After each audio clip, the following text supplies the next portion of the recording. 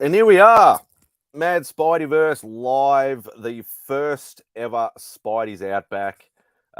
Before we have some guests pop on that are actually already waiting backstage, we're talking a little bit.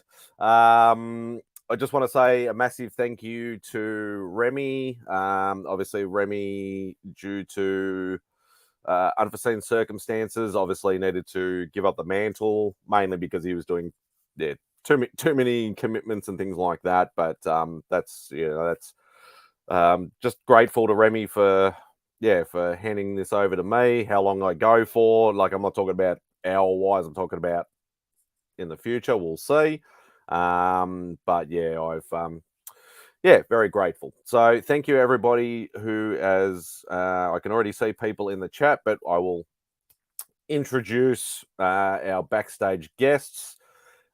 First one was extremely early. Is my brother from the Great White North, even though it's not north to me, it's more like over there. Is the comic army man himself, Chris, the comic vet. So first. So this is what it feels like to be Las Crucias. Just first. Wow. Well, I have to say though, there was a comment in here like hours ago. Okay. And it wasn't Las Crucias, surprisingly enough. Okay. So, but we will get to that. There is a man with a dying phone that may or may not still be there, but he is the man that I mentioned earlier. My boy. Surprise, mother trucker!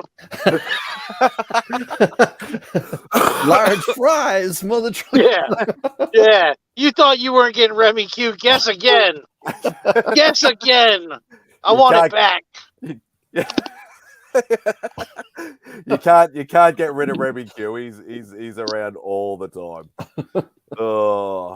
Now our next guest would be, we'd say possibly a rival to Australia, but he is an absolute gentleman, an absolute legend. Ready with thumbs up, and I'm going to wait just a little bit longer, and we'll add him to the stream. How long was he standing like that? How long? He was there for about a minute. I can just see the thumbs up. I wanted to be ready with the. I don't know about rivals.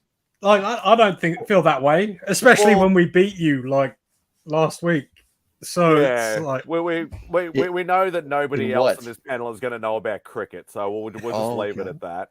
Oh my gosh! We did retain the Ashes, so we will just leave that conversation as that. The what? Let's do it. Cricket? Cricket? It's not a sport. I got a bunch of those in the backyard, bro. Like 3 days. That's what cricket is. I'll go outside if you want to hear some crickets. And also one of the best comic reviewers on YouTube, who needs a lot more subs than he already has, is the man himself, Evil Mike. What it do, fellas? What's going on, Mike? Hope you're doing well. Great. Oh, I can say something in the backstage. I don't think I even want to let him in. I'm going to let this other fine gentleman in first.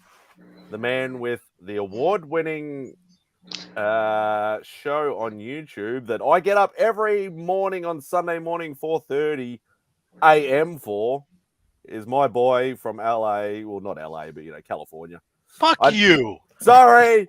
Goddamn New Zealander. Blows. Yeah, that's low. I don't know anything about geography. That's what I was trying to say. All I can say is it's like Dr. Von Hoot with the thumbs up. You're right. You're close enough. I know how it is over there in Sydney. You guys are all stupid. and just as close. And we have an award for that. Just heads up. There's another guy standing with his hand up, but I don't know whether I want to let him on because he's just holding a pose that's very, very mean. And now the other person in the backstage is doing exactly the same thing. Wow. You got yourself a big packed house, huh? Ooh. That's what I've been looking at. I'm surprised he's been able to hold it up for the last 3 minutes. Oh, that's what she said. That's what she said. Beckerman has surprising stamina.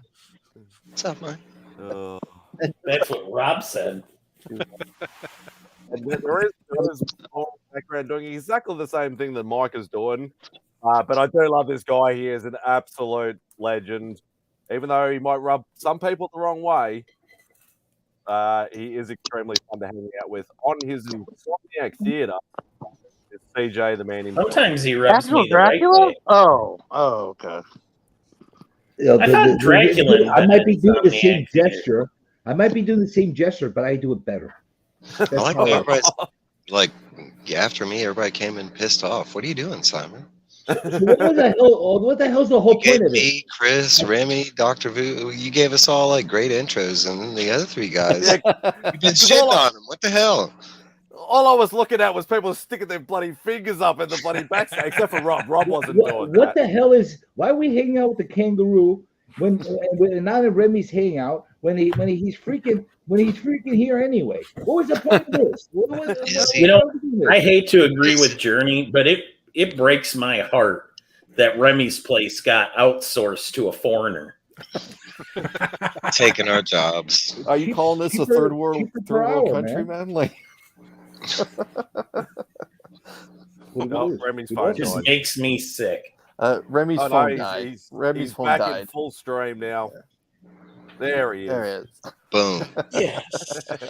I was like, his Yes. phone finally died. Yes. Oh, we better say a quick hello to the chat as well. Now, as I said, somebody hello. extremely early, like hours ago, before Las Crucius, was our boy Shop for Comics. What's up, Thank you Shop? for being here so early. Oh, I gotta There's the talk man to himself. Shop. I gotta order a shirt. Yeah, I saw those. And I'm Yeah, like, they I look think awesome. I might have to do that. I'm gonna get one of Comic Vikings, and he's gonna get one of me because, like I always tell CJ, only a Mark wears his own shirt. So we're gonna wear each other's. Oh yeah. What you're talking about. Only, Yeah, I wear my own only shirt. a super genius knows how to freaking That's how market you their sell own branding. advertise. All right. Yeah, it's You don't wear your own merch. Oh No, really? that's All for the rock time. bands. We're not rock bands. Like Let me tell you we're something. completely wrestling. Actually, I'm going off of they all wear their own shirt. Big Sexy So, Kevin Nash's advice. see, that's Oh really? wrestling. 'Cause he never wore his own Fuck NWO off. shirt, He, right? he wore an NWO shirt for years. He Yeah, didn't he wore wear it. his You have own the wrong outfit. Shirt that said Diesel on it. Yeah, He never wore No, his he own so outfit. backstage, he never wore a Diesel shirt. He always Oh, wore a right, Scott yeah, yeah. Hall Razor Ramon shirt. In the WWF days, they started the trend because when they showed up the first time in WWF as Diesel, everybody would wear their own shirt in the backstage. And Kevin's like, "This is dumb. I'm gonna wear a Razor Ramon shirt." I'm gonna wear somebody. And then Razor started wearing Diesel shirt, and they started a trend. And then after that, nobody would wear their own shirt. Well, you But when see you're that, like, on you think I'm TV, walking around, you wear your own Except merch. for when you're on TV. See, look at you Remy. say that like you think I'm walking around with my own Comic Journey shirt when I'm going on Hey, dates. What the hell Hey, kind of weird thing is CJ. that? Yeah. CJ, I know you're talking right into your microphone, but it doesn't sound like that's the microphone that's actually working because it sounds like maybe you your sound like laptop you're is far closed or away. something. And you're What the fuck? Hold on. We do have another guest in the backstage as well. What? Somebody Another who I've been on live streams before, but he'd never actually been on one of my live streams. another but one. another one. Another. So we need to do another one for people jumping on, not jumping off. It sound better? Yes. Yes. CJ will definitely know this That's the gentleman. CJ we know and love. Mr. Bronze Age Nerd. Hey, everybody. Whoop, whoop. Thank you for joining us. CJ, I tell Absolutely. you what, you send me one of your shirts, I'll wear it, man.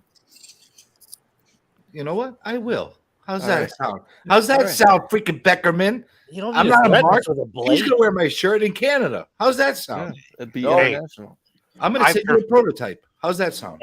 I'm just looking at Evil Mike the Mark. You know what I love is when I don't wear follow my own merch. trends. I was flying out of Utah. I'm wearing something with my own logo on the shirt, and the lady at the mark, it goes perfectly whenever they go, "You want me to sign my credit card receipt at the freaking airport concession stand?" And for $12 or whatever, and I said, "Absolutely," but I'd have you know, I charged $25 for my autograph. And she goes, I get no intro.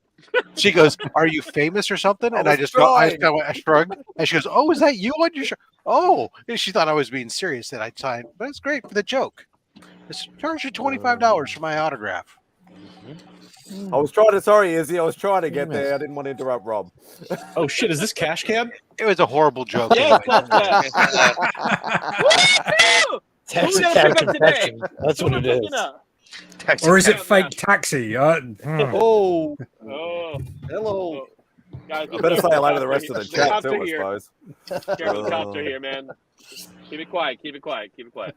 Louis! All right, now you guys can talk. Did you hire the police to change the tire again? No, the police don't do the tire. Otherwise, he wouldn't have gotten a ticket. Yeah, exactly. But I did, fight it. So I'm just waiting for a response. In about 3 years, so I'll get that response. 3 years. Yeah. So here we are. Wait, who's that talking? We're in Says- Australia, right? We're in Australia. Yeah, it's almost midday on the east coast of Australia. Oh, okay. Okay, cool. What midday? Top of the morning to you guys or something. I don't know. It's like midday tomorrow or Thursday. something, Not right? in Ireland. It's like yeah, Thursday. midday on Sunday. Yeah. Yeah, I know. morning to you. You gotta think crikey, mate. That's Top of the future. Mary. Hey, that's just wrong. Top of the Top of morning. the future to you. you gotta take crikey. Oh no, we're Wait, so Correct. we're in Australia right now? We're in I see Australia. no glowing women and no men plundering. Men at work lied to me. Nobody's spitting. I don't see anybody eating Vegemite either. Nobody I chundered. could change that very quickly if you really want me to. Yeah, he's got some. But who can it be now? Well done. Well done. Well done. Nice. Yes. Music Well done. buds. Well, now Tyler's starting in on Journey. Man, Journey's Wait, just who- going to stab everyone. Wait, who do you want me to rub? Oops. Who the hell do you want me to rub? Don't rub Hello, anybody. Tyler. Why is he holding a knife? So I'm not I holding never a knife. It's I never scissors that I knew- took apart. wait, I Upside. never knew Chris had such huge hands. What we do? Chris is a Yeah. big fella. Chris is a One, giant. man. I am big. Look at Yes. how huge those hands are. He Chris. has military hands, on man. here. He's a vet.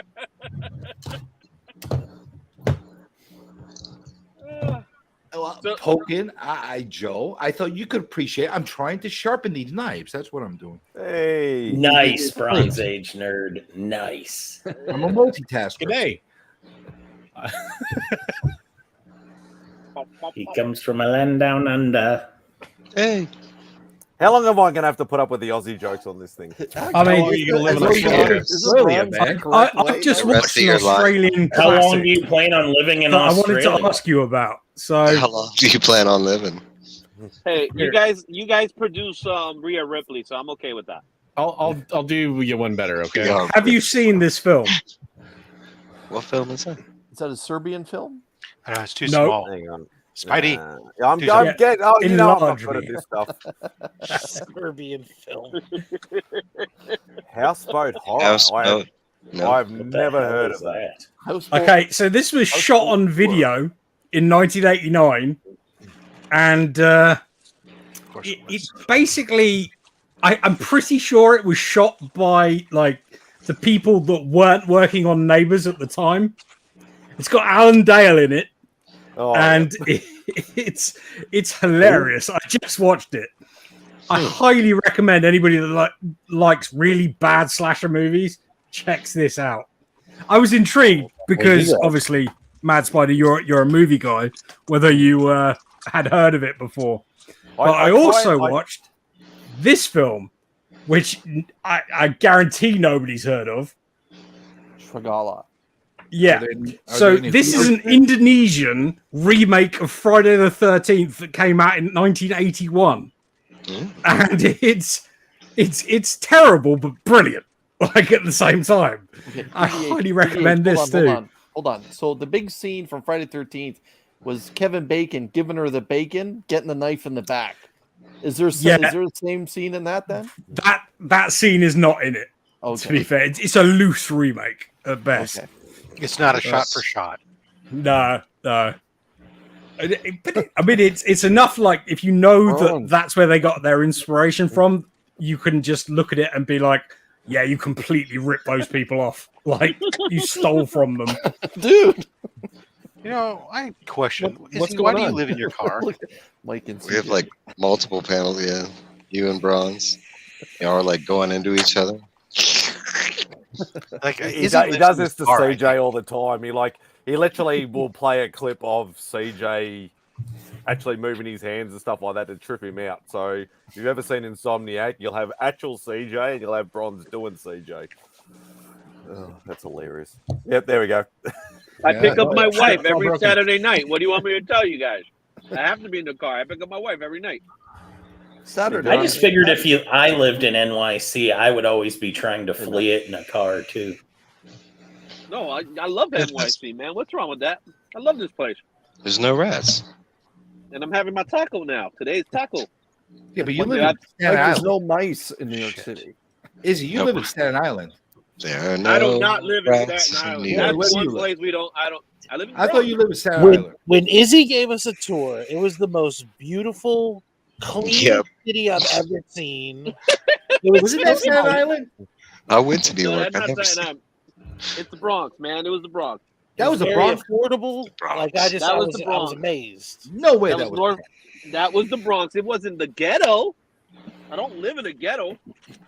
Are you far from Yankee Stadium in the Bronx? Where do you live? Riverdale? No, I live by Bedford. Ah, fancy pants man. Yeah, right. That's what. Now it was. Riverdale's more fancy. We know than you're Bellevue. fancy because you don't have rats. No rats. There was no trash. There was nothing. Not Yeah, even I'd one. like Journey to. And it was clean. And then Not he went even to one a crack forest, whore. and I was like, "You guys have trees?" I couldn't believe it. Not even one crack whore. Journey, what can you tell Those us are about trees? Izzy's neighborhood Trees? based on your knowledge? No graffiti. There was Oh, graffiti. You guys There got- was graffiti. Yeah, it was. If you want to go back to the video, we can go back to the No, video. no. That graffiti was like help It the was homeless, tame. or like Yeah. you know, like donate here. Like it wasn't graffiti. You want a show? I'll take a 5-minute drive over to Queensbridge. You're gonna see a show there. You're gonna see. Oh, it. yeah. Yeah, when Queensbridge Jim is goes dope. through New York, Oh, he's no. fighting bums over dollar You bills. gotta go to Fuck Jackson that bum. Heights, man. That was my dollar. Play you down gotta the go to Jackson ASM one. He stops his car in the middle of the road. Roosevelt and Avenue, fights a man. bum. That was You my gotta go to dollar. Roosevelt. Izzy walked across an alley and the guy gave him money. He was like, "Hello, sir. Thank you for looking at my alley. Here, enjoy the artwork that I put man. against the CJ is wall." hardcore. Fuck that bum, man. That was my Hardcore, dollar. hardcore. Parkour. So that dollar from a mile away. Did you guys see that dollar inside that bag? No, no, we didn't. No, how did you see it? I I'm gonna did. park my car in the middle of the road and get out. There was I remember that video. That was the one where, wasn't that where Journey was going to a comic book shop and it wasn't open because it was NYCC. Yes. But his master plan was nobody's hitting the shops during New York Comic Con. This is what the pros do. And then he goes to this place and it's closed. Yeah, it was. That was the day. Flawless Good plan. You Yeah, it can was see so the good that logic. I literally no one understand else did it. That makes sense. I mean, Yeah, it if I had failed, that but bag of cash, it would have worked out well for me if the freaking bum didn't show up. But all You right. tried to steal $1 from a homeless person. Haven't they suffered enough? I did not try to steal it. He stole it from me. I found it first. You're fighting with a homeless person? I found it first. Finders keepers. I found it He's first. homeless. That's the least Brilliant. he has, man. I thought it was his bag. Well, he doesn't have a mortgage to pay. I have a mortgage to pay. That dollar would be useful to me. You know, he lives free. Dude. How else is he going to buy his opiates? Come on, man. Yeah, man. When Izzy's side I of love town the wide variety shut down of all New the Yorkers. homeless, they went over to Journey's side, and that's what happened. The mice, the rats, and the homeless, they all went over that side, wherever that Don't is. forget the hookers. You need the hookers. We don't really have that many hookers. I wish we had more, but we have more. We have crack whores. I got a lot of wish those. we had more.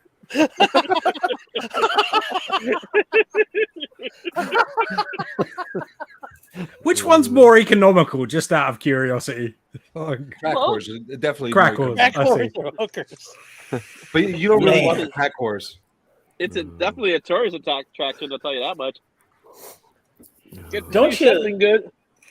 Don't Of you course, love the most wide more variety of medical New girls. Yorkers we've met through YouTube? You've got Izzy, who can't find rats in his neighborhood. You've got DJ, who says, spread love, it's the Brooklyn way. And you have CJ, who says, fuck you, homeless people, I want that money. Well, don't forget, there's more. There's more in the group. Well, yeah, you have guys on the Then left. there's Brian who can't stand it. Is trying to get the hell out. I'm the real here in New York. And then you got Nick, who actually did get out. And Austin. It's Austin from escaped Texas, too. Spidey. I know you don't understand geography. No, he lived in New York and then he got out. No. Nick is as Oh. Texas as it gets. Don't listen to all the It's kinda fluff. hard, man. Tell by his accent. Don't listen to all the fluff that you hear from all these other guys and all the other boroughs and them. Listen to me. Boroughs? I'm telling you. What? Did they get to those boroughs riding a burro? What's that? Yeah. Hey, Mario. You know Get what? a So burrito. we got 5 boroughs here. We got 5. Big Borough. It's called Staten Island. Aren't they boroughs? Oh, Yeah, burrows. Burro. Borough. Burr. The boroughs. Boroughs. That's what Okay, it's called. continue. Oh my And we, god! and we got Manhattan, which is 5 the boroughs. center of it all. And then we got Brooklyn. And, you know, the metrosexuals all went to Brooklyn. and they all freaking pretend that they're freaking trendy and shit. You know, Why are you they're getting freaking- excited? I'll tell you one thing that I've noticed about hanging around with you guys in the US and particularly the New York guys. They talk a lot about being from New York. Like it's a thing that comes up constantly. That's That's all we got to talk about. That's They all think we you got to give talk about. a bunch of shit about the city of New York too, which you don't usually. Yeah, Hey, there's stuff to do here. DVH. The guys from New York, they love the fact that they're from New York and think that it makes them better than anyone else. And the people from It does. Texas think the Because same look thing. at that. Look at that right Which- there. Look at that right there. And to the point, the Texas think it so much that Texas is the only state that you can actually have tattooed on your body and be cool. Anybody, if you're from there, anybody else, nobody would That's ever true. get their state tattooed on their body. That's true. Listen, if I was an avocado eater from freaking California, I'd wear like a badge and I'd run with that too. No, but if you were an New York. avocado eater from California, you'd be talking about traffic on the 5 or some shit. Hold on. I mean, people are annoying from all over, but Listen, Oh, yeah, don't get me wrong. Talk about it. If I was, if People I was- are annoying everywhere. yeah. What What we about the should Jersey clarify, there's But the Bronze Jersey Age folks are the nerds same way. disreferenced Southern California. Because Well, yeah, Northern California, we don't say. They're trying to educate the you about 5. homeless people, and you're in San Francisco. You know all about homeless people. Our homeless people Well, are I'm not in clubs, San man. Francisco, but I'm near it. Yeah. Okay, Our Bay homeless Area, people are right? clubs, man. If I lived in California, I'd go all Hollywood on you freaking guys. I'm not. Hollywood is like, again, Southern. All you know about California, CJ, is Southern California, which is a desert which should be dried up and I know allowed to Anaheim. blow away in the wind. I know Yeah. Anaheim, and they have Yeah, Disney. Southern California. It's the Anaheim. desert. If I cut the water supply that's coming from north down to south off, they dry up and they blow dust into the wind. And I Yeah, know and if we stop But sending you isn't power from California Washington, becoming, you'll be in the dark.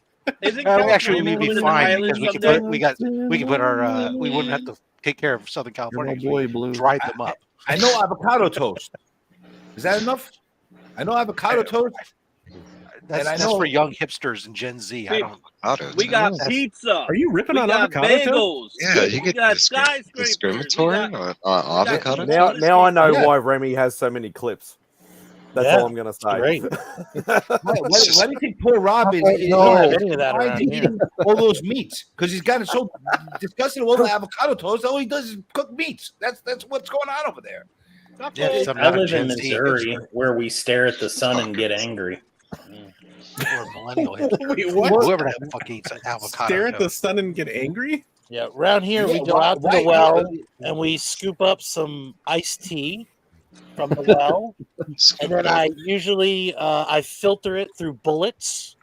It's great, and then it goes into a mason jar. I'm talking about North Carolina. I did not hear this message. Gonna raise up. What's up, That's Paige? right. That is Rearing up some chilling.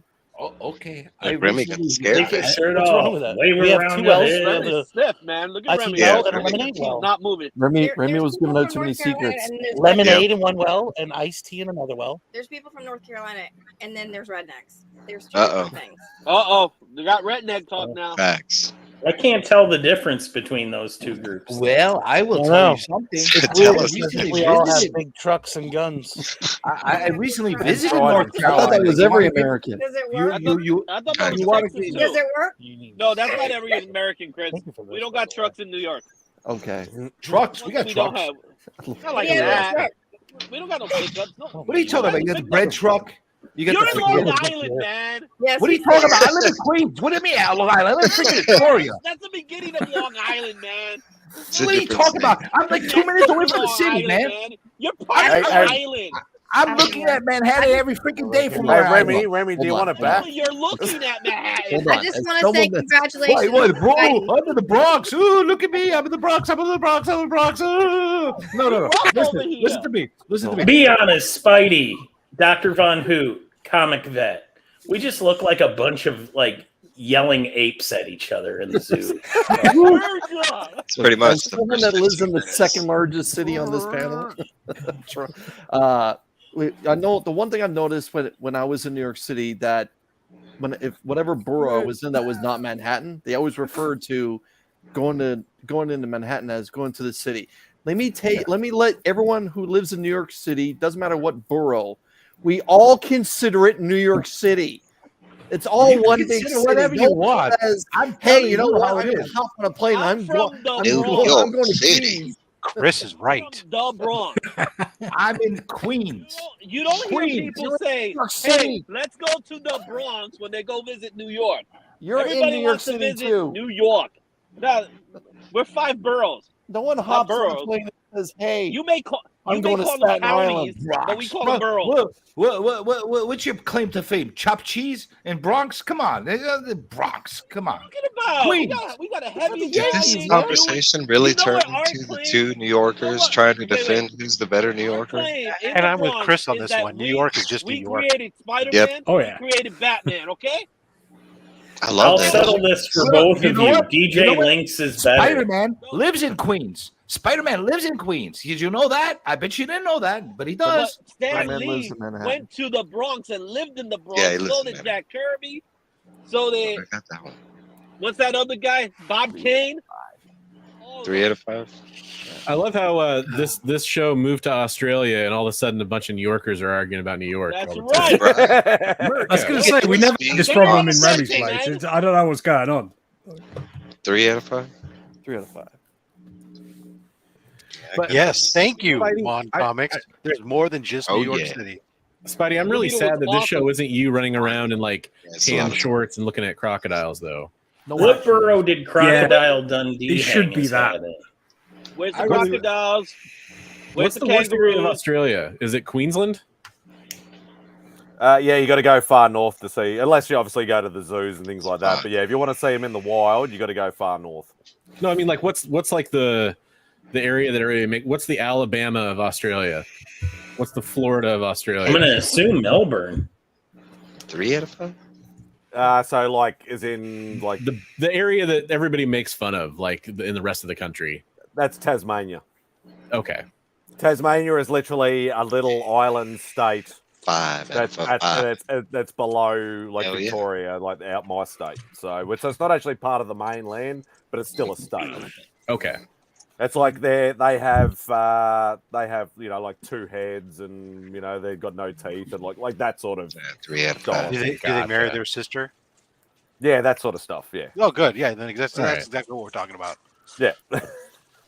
Basically, in Melbourne, we just have the huntsman all Yes, the time.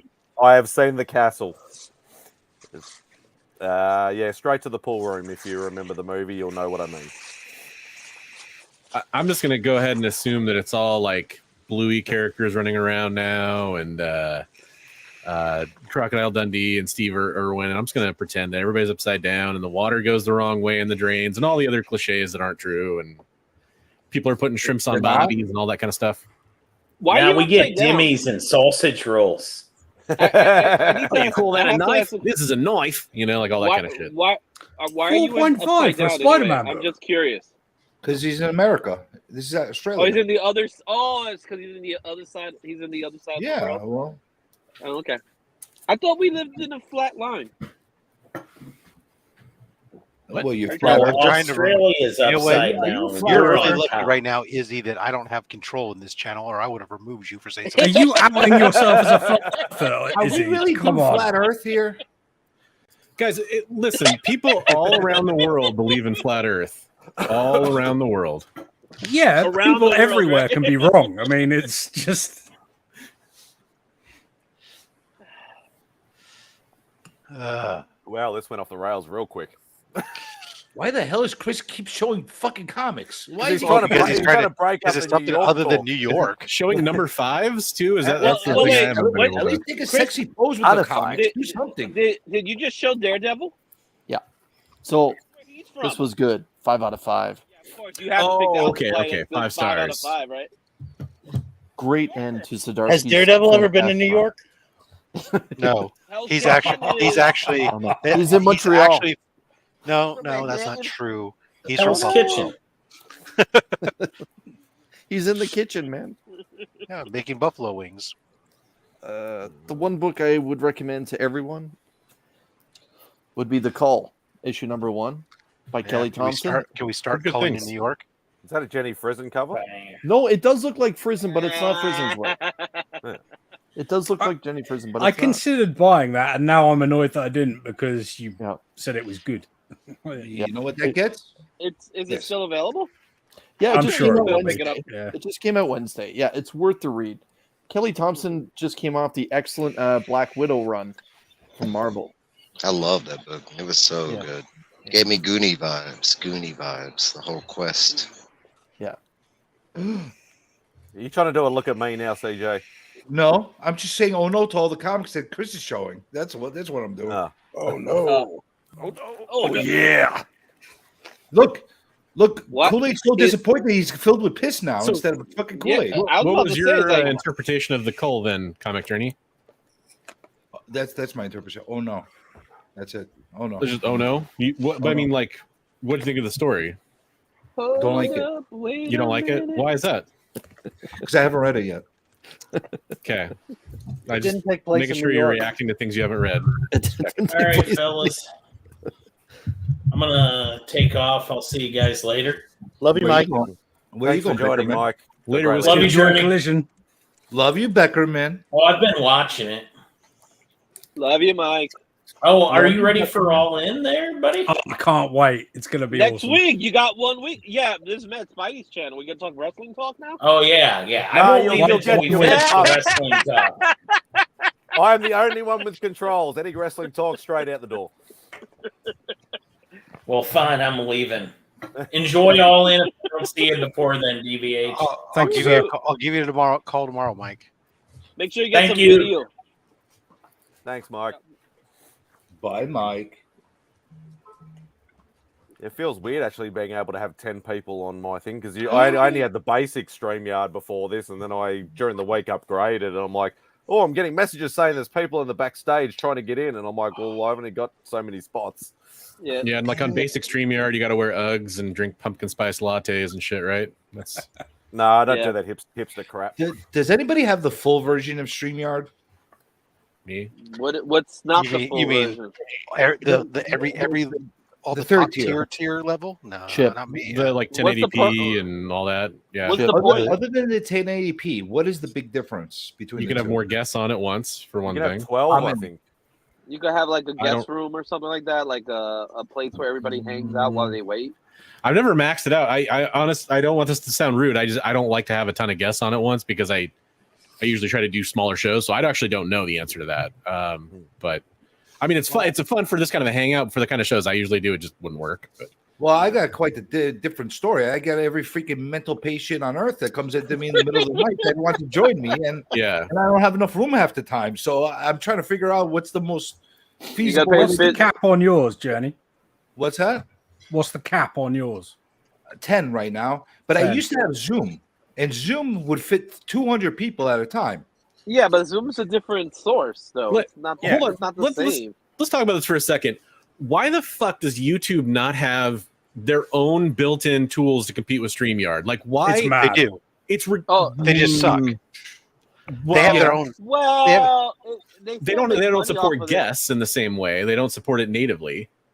Because They they don't still support. make money off of it. They don't support the content creators. You think they're going to support their guests? Yeah, I think that they want to compete with services like Twitch and stuff. So yeah, I think they want to eventually make money off of people. They want to make TikTok reels. That's what they. Well, want. they like to make money off of people. They don't want the people to make money off of them. Offer a Yeah, paid that's service true. to compete with StreamYard. That's to compete with the paid version of StreamYard. For all I care. I mean, sure, it would be better if they did a free one, but I know that's not going to happen. You hear that, YouTube? But you can use. You can utilize. You can But keep in utilize. mind that live stream is only a portion of YouTube. Yeah. Oh, but right. you can't. But But they CJ, have tools I built don't in know to about- handle it, so why not cater to it? So I don't know about Zoom, but I know that some meeting platforms you can utilize them instead of StreamYard in order to go to this because you can take the key, the streaming key from your YouTube creator content, and like I know that on my company's meeting thing, I can plug it in because I used to use it initially rather than StreamYard, where I could insert the key, then I could stream from the meeting platform directly to YouTube. But yeah, there's I stream other from OBS trade-offs. to YouTube, but the problem with OBS is it doesn't support guests either, but it's not designed for that. Right. Yeah. So answer your question, CJ, the professional for an extra $20 a month. I'm sorry, $19 a month. You get 2 extra participants. You get 12 backs. Actually, you don't get any more on screen. On screen is still 10. Backstage. 12 backstage participants. So you can stage them backstage, but it's still only 10 on screen. You can multi-stream to 8 different platforms instead of just up to 3, which most of us were going to just YouTube anyways. So that's just 1. You get 2 additional seats for your team members that you might have, and something about pre-recorded streams for up to 2 hours instead of 1 hour. That's. I wonder how many people use that. Like, I mean, not many. Oh, and then there's StreamYard on air, which is more. This is more of a business platform thing where you're essentially doing a webinar where it has enhanced. You're hosting a webinar live stream event on StreamYard and embedding it within your website as opposed to going to YouTube or something. And I think it also has like extra storage space too for if you want to record. I might be it's not listed on their website as a feature. Yeah. The only thing when it comes to recording is that you can pre-record 2 hours instead of 1 hour. That's what I mean. So for example, if I wanted to do a live interview with somebody across the country, but I don't want it to be a live stream, then I can record an hour and a half, an hour and 45 minutes, and then edit it down afterwards or whatever. Correct. And it's weird because when I was looking to upgrade, I was like, okay, yeah, I'm on basic. And then, sorry, the free one, you've got basic and then you got professional. The basic one, said obviously, the 10 people and stuff like that. But then when I was looking at the admin stuff, like obviously with Remy, it was me and Rob. But mine's only giving me 1 extra person. So it's only me and 1 other person, but nobody's on the professional one. Unless you know what, I think at the time when some of us got right when it first initially came out with that, and when they did, they gave us for a limited time, you got 2 extra people or something like that. I think I had to pay more per person. I got the or you could pay whatever the upgrade was from the free version, and then I think they were like, "Do you want to add a second person to or something like that? to Yeah, have the keys?" And it was like another $5. There is also a 4th option, or there are there's actually multiple. So there's a growth option, a premium option, and a business option as well, which starts talking about again more stuff as far as your green rooms stuff, your nothing that goes beyond the 10 on screen, but it does expand your back screen, more pre-recorded stream hours up to 8 up to 10,000 viewers if you're embedding your own stuff. There's all kinds of other crazy stuff if you're a business using this as a business platform, which for if you were All business doing at Remy if you were doing a Studio. ton of webinars type things as a business professional, that's where I could see those types of things would be helpful that a meeting platform doesn't do as well. But That's my plan. I'm going to hold a webinar about lovely lady covers. there you go. Hey, Darren. I thought you. I approve of that message.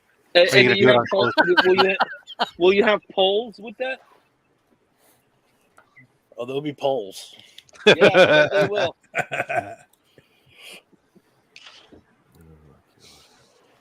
I'm trying to. There's a lot of flashing of different items here. I'm trying to figure this out. Yeah, I'm giving up because every time CJ is trying to show something and then I highlight him and he's like, "Nah, Is stuff that him." supposed to be a booty? Oh, watch out! The other evil man is here from the evil lair himself. Oh, Okay, shoot. Joe. What's going on, fellas? How you doing, Joe? I'm doing well, sir. We were talking about America earlier, and all I kept thinking about was Pocan Joe. All you gotta do is say America 3 times and I show up. Exactly. I thought Either that or glow powder. well, we knew that Joe would show up because he's always wanted to go to Australia for the hookers and the blow, but we just don't. We've got all we have is us. Sorry, Joe. Oh, that's a good one. That's a good one right there. But Remy is ready for his beating since he disobeyed your orders and gave up Remy's place. And then shows up. Yep. Well, he never said he wouldn't show up. He just didn't want the responsibility. You know what? Forgive it. Get outsourced. I appreciate it. He outsourced the Remy store. I just felt bad when Spidey was doing 7-hour streams on my channel. I was like, yeah, this feels wrong. Maybe the guy should get the watch hours he deserves. I wonder what caused him to. I wonder what caused him to do those 7-hour streams on your show. But the difference is though that like you get the regular sort of crew during those like the first 3 to 4 hours, and then you cross over to the Insomniac crew for the last couple of hours. So you sort of cover 2 bases anyway. You're saying too much. He's here. I can never make the Insomniac crew because I'm always asleep by that time. Because I don't suffer from that. Well, that's why you're not part of Insomniac Nation, my friend. No, man, I'm always asleep. It's a wonderful nation to be a part of. I do watch replays though. They do back me up.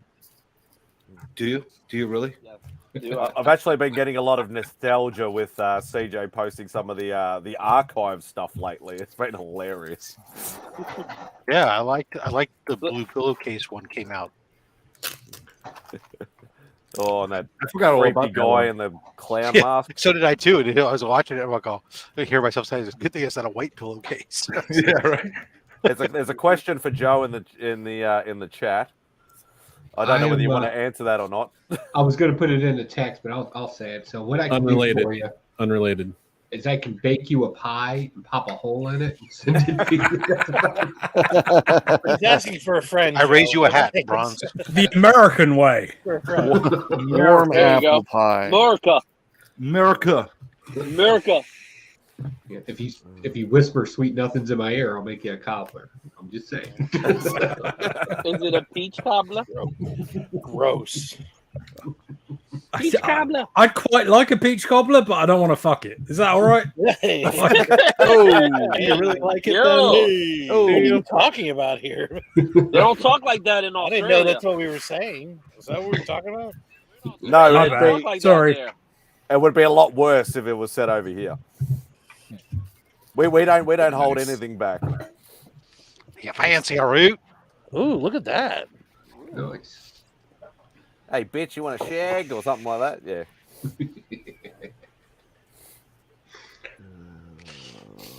Let's see. So when are you Those coming over, images are Joe? kind of stained, aren't they? I don't know. It's kind of a toss-up. So it's going to happen. I did just look up today or yesterday. I was looking at the cost of the cruise to go from San Francisco to Sydney. Anyway, I know it's not. I know you're not in Sydney, but that's where the fucking cruise ship goes. Yeah. On the 31-day cruise from San Francisco to Hawaii and through Fiji and all that stuff, and ending All up the down island there. hops. Yeah, it's they're actually if you I don't know why you'd want to be on an inside cabin, but on the inside cabin, it's actually not too bad for a 31-day cruise. But by the time I get up to my the mini suites where I usually go, then I'm talking about 5,000 a person before you get to all the add-ons that come out of that, which still isn't bad when you figure it's still 31 freaking days. Yeah, I mean that's a long time to be on a boat. Well, it's all right because I have status that I get free laundry on the ship. So. Oh, okay. Well, then that's fine. So that's why you get the cruise ship. I So have you get platinum laundry done? status. So I have a question. Since you talk about cruises, anybody considering actually doing that comic cruise that's going to happen in a year and a half? The Jay and Silent Bob going one? for? No, not Jay and Silent one. Bob, No, the San one that they Diego. announced. Yeah, I the see it announcement. already. The announce. No, it's kind of leaving out of Tampa, I think. But I mean, out of Florida. Tampa. Out of Florida, not in San Diego. They announced it at San Diego. What about the Kiss Cruise? No. I know they like, did. They I did like you a lot, Comic-Con. Chris, but not ready. Not there yet. So no They- interest in the cruise, huh? Kiss They did a Jeans they did a Comic-Con on a cruise what I'm talking about. couple of years before COVID. Apparently it was pretty good, but I know like Mark Brooks and Ken Lashley and CJ, a few other come big get names some. went. So if you have a cruise, a comic cruise, how many days should it be? Let's see. I think it's about 6 days. 4 nights. So nights? okay, okay, It 4 depends. Which Four night's the nights cosplay orgy? with the same dealers. So, Which are you gonna have? Izzy, the question is this cruise having ports of call, or is it just going out into the international waters and having comic books and type stuff like that? Yeah, but CJ, you'll swallow anything. Well, all right. I already told him, come get some. Oh, That's Like the it's- follow-up it's- line. it's a I've good- already it's a good idea. taken all your souls. This was for his viewers. Rogers the musical when I'm in the cruise. Dude, My question still says, are there ports of call? I'm just If waiting. there's no ports of call, then no more than 3 days. Honestly, all I'm looking forward to is that sweet cosplay poon. That's all that I'm looking forward to. I'm taking you home. What the hell is that? Goonies. The Goonies. Holy shit! Baby Ruth. Goonies I'm trading taking cards. you Nice. home with me. Do it. Good enough. Good Do it. enough.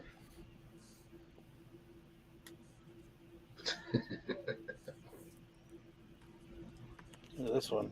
That's exactly what we've already said. Oh. Oh. Ooh. That's nice, actually. Does that match your hat? No. Okay. It's upside down. Or right Well, side we up. are in Australia now, so that's, Oh, yeah, we're in Australia, so yeah, so it's the right side. Nice. E-Man Yeah. was nice enough to send these over, so shout out to him. He sent a very nice note over too. Oh, Nice. E-Man. Yeah, I like nice A-Man's to logo. as well. He is a nice guy. yeah. Ooh, we got a Marvel Flasher, huh? Oh, I can hold on. I'll show it again. Very nice sticker. Yeah, that's cool. Yeah, I still It need to looks get like one now. E-Man. Yep. It really does look like him. And then there's E-Man's got a majestic hair. Like he's a wonderful true. beast. It's true. Yeah, he shared He his has a lot of hair, account with yeah. me. That was pretty funny. He's got like an Aquaman account Yeah. where he does Yeah, like the he hair. must That's condition. pretty good. I bet he conditions and volumizes and all that other stuff that they do with their hair. What? Because he's from California? Got some patches to show. Well, there you go. California. So you think I do that? Yes. That's With- pretty with your, stereotypical. with your chin. Well, you probably wax your head. Wax? Did you Why would, die? why would Yeah, you wax your it head? up. I don't know. That's what people in California must do. It's not Wax a your fucking head? car. Why would he wax his head? Out of the JJ. To make the shine. No, they put the herbs and shit on their head. They don't wax their heads. They put that's not herbs? That's not the California Oh. way. Oh. Hang on. Ooh, look at at that. I Is that from the remember '90s Spider-Man cards, or is that a reproduction thing? Or This is what the yeah, the Spider-Man McFarlane cards. Oh yeah, that's the early set. Yeah, Those are cool. I got I like that the whole Wolverine set. ones too. you don't need that, Izzy. Yeah. Just send it my way. I got that card too. I got the wizard cards. Remember those wizard cards? Yep, I got all that stuff. Yep. Yep, I got that whole set I think I have that set. The only one I don't have the first series, unfortunately. I have a lot of the cards, but I don't have the whole set. I got That's gotta series be- 1, 2, 3, and 4. It's got to be a Roscoe. What's he eating there? Queens? Earth. It should say salty instead of sour. He just took a bite out of the Bronx. The Bronx ain't sour. That's Staten Island. If Galactus took a bite out of the Bronx, he took a bite out of Queens too. If Galactus took a bite, no, Brooklyn and Queens are connected. Half the fucking planet's missing. What are you talking about? It's not connected. Brooklyn and Queens are connected. We got water separating us. Well, guess what? He ate the water and Queens Water. too. Got some water. And Brooklyn are the beginning of Long Island. Hey, can both of you guys say Mario, please? No, Mario. Please. Say Oh, we Luigi. did Mario. Say Mario. Come on, do it. You said Do your Mario. thing. I just did 3 times.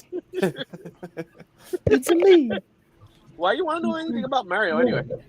Because different New Yorkers say Mario differently, and I find it Yeah, we interesting. don't say it Mario. Mario and stuff like that. No, who says Mario? Who's the? You say it, CJ. I don't say Mario. I don't say Mario. I say Mario. Mario. Mario. Not all That's the how it's time. You pronounced. slip into it. No, I say Mario. That's it. Mario. All right. Not Mario. Mario. Mario? Do we say Luigi too? Mario. I don't know. I don't know. Brady, you Mario. get one of these old Mario. Mario. You don't sing it. You don't sing it. What is that? Say it. Why can't I sing it? You're We're asking very if I have musical. one? I can't. I can't with you I mean, anymore, man. it is the land of Broadway. You're Chris. supposed to sing things every once in a while, right? I have two. Home of Broadway. It's not the land of Broadway. We're very musical people here.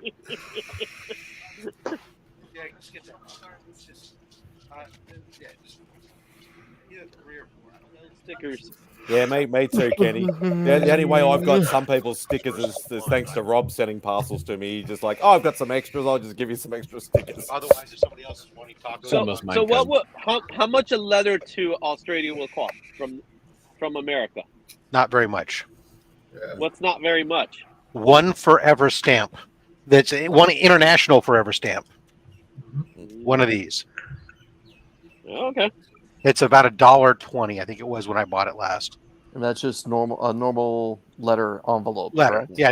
yeah, normal letter envelope. I bought a bunch of them because I'll send Christmas cards out during internationally, and so we because they keep changing the postal rates. For those of you that are international, we have what's called a forever stamp. So you pay whatever the rate is when you buy the stamp, and it's good forever. It doesn't have an end date, so it doesn't have a dollar amount written on it. So that way, when they raise the rates up, it doesn't matter. So I have rolls and rolls of stamps that I bought a while ago when they were cheap, and now they've gone up. Oh, can't try that one. So can you get away with putting like 10 forever stamps on a regular parcel, or you can they have whatever their current dollar value is. So if you have postage, you can put multiples on just like you used to on the old ones. So absolutely. What did Taylor say? I didn't get to see it because I can't see chat. Hang on. This is It's like watching the world's nerdiest frat house.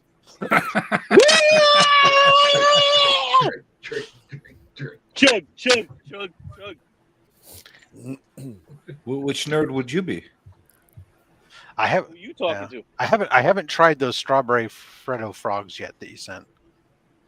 But Yeah, I was a bit. I don't know why Beck actually put them in there. I was a bit iffy about those. Because we did go very heavily on the caramel this time, and I'm like, I think we said too much caramel stuff this time. well, I do like caramel.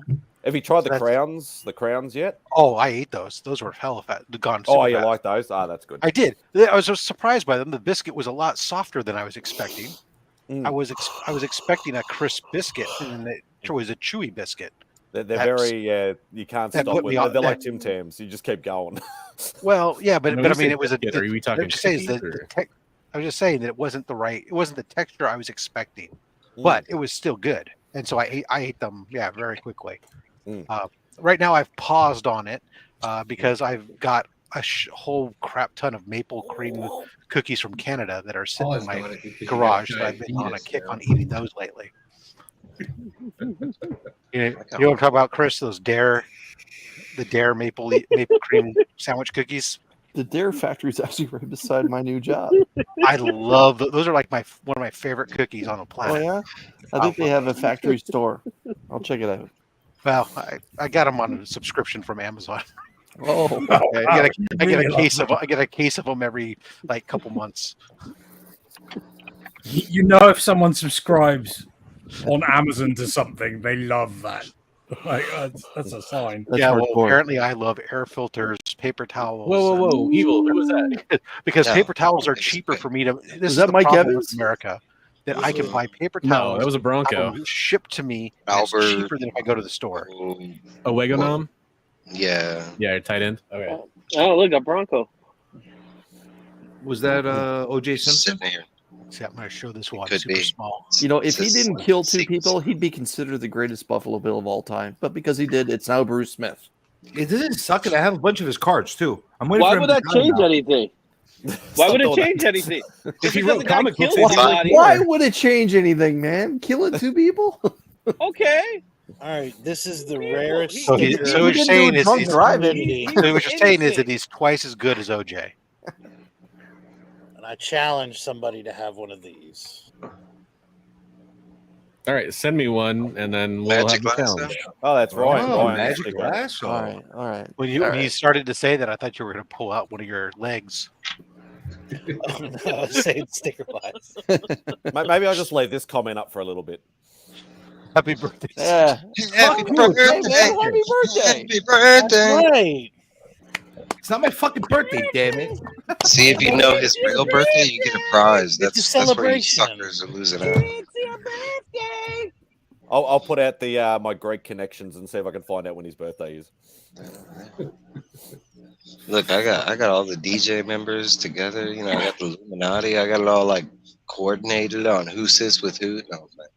I don't have a Chris the Comic Bed sticker. Do you? No. You don't or We you need a few do? here. I'm probably the only maybe one you on need this to win panel on. that doesn't You need to have win it. on only. All you gotta do is I win know. on I've only been trying. I've been trying. You gotta win on- That's the single Because biggest. I source. don't have a Rob sticker either. Because I Or am the lanyard, biggest or- supplier of comic vet stickers. I know. Outside, Chris doesn't even supply nearly a quarter of what I supply. Hey, Mike, send me your address and I'll make sure you get there. There's at least 2 people a week All right. that are going to get a ton of Chris stickers the following couple days. Hell yeah. You know how many Address in Trev the stickers chat. I think I got 15 Trev stickers, but I find uses for them. You know what I'm saying? Fucking Cole. I just got a message from Beck saying I sent strawberry Freddos to Rob because they are yummy. Yeah, I don't know whether Rob will like them though, Beck.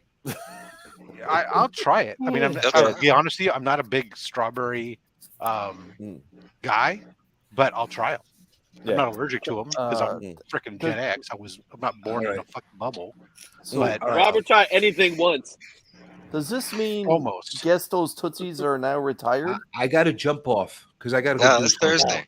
On a All right, different look, show. Yeah. I got to go do a thing. Okay, I got to go do a thing. If you're still around later, I'll be back. Are you If blowing not, out the candles thanks in for the winning. birthday cake? Okay. Thanks for joining, CJ. Yeah, I thanks for greatly joining, appreciate CJ. it. Happy birthday, brother. Yeah, man. Have a It's my good one. fucking birthday. Have a good birthday, man. Happy birthday. Happy birthday, man. Happy birthday. Happy Go ahead, 68th. enjoy your 37, birthday, man. Happy Look, make 60th. sure you make a good wish. Kiss my birthday ass. All right. Here's the trivia. He's gonna wish he's gonna move to Queens.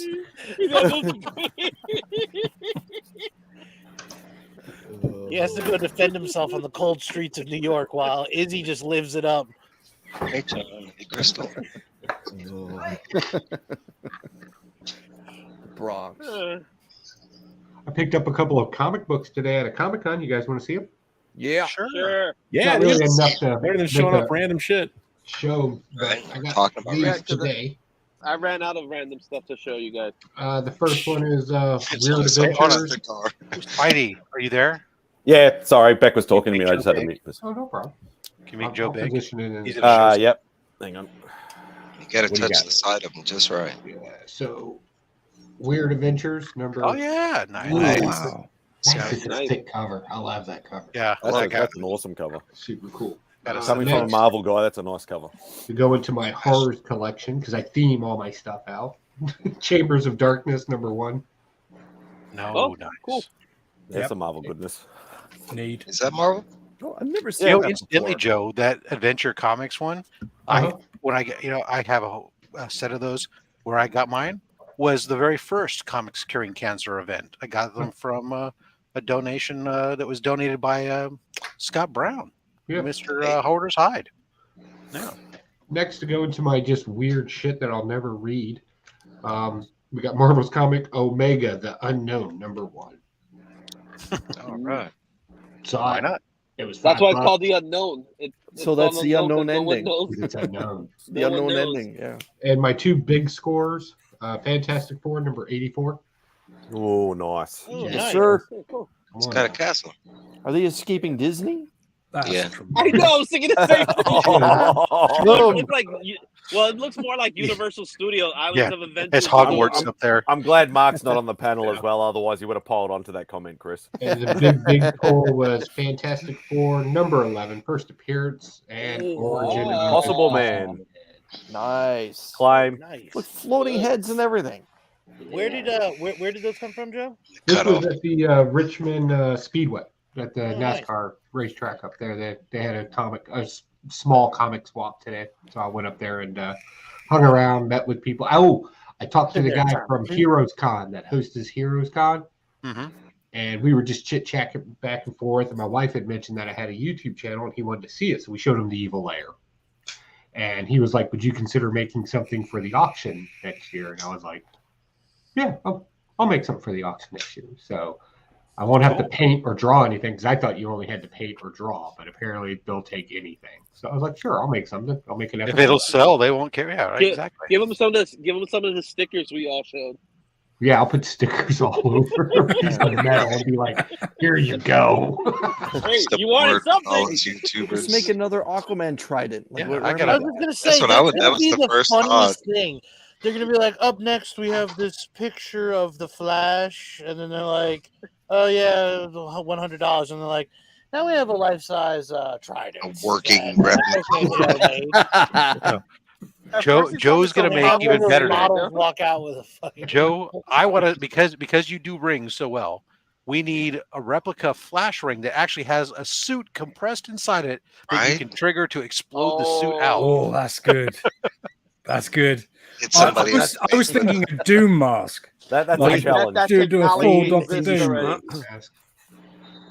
Yeah, I got one of those. I got the black and white one.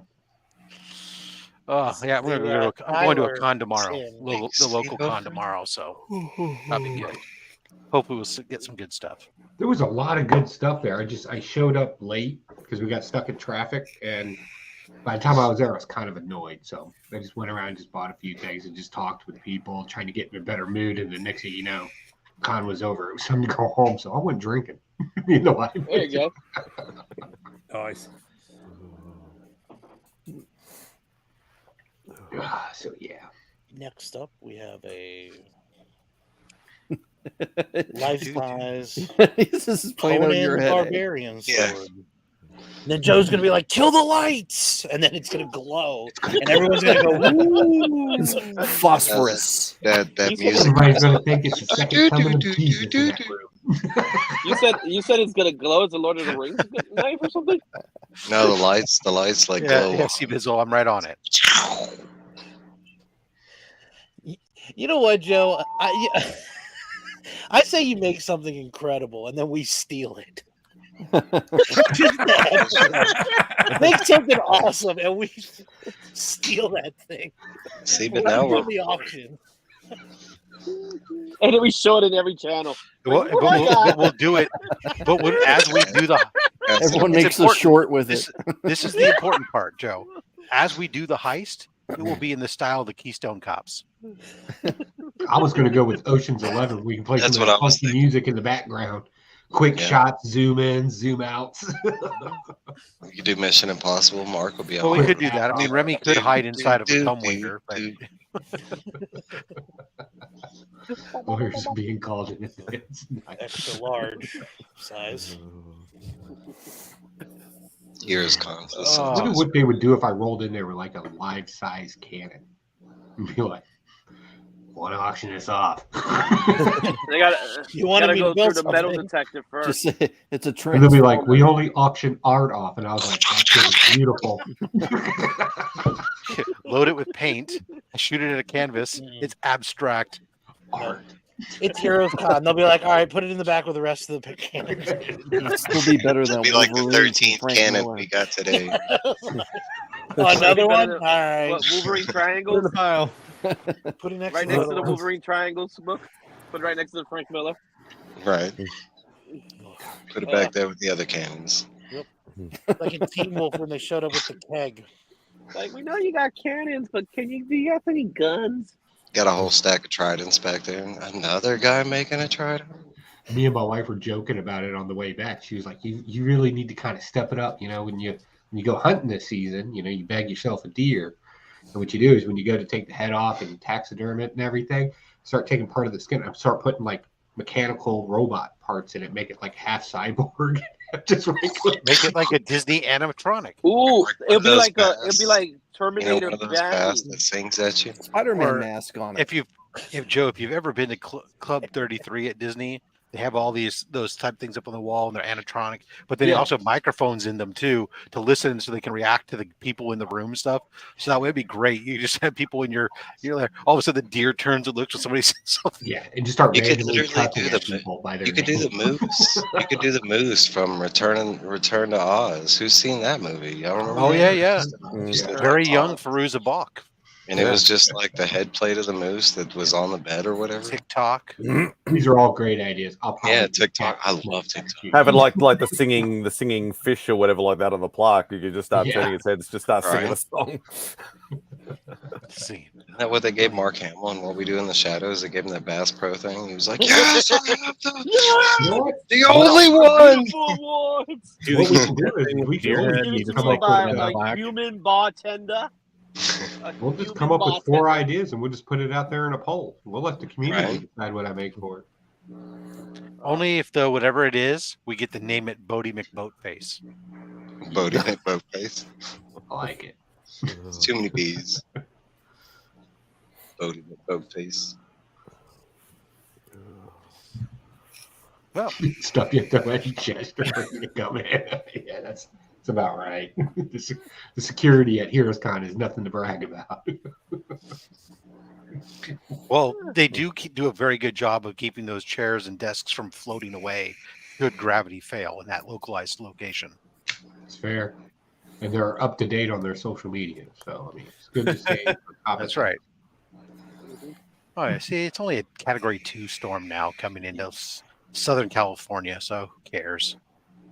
Well, since their website looks like a 1993 Craigslist ad, what do you want? Like the cane sword thing. I actually wrote that down this morning when I was in the workshop. I know I need to make a cane sword now. Does it top hat, cape, and DJ though? Do you have a monocle to go with all that? Yeah, got to get the monocle. Man. You need otherwise, because you can't pull that off. However, me with this mustache, with a cape, a monocle, and a cane, I pull that shit off and a top hat.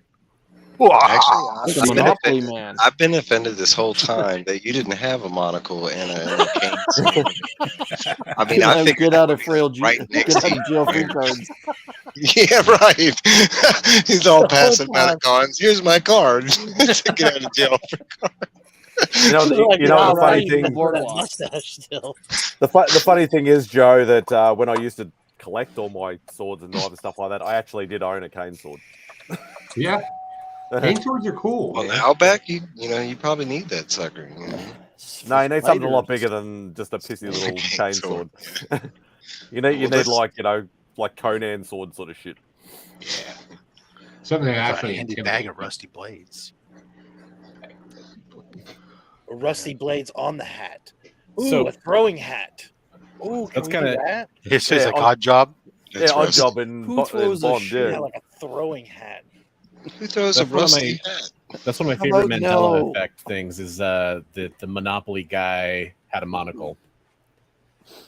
Never did. Yeah, that's But one he of doesn't, the right? No. Mandela effect things. I Mandela could effect. swear I Yeah. remember him having a It was monocle too, but Yeah, The planters. peanut Planters guy. peanut. Yeah. Yeah. I always thought he had a Gotta monocle. go. Bye, Oh, Izzy. later, man. Bye, go. Enjoy your Thanks, beautiful Izzy. city. He just got towed. Yeah, Oh, they he cut did. him off. Look, he's still you got there. no flat tire. He got out of his car. He left the He's keys. like, "Give me in the that phone." ignition. He didn't lock it. It just they'll leave it there. It's fine. A really sweet ride came through on Uber, and he had to take it. He left his car. Of course, you don't want to move your car. He's got a parking space. He was You going know how to much that's Queens worth? to pick up some Got birthday another guy. flat tire. That's awesome. Good reference.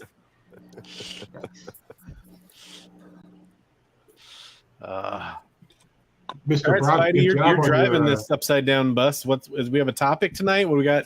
We gonna dive into some stuff? What's going on? I've said about 3 words the whole time. Everybody else has just been going absolute nuts. Like as soon as the New York thing started, I was just like, I'll just sit here.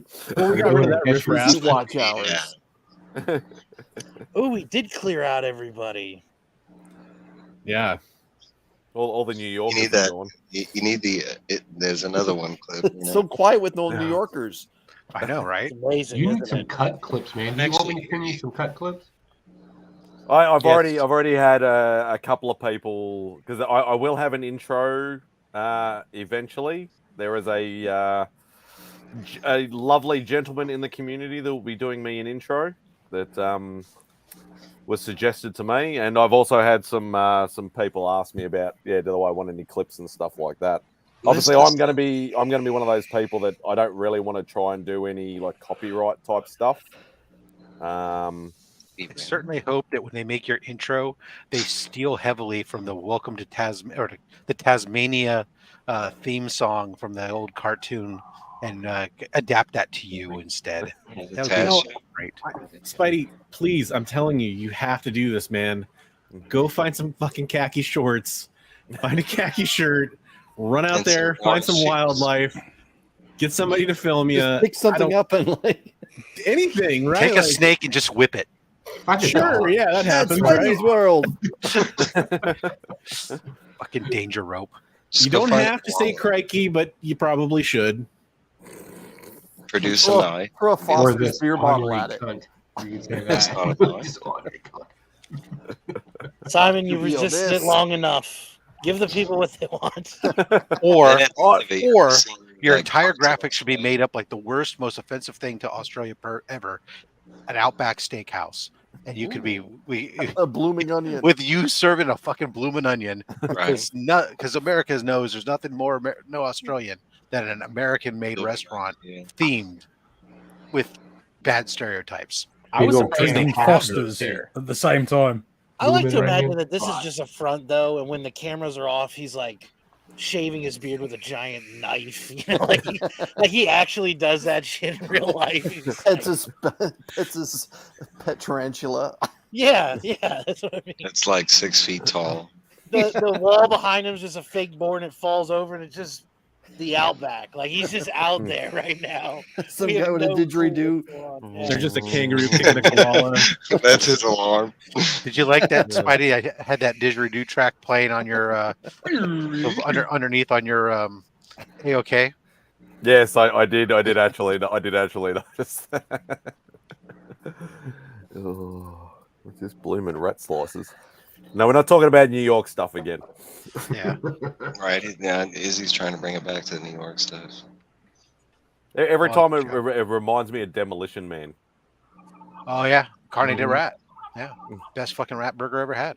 I always wondered what it tastes like. I was always like, I mean, I would definitely eat it in the circumstances. As a but Mao, can you find haven't out. had a rat. I mean, I thought that was like one of your main diet. You would think, wouldn't you? with But that, like, it's not. It's never been on the cuisine. You mostly just stick the squirrels in. What is this, Mao? I would imagine rat tastes like squirrels, since they're both rodents. One just has a better PR. Yeah, they're gaming. Hey, Mark. Yeah. I once saw a squirrel fall out of a tree that it should have died, I swear, from. Like, it was a ridiculously high tree. Like, I think for some You reason just they don't said weigh enough. six stories high. It was like a crazy tree. And it just landed on the ground and ran off. And I was just like, You said a squirrel Shit. fell out You of gotta a look, tree? you I've gotta never look seen. cool though, man. Oh It's yeah, they like, do that. I'm good. I'm good. We actually That don't have woman that squirrels fell out of over here. the stomping of the grapes. Thought they were I just like wonder if kicking- a squirrel weighs enough Have to you make enough seen impact. a possum in Australia? That's not a possum. Like They're not you our get it. possums. No, It's complete No, they're it's nice not and cute. possum.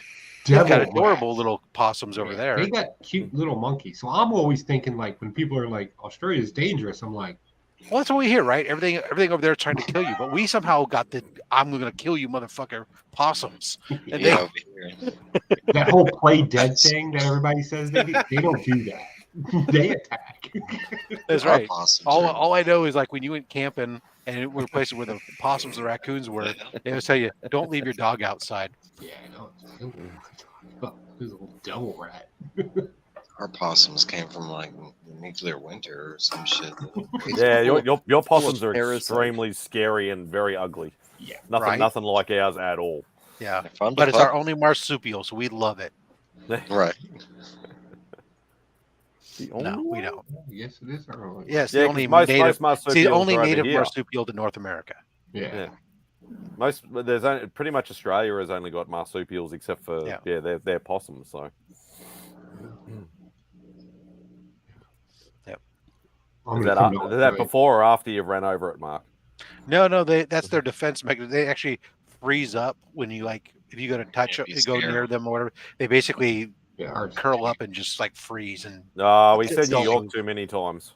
That's ours like, attack. I don't know yeah, what's that's like going on with 10% because the other half they attack. They'll turn on you and be like, The start screen hitting looked too balanced by having 8 perfect squares. So I figured I'd come in and just unbalance you guys. We got that rid of defines CJ right there. Did you have your Perfection. cake and ice cream? What? Did you have your cake and ice cream already? Happy What is- birthday to you. Ha ha ha, Mr. Funny Man, Mr. Jokey Man. You. Mr. Hey, Ha Kyle. What's going on, Kyle? Hello, Kyle. How are you? I guess it would help You if I got jokes, unmute. CJ, is your birthday in March? huh? No, it is not in March. Is it in spring? Am I even close? No, It's February. Damn. It's It's August. August 19th. August. it's February. August So 18th. whoever said that was right. It's February the 29th. I know. I wish. Smart. I wish. What are you showing?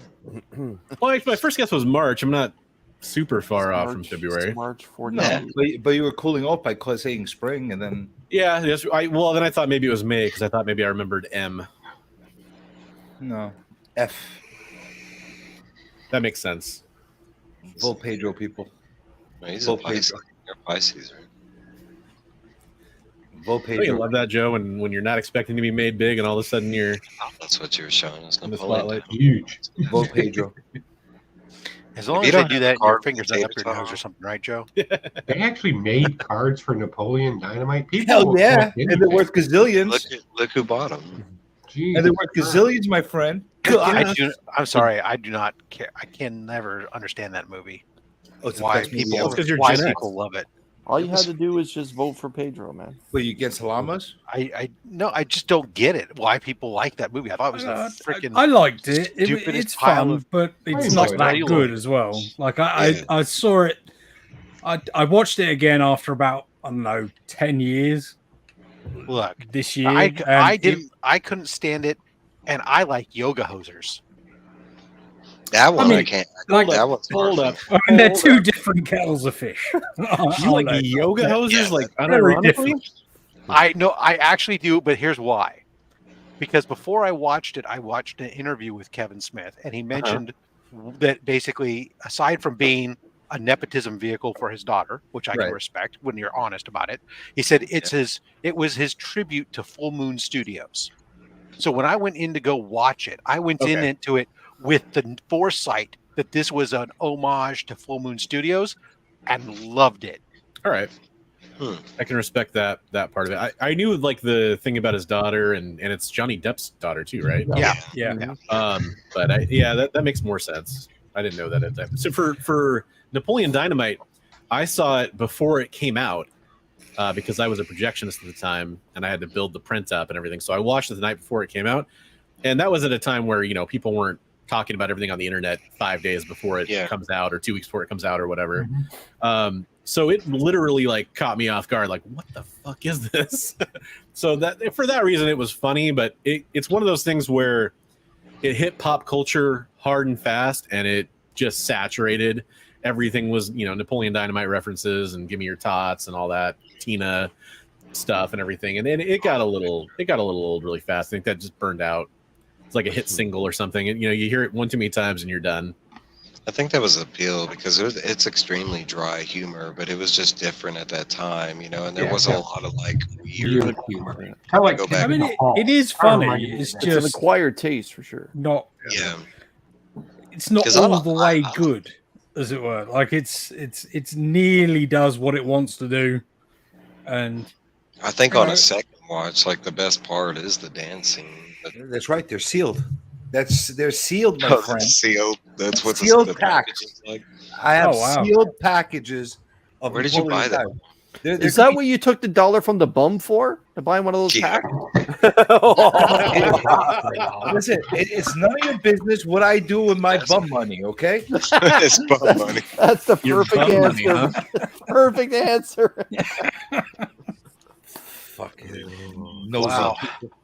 Where'd you get those? Did late. you buy those online, or did you actually find them in a store? No, I found them in the store. Where? Was it a comic book store, or was it like I found these. I found these, and then I found these. Ooh, all right. Oh, that's cool. All right. And you know what else I found? It says City of Angels on it. It's not a City of Nakamama. I found these some of those Punisher Gunsmoke cards where it's supposed to smell like Gunsmoke. Yeah. Controversial opinion here, but I never liked dinosaurs. I thought it was awful. Like as a kid, I was just like, this isn't funny in the slightest. It's just an annoying kid making like annoying noises, and there's no jokes. It's just shit. It's just nonstop. Not the mama bash the dude on the head with the pot. Yeah. It drove me mad. I appreciate this for being the Americans last are work that simple-minded. I appreciate this more for anything for being the last work Jim Henson actually worked on. Yeah, I think that was my love of it because I had the puppets and everything. But like at that time, I was a kid and I liked it. But like going back and trying to rewatch it, it's extremely depressing. And the last episode is like the saddest thing ever. The final episode. Don't feel to understand is Flippin' it says it right sweet. on the pack. They're flipping sweet. Yeah, trading he will cards. say some shit like that. They're flipping sweet. You got to do his whole like. Oh, we got a new one to the panel. Cool. We are Legion himself, Mark. Mr. Mark. Thank So, you for Mark. joining. And there he is, my man, eating that pecan tart. Pecan. Pecan. Pecan. Pecan. Mark's eating one of my pies. Pecan How's everyone doing? A woman said that to me in Tennessee. You urinate in the everyone can. doing? That's a pecan. This is pecan. That's a pecan. That's pecan. This Yeah. is pecan pie. That's a pecan. Not a It pecan. depends on your state. I've never had a pecan pie, but I The do English like language is quite clear that when there's two vowels separated by a single consonant, the first vowel says its You don't name. follow that shit. Pecan. That's not always true, and you know better. That's just because the English language doesn't You follow know its own better. rules. Tomato, Come on, potato, Joe. potato. Allow me You to know use better. Joe. I understand that the rules get thrown out the window with the English language, but I use them when I want to defend my position. Has anybody That's ever smart. met a person that actually uses the word potato? Because Yeah, that's always the potato. example, What the right? fuck is a Potato, potato? potato. Some people use tomato. But that's What like the hell okay, is like tomato? I'll Hold on, give you hold one on. that I What have about heard. maestro and maestro? What all about- right? what So about if we're gonna ketchup go and down that acid? road, Hey, Chris. we're gonna go down that Again, road hey. hard. Chris, just so you know, the rules are all really not rules. They're more of a loose interpretation of rules in the English language. Kind of like the speed limit. It's Yeah. a suggestion. Pretty Yeah. much. Need a maximum. Look, English goes down dark alleys beats up other languages and ruffles through their fucking pockets looking for loose grammar. It's kind of like saying under penalty of fine. That just means you can break the law as long as you can afford it. Yeah. I don't know. I don't know. I just feel like we say things in a certain way here, and then everybody in the rest of the world says things in a different way. Well, and I see that. What's profound, that? CJ. Burrows. Say Mario. We all say burrows, and he says something say else. burrows. It's burrows. Burritos? Oh. The It's best called one is burrows. zebra. It's Zebra. pronounced town. I understand this Who said controversy zebra? that's happening. Everyone except for us, CJ. Literally everyone except for us. Or Zed. We say zebra. Because it's zebra. Z, not Z. Like, You are incorrect, sir. It's zebra. it's not. It's not zebra. It's zebra. Absolutely, there. It doesn't. It more doesn't so much colonize as it just kind of. Well, Maybe we should ask, moves in and takes over. Ask Yeah. the Englishman how you pronounce it. Moves in, takes over, makes the others, from a guy that makes dresses the like an natives owl? conform. Yeah. I don't dress like an owl. I'm a mowl. It's different. Get it right. Yep. Back to the English. Zebra. Where I come from, it's a male. Like the thing is, though, I sort of always think that Z. Like I sort of agree with you. Like it should be Z rather than Z. Like in my head, but it is zebra. Like that's It is. what Yeah. it is. Well, because there's only one E, and there's two consonants, which makes the first vowel doesn't say its name. It's not zebra; it'd be zebra. Absolutely. There's no accent and Q would go above We the follow- E. You we can follow pronounce grammar vowels again. Actually, right. it's two words. Are we going to talk about maths next? Right? I hope so. Zebra, and then it's bra. So it's zebra. So Zebra. you Oh, actually so think what- it's so a what is it? structured Zebra. platform. This According is to a that free-for-all. logic, according to that logic, we don't say pizza. We say pizza. Is that what All we right, say? your first Not pizza. stream Pizza. shit show, brother. Yep. I don't know You what ever you're talking had about. We pie? always go get a slice of pizza. I don't know what you're talking. Pizza. Pizza. Let's go get pizza. Huzzah. Pizza. A pizza. And all this started from a pecan tart. Yeah, I'm already done eating it. Oh, your fault, Mark. And it's a So, yeah. miniature pie. They're mini pies. It's not a tart. You're off to a good start with this show here, Mad Spidey. Yeah, Fuck is lots a of tart? That's what I said, craziness. Remy. Do you want to take it back? Randomness I've already done ensues. after one show. Chat's popping, so. All right, we so I doing gotta something. go. The magazine. Yeah, What is he doing? Just trying to keep an eye out every once in a while to see what's being said over there, so we can make sure we're addressing everybody there. Speak English or American? It's Americanized English, Joe. Except for in Canada, it's Canadianized English. Actually, it's just colloquialism. I can take you to an island on the outskirts of Virginia called Tangier. They Oh, yeah. speak the way people did back in the 1800s. Yep. That place is wild. Yeah. Like what? Mennonite? Very hard to understand. No. In they're my not- case, no. it's just bastardized English. Their language is the gist of never it. changed. Yeah. Some people say that's all we are, anyways. We're That's what I bastardized said. Englishmen. That's So old English. Joe, we've talked about it before. Words don't have meaning; they have usages. Yeah. Yeah. Definitions. It's usages. That's all it is. Usages. It is Yeah, you weird. can have shared definitions, and words have different usages. People get it. I don't know. That's just a fun little thing to remember. Words have usages. Did I miss the dancing Aussies while I was away? Yeah, we had dancing girls in koala outfits and all sorts of things. You missed it. So. Wallaby. Koala?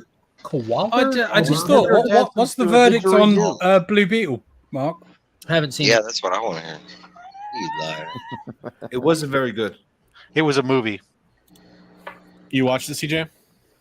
No. If you tune into Week's End, you'll then find out whether he's seen it or not. It's twice, I bro. just, I'm sitting here making the stream right now for tomorrow. I just finished making it right now. All right, I'm back. Yeah, the movie was definitely fantastic. It exceeded all my expectations. It was Tremendous.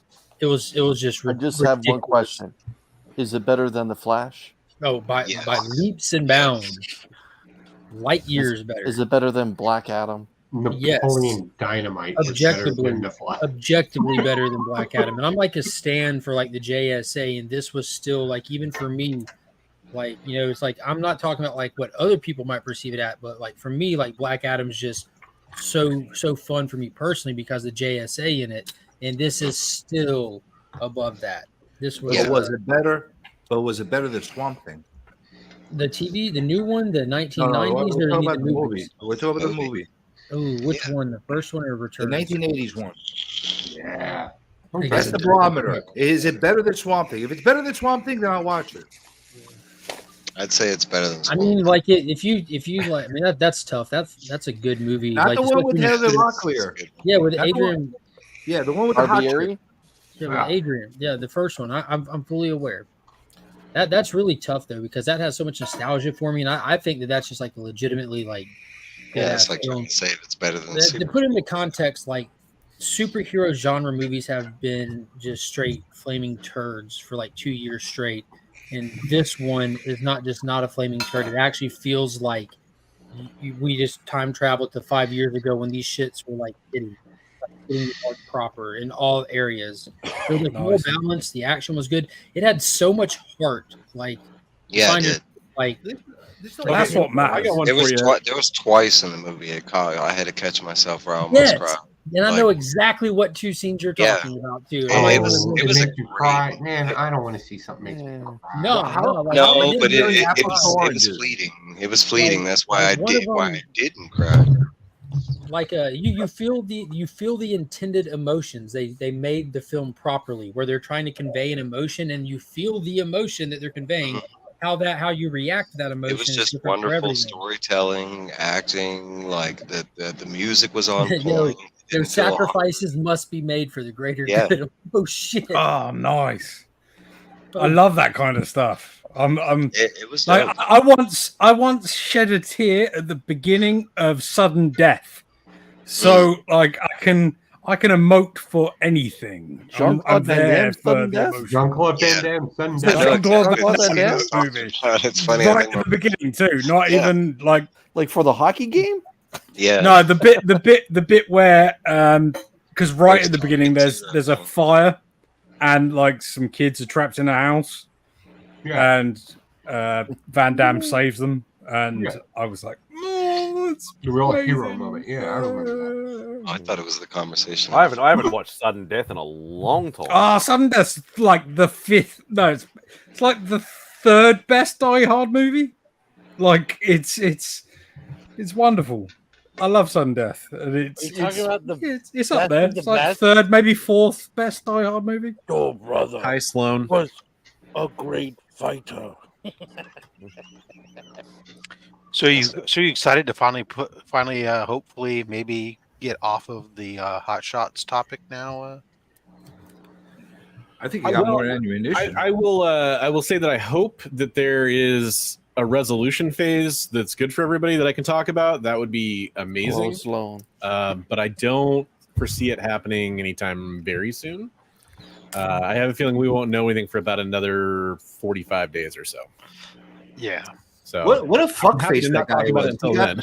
He got arrested for robbing like a homeless lady too, right? That's what happened. No, he robbed. Well, he robbed a woman of $1,200 and possibly her credit card. She's not 100% sure. Out of her purse, taken at a grocery store that she was at. She had just went to the ATM because she was getting the money out to pay for her cousin's funeral, and he stole the money out of her shopping cart. She thought he was a homeless man when she figured out who it was, like on the videotape or whatever at the supermarket. And so she wasn't going to bother pressing charges. And then the police that responded said, "Oh no, we know this guy. He's a local businessman."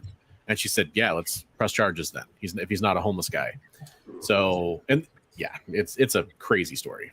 That's mental. Yeah. What a piece of shit. Like that's, Well, that's I mean, then I talked about the sexual harassment thing he did, which is the one I talked about. That's the one I was cleared to talk about by the person that told me. There are other incidents that I know about that very much in line with that. Under investigation?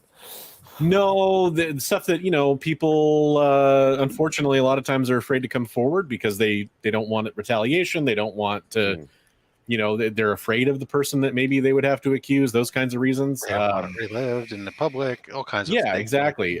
There's unfortunately shame involved for a lot of people with some of that stuff too, but she was willing to tell me. She's kind of decided to talk about it semi-publicly. Of course, I left her name out of it because there's just no reason to mention that, but right. Yeah, it's just awful. I mean, it just sounds like such a terrible situation with people. And Remy, are you in North Carolina? Yep. Okay, so are you familiar with Asheville and Gosh Hot Shot darn Comics? right I am. Oh, I'm sorry, what? Yeah. All right. Well, I was just curious if you had any stories because I don't think I've heard any from you yet. You will fuck with Remy. Remy's got a chainsaw. Yeah, hold on. What were you? I'm sorry, I didn't. With the Hot Shot Comics situation, are you the Asheville Comics store? Are you you ever been there? You been a customer? No. Okay. No, I'm sorry. And I live like a mountain man, so if there's like anything in the news, I don't know about it. Like I think it's probably here. It's probably just me sitting on waiting on shit. Yeah. Well, no, there's. I mean, I have a lot of people in the community that are waiting. Well, on I meant in this panel. Oh yeah. But I know there is a local news station they're looking into it from people that have gotten in touch with them, but they're kind of dragging their heels. I think it's kind of like the whole Judge Judy thing that was going to happen with that whole case. It's people, in the media, you kind of hear comic books and it's kind of a joke more or less to them, I think, or like a interest piece or something more than it is like, no, this guy's ripping people off, Right. He's creating like Ponzi schemes and everything else too.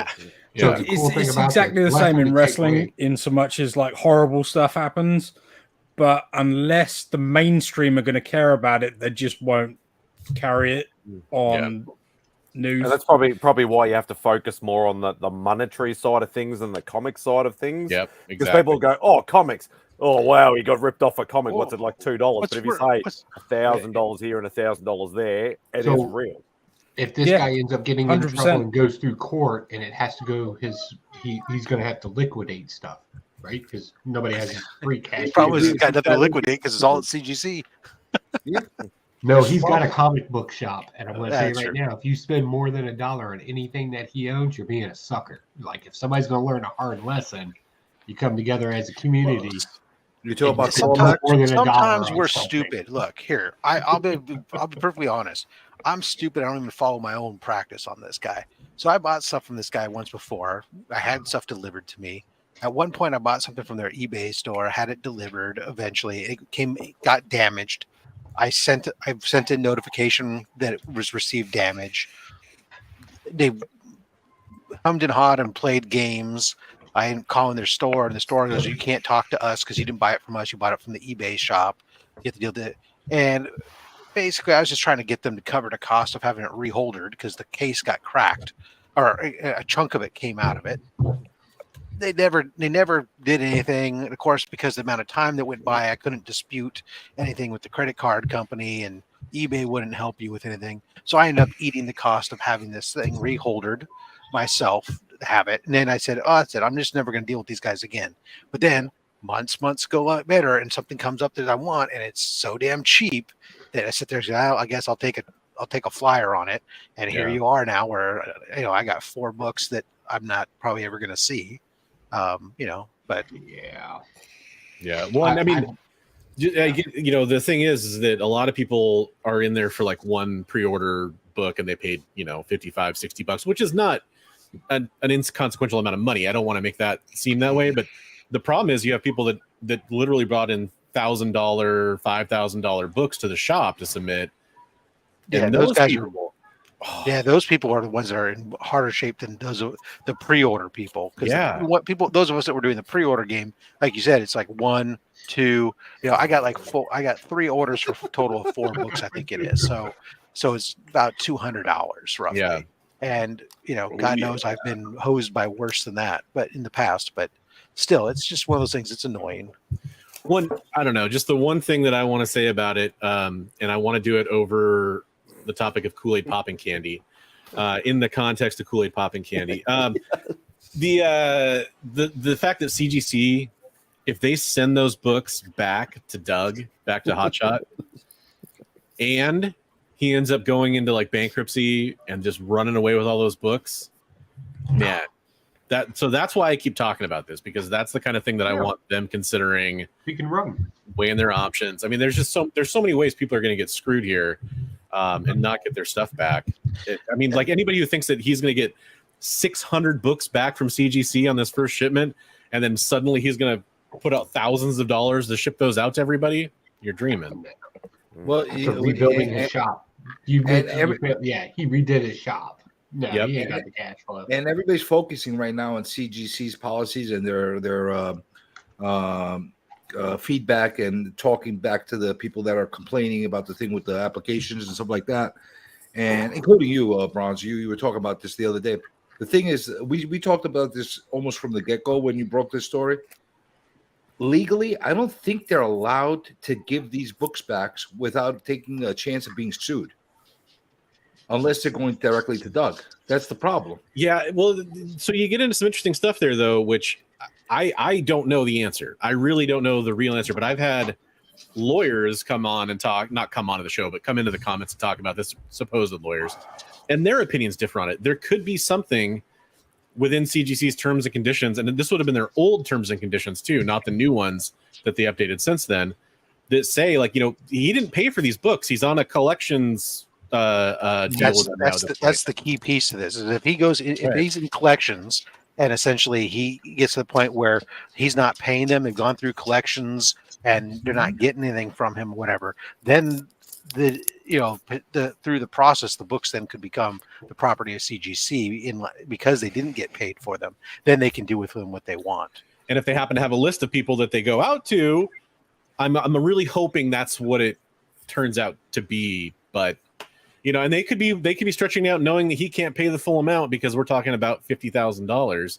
He's also losing court cases. He's going through proceedings for larceny cases now. There's probably more people that are going to come out of the woodwork to go after their money. Since he thought about running for president. Based. Yeah. I mean, let's look at it from this aspect. From the get-go, they've already invested a certain amount of money out of their pockets in order to potentially slab these books, or do whatever they did to them, if they're slabbed already, and they're not just sitting there in a raw form. We don't know what that's true. Yeah, they might have stopped slabbing halfway through, for all we know. So that's the first part of it. The second part of it, like you said, they got to wait through the process and go through collections in order to make sure that they have a claim over these books in order to recoup anything they can. The other part of it is, I strongly believe this is the case, and I wish like a real verified attorney will come out and talk about this. Lawyer, just from my understanding of how the way it works, in order for them to start actually giving some books back to the people directly, they would have to actually go to a court and actually have the judge say that they're allowed to do that. So I need to. This is where I can actually step in. This is for DJ. That's my understanding only. But I do work for the Small Business Administration, right? So we handle these kind of things a lot, especially government money is involved on the state and federal side.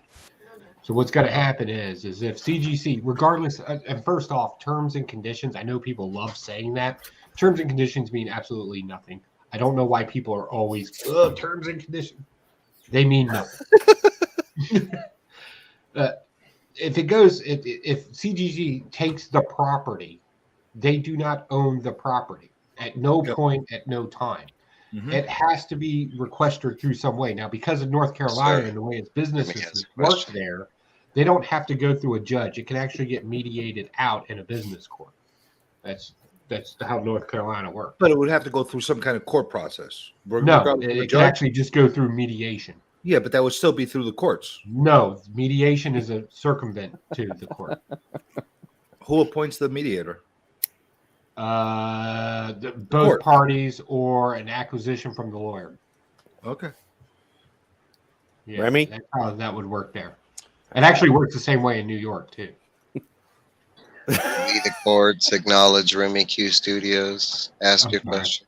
I'm going to check out everybody. Good night. Thanks for having me on, Spidey. Love you, Ross. Bye, Remy. Thanks, brother. And I'm right behind them. Good night, guys. Thanks for having me on, Simon. Oh, sorry. Bye, Chris. Thanks, Chris. Bye, Chris. that mediation process can take months because contracts need to be drawn up on that. So if anybody thinks that because the books get taken away from them, CGC has it, that there's going to be some quick response to it, you won't see anything for at a minimum a year. It's really not the best case scenario for the consumer at that point, because the consumer's just a secondary item at this point. We have a contractual agreement on it. I will have to agree with Joe, because I have stood in court representing a company, and when I said our terms and conditions, the judge shut me up so fast to say, I don't care, your terms and conditions aren't law. Yeah, they're not You got law, anything they're not else? contractual. Well, here's what I'll say about that. Yeah, I mean, the terms and conditions might not be the end all be all, but what I do have faith in, if it comes to any type of legal or pseudo legal type of interaction, is that somebody who can't afford a lawyer probably is not going to win against somebody who's owned by fucking Blackstone. Yeah, fair enough. So they're probably going to come out however they want to come out from this, because they can probably make it disappear with enough money if they need to. Here's the thing: in the one rare occasion when it's dealing with the CAGC, in the rare occasion, I don't think this is their fault. For the one time only. Yeah, no, it's not their fault at all. The only fact, thing that I mean, it's not even their fault, and not even secondarily, but the only thing I think they should do is they should create a policy or procedure around shops or other individuals that are submitting on somebody else's behalf. There should be some sort of, joint form that person needs to fill out, because this situation happens a lot more, and that's not CGZ's problem. But if they end up having to deal with enough one-off situations where it becomes questionable, might behoove it should be something to add it to like a policy or something. I agree. Case can defeat high cost. No, it can't. I will say, no. to address what you're saying there, I saw something today when I was filling out a submission form, which is brand new. I've never seen before on CGC's website. Cool. And that was when I was creating the submission form. There was another option where if I was sending my book to one of their authorized or one of their partner facilitators, this was now for a signature series book though, but that there was a drop down list and I could select from there. So basically I could create my own submission form through this third party facilitator to go, because before you could never do that. Yeah, that's cool. That's good. I like that. I think CGC should just lock down who's allowed and who's not allowed to submit on a third party on their behalf. I agree with that for sure. I also believe that they should. These people are certified. And before CJ gets on a rant, let me finish one other thing. So before it comes to them, they've been to their class on how to grade a comic book and everything else. This would actually speed up the processing time on their end as well. So they learn how to grade comic books by their standards. They do everything else. They submit it. It comes back. Boom. Costs. It just speeds up the process. The problem with CGC is just bad processing. Yeah. Agreed, man. I'm sorry. I'm not talking now. Don't be so was it. Joe. See, my thought is like playing devil's advocate here. It's not my thought about what I think they should do, but it's just like, why would they care? Like CGC, like it's like it's their branding and reputation on the line by a defense. Yeah, but I mean, do they really care about that? I mean, it's like they let go slabs all the time that are, have pure, like really poor CQC, and it's just. I just don't see them caring enough about this for it to be a thing. Having certain issues that get lost in the shuffle, or like things that they get in the processing that could be defects or failures on their end, is one thing.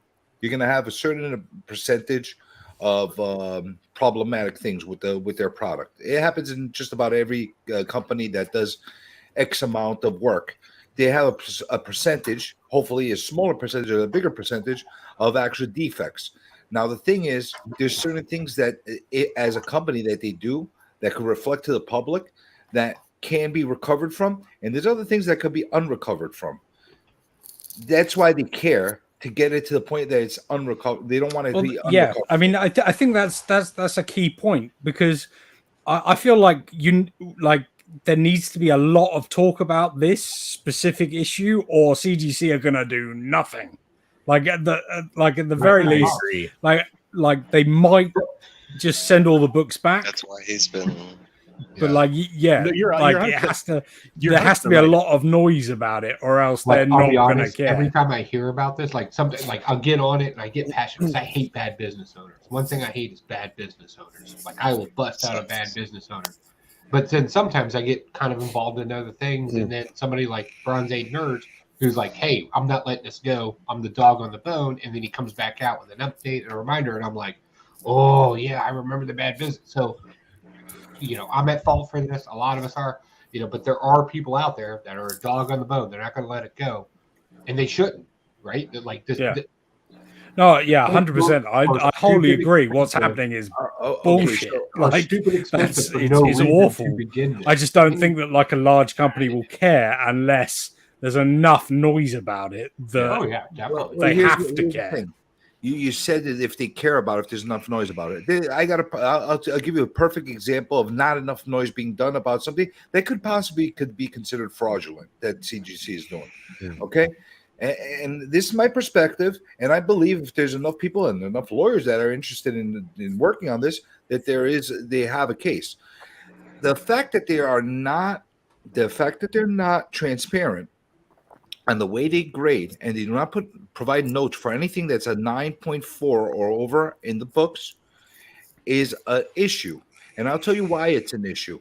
When you have people that are going in with very high priced books, very expensive books, and it makes a difference as far as for their business of whether it's a 9.4 or 9.6, and they start breaking up slabs in front of witnesses and in front of other professionals that are verified in courts, and start showing that they haven't been graded correctly.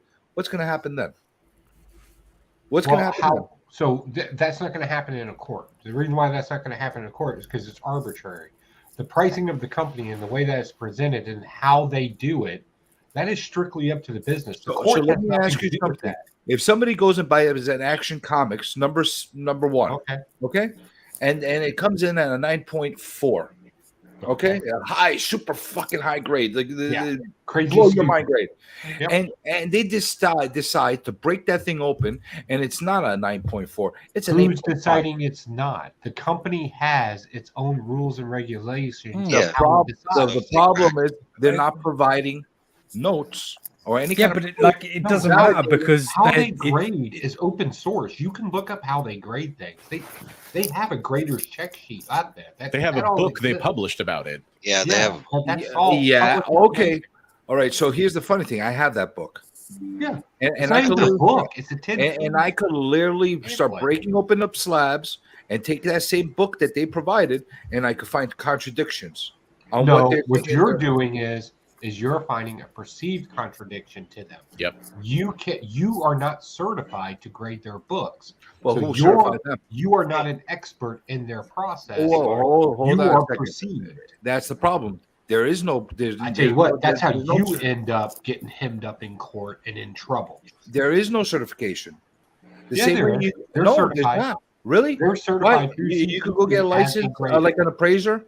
Like how you do it on real estate, right? Look, stop. You're taking this in a different direction.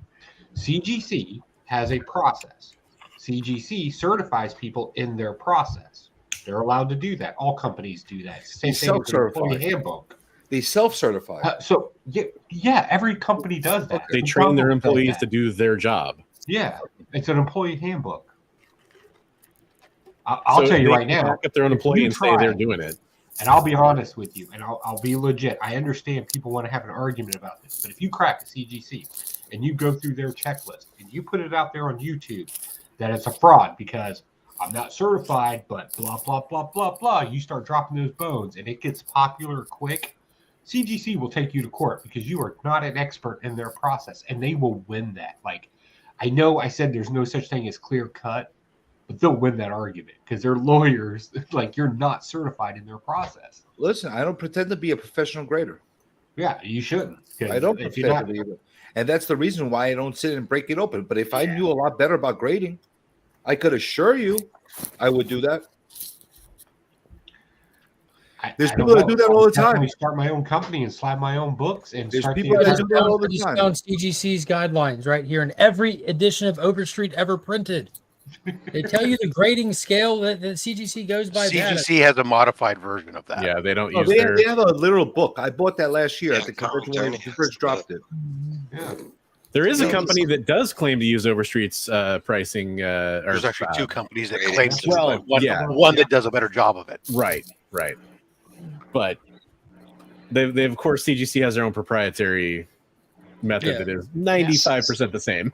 I'm just saying, if you can do it better and you can produce a better product, I'll be the first one to support you, right? Like, I'm the first one, but you can't. You're the I second. will not allow half-ass anything I get involved in. You're not allowed to half-ass it, right? Like, you're slabbing, you're doing everything. Well, that's the point. CGC does. There should be notes. Sure. There should be notes on whatever grade, unless it's a 10.0. Unless it's a 10.0, there should be a note on every single grade of how they received that grade. There is no notes. There should be. They're their own private company. There's nothing You're legally paying for that grade. Okay, so let's look at it from this perspective. That's right. You're paying.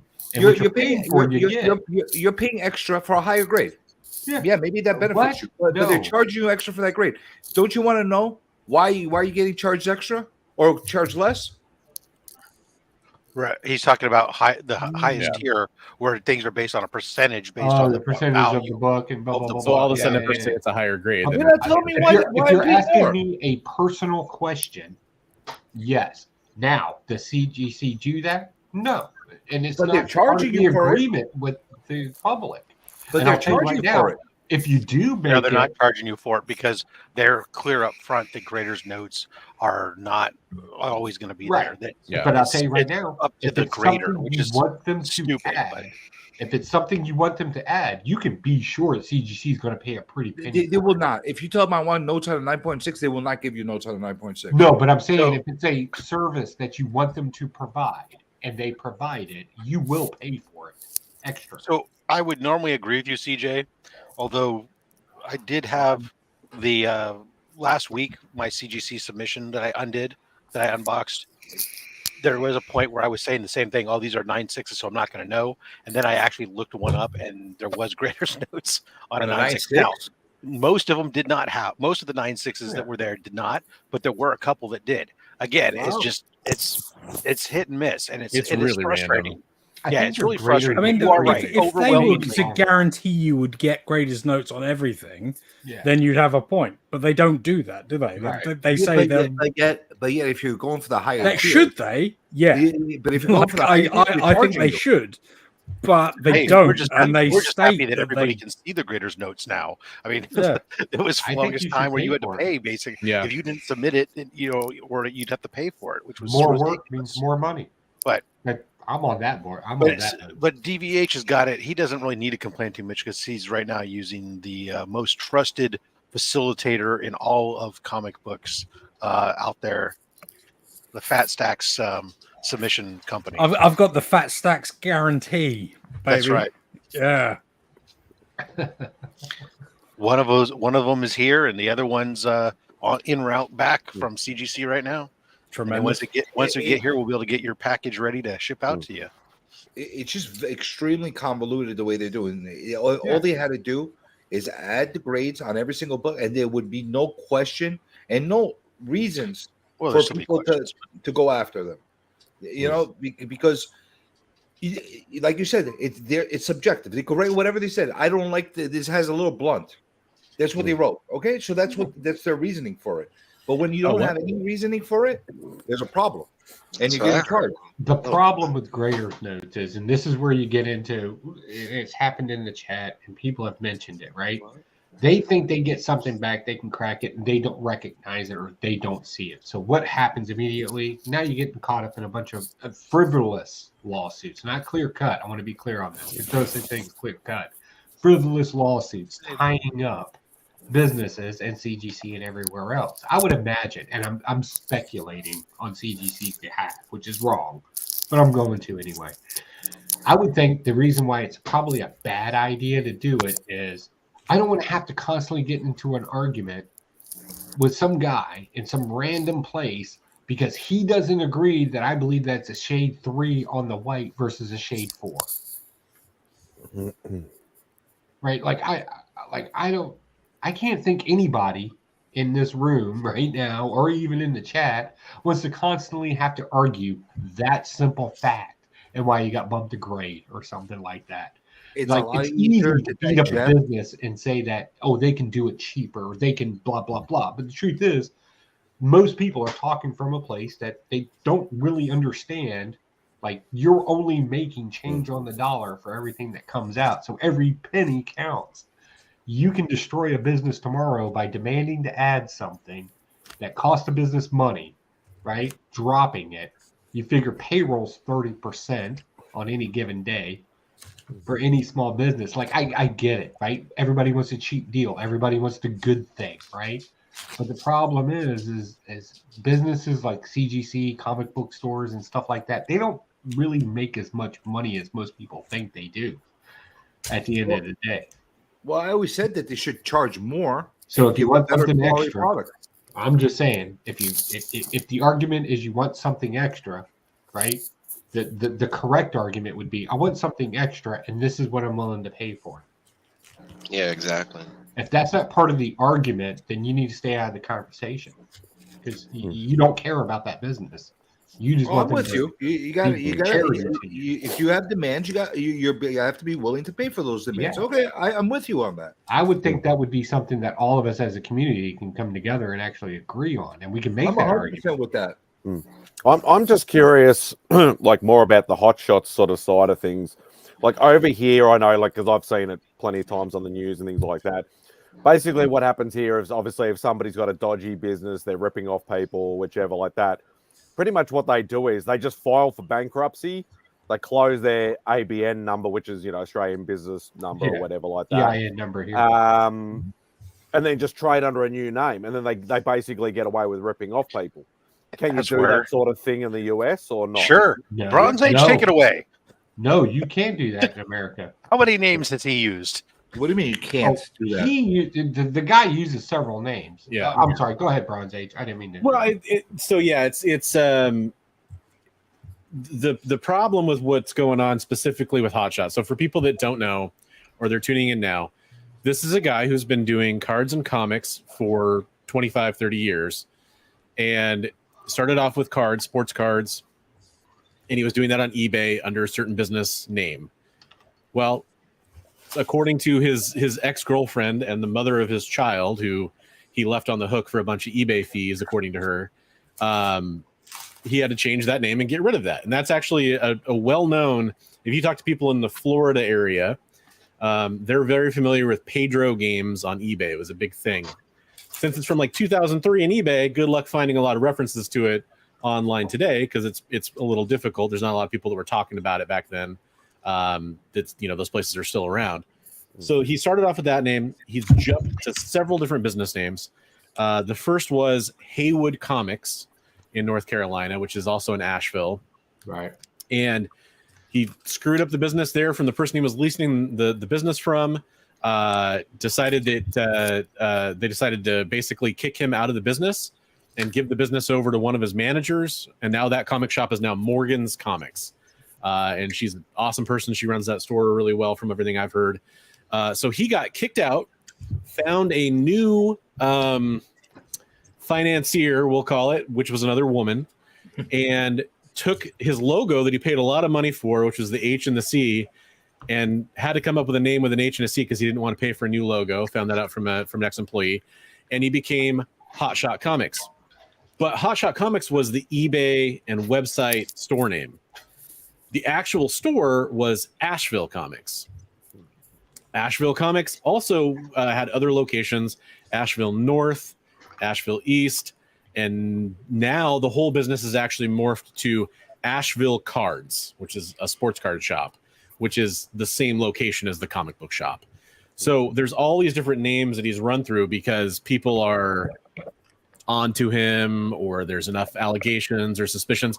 And actually, it's funny. There's 2 updates I have since this whole story update I did. What's the name of the guy who owns the shop? What's that?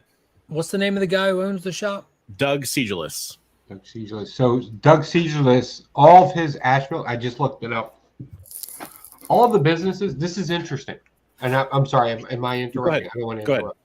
But I want to kind of so all this is run under an S corporation. This guy's a fucking idiot. So they're all one company. It's just under an S corporation. Each company, like there's a mainline company and then all the subsidiaries to it.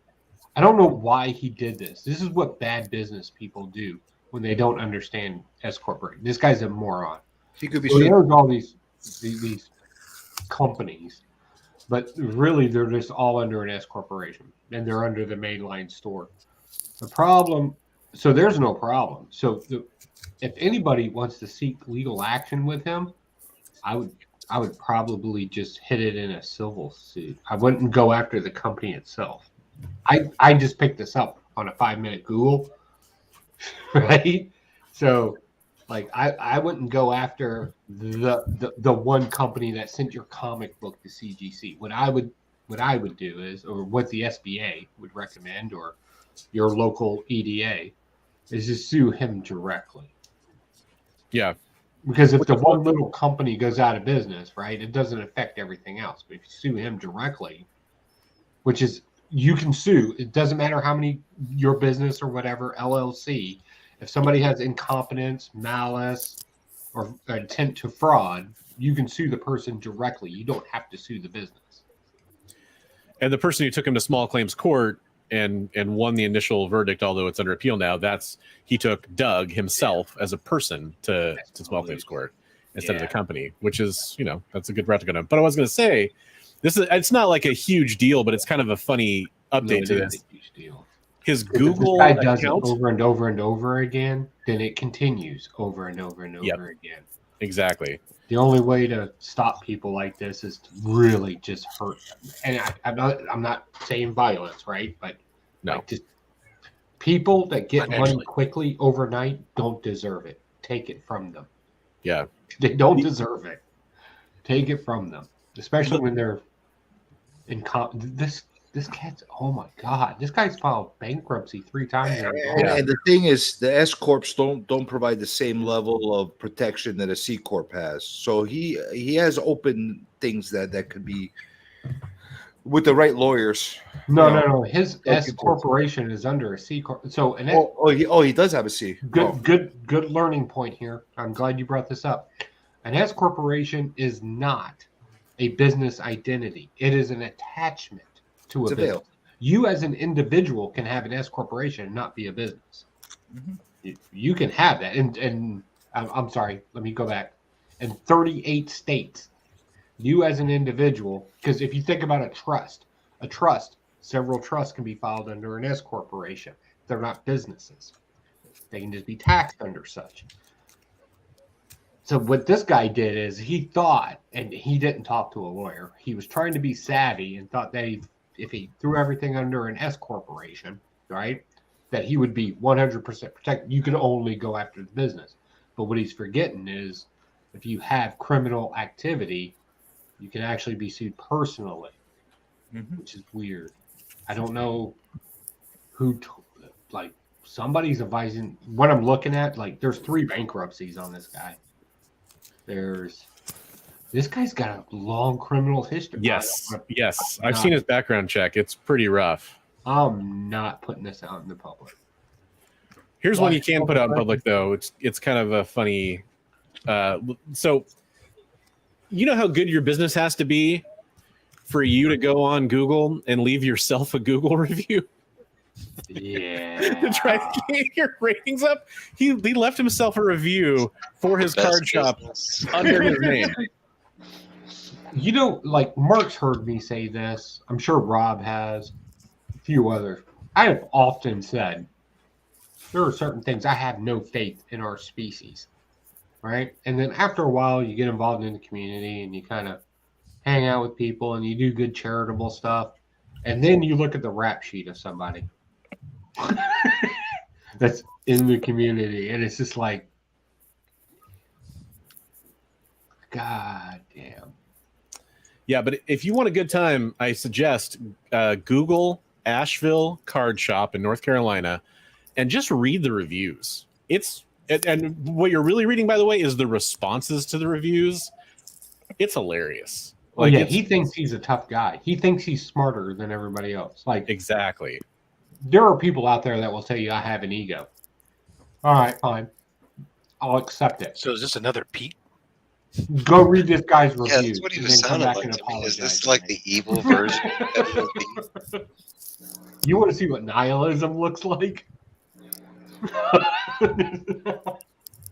This guy legit thinks he's smarter than everybody else. Yeah. Sounds like he's been doing it for a while. Yeah, it's terrible, man. Like, the people that have been genuinely affected by it in his personal life, the customers from different businesses, and the lack of accountability he's really had to face for all these things is because there's an interview. I'll be right back. Yeah.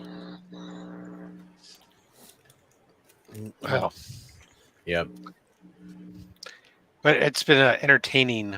I've been enjoying your reporting. Well, I'm glad.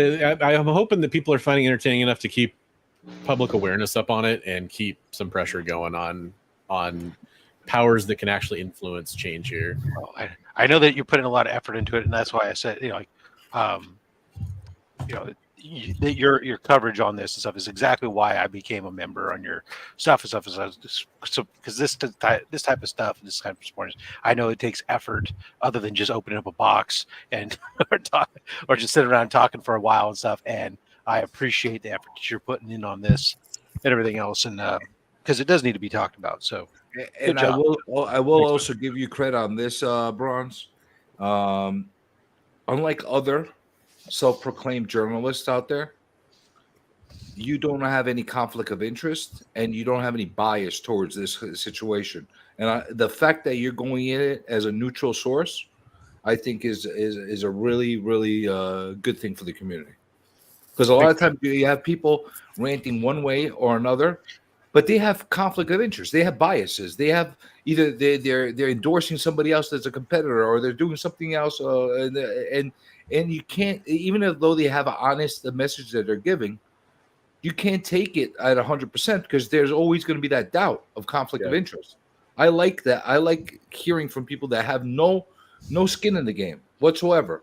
They basically looking at it as an outsider in and reporting on it. And I like that the fact that you're doing that. It's actually kind of funny, but I appreciate that. One of the funny things is, as Doug came into my Instagram comments on one of my posts, and he started talking like I was one of the people that were one of the victims of this. And it's like, no, man, I'm just somebody who hates seeing this kind of stuff, and I want to call it out.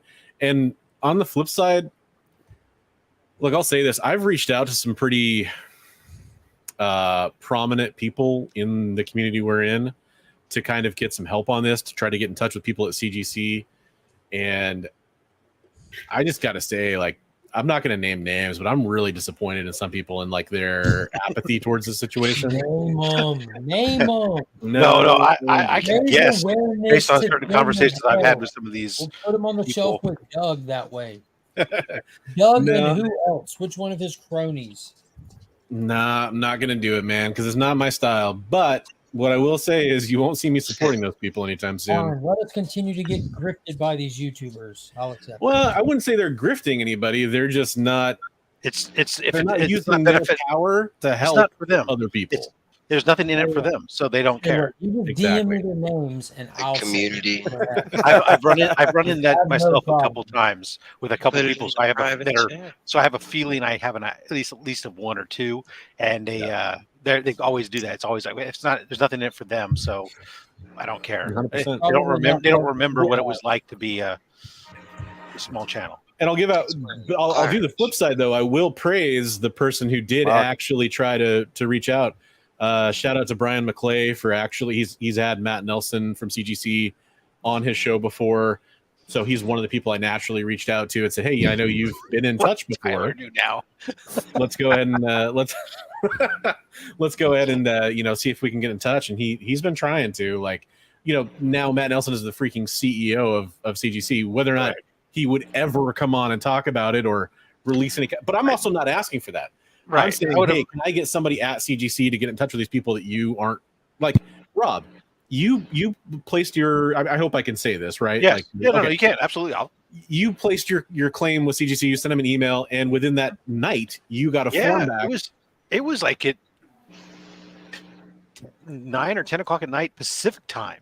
So it was midnight or 1 a.m.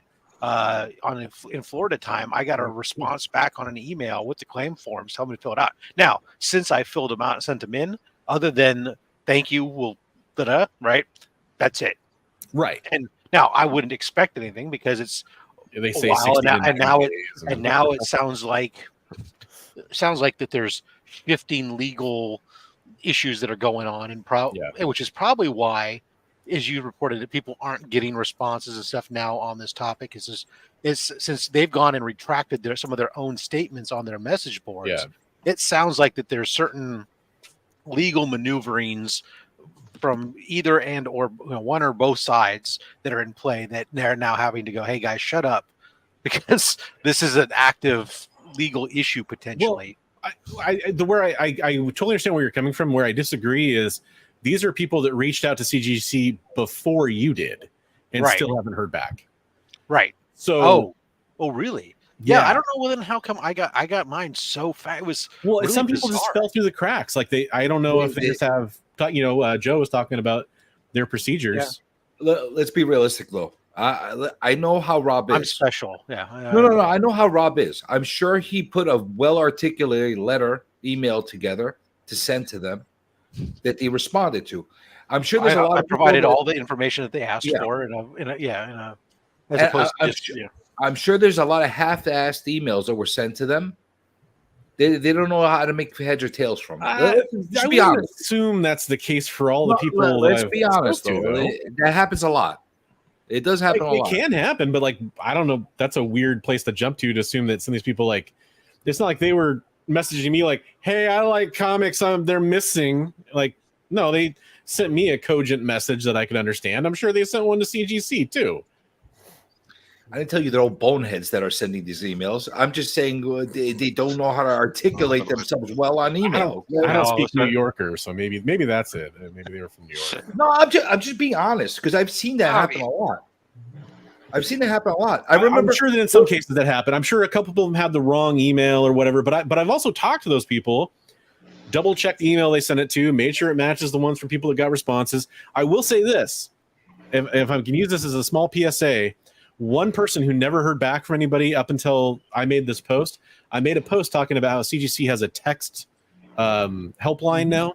Mm-hmm. That person texted them and within that evening got a form figured out, and they have emailed CGC 17 times trying to figure out the situation. Wow. So if you want to go look at my IG, I can't join the chat through StreamYard right now because I have to do a sign-in thing and I can't do it. Yeah.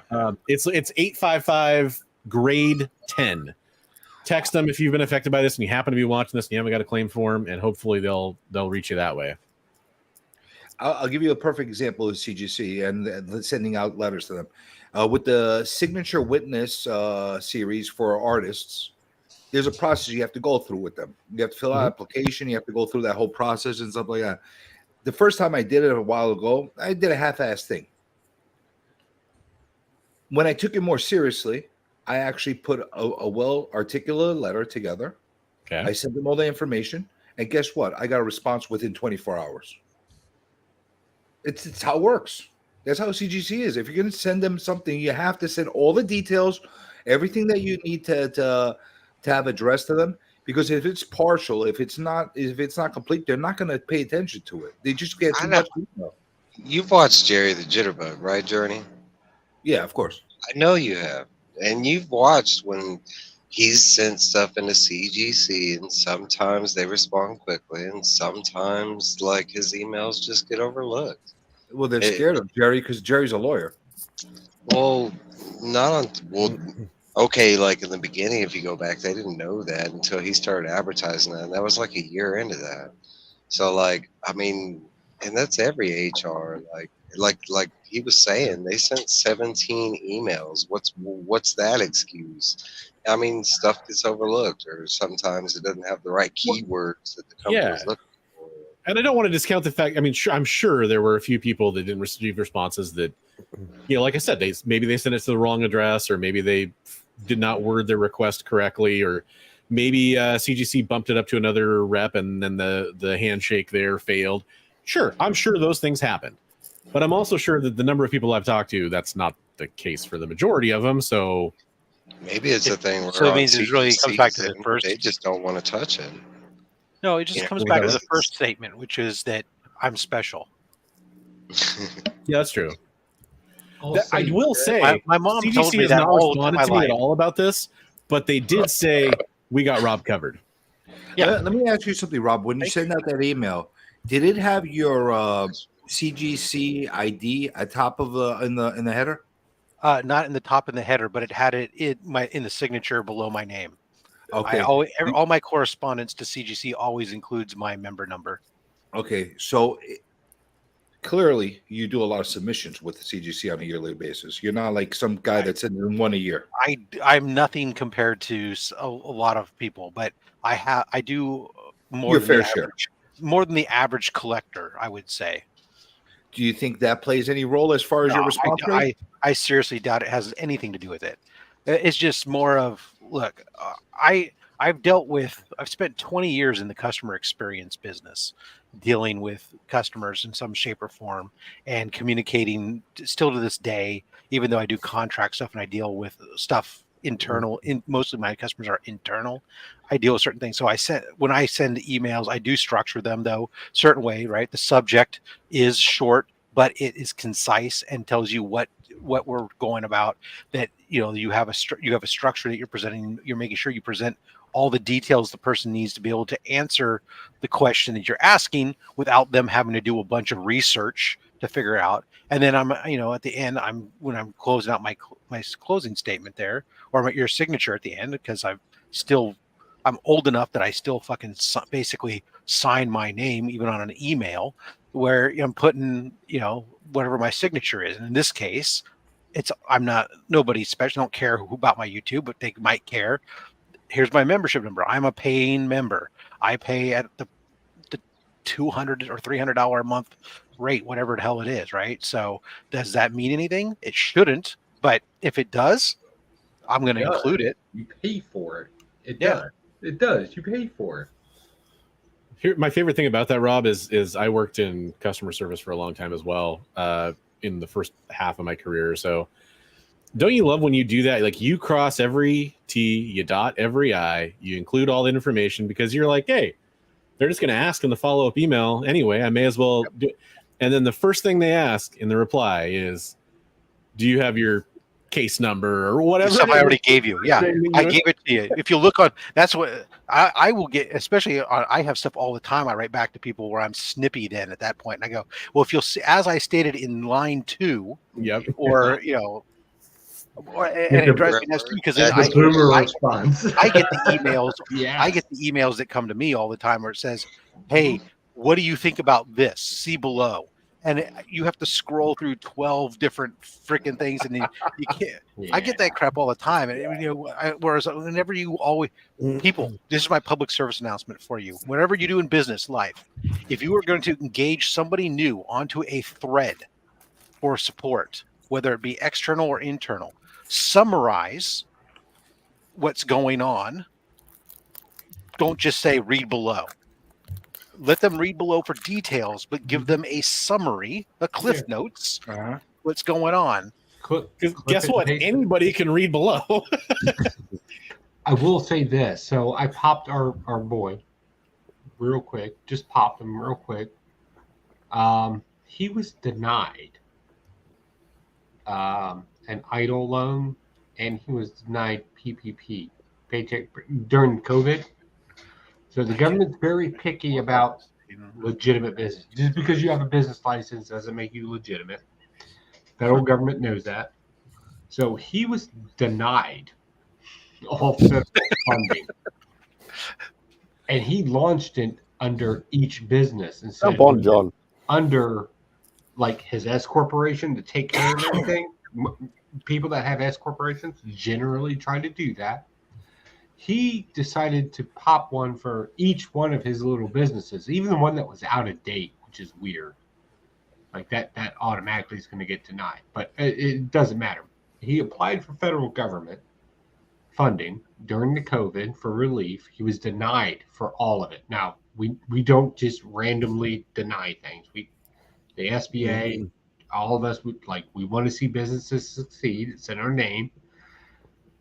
But I'm going to tell you right now, the people that reviewed him, I know them, and yeah, they're generous people. Like they're on the good side of things. Like you want these people on your case. And I'm looking at this, and this is public knowledge. Look, I want to be clear. I didn't do anything outside what a regular person can go research if you know the right research terms or how to go through the SBA website. I'm not doing anything outside of my work. I just popped them on my work site, looked at their case manager, and I'm looking at all this, and there is something else going on. Like I could go and pop it Monday. Something's rotten in Denmark.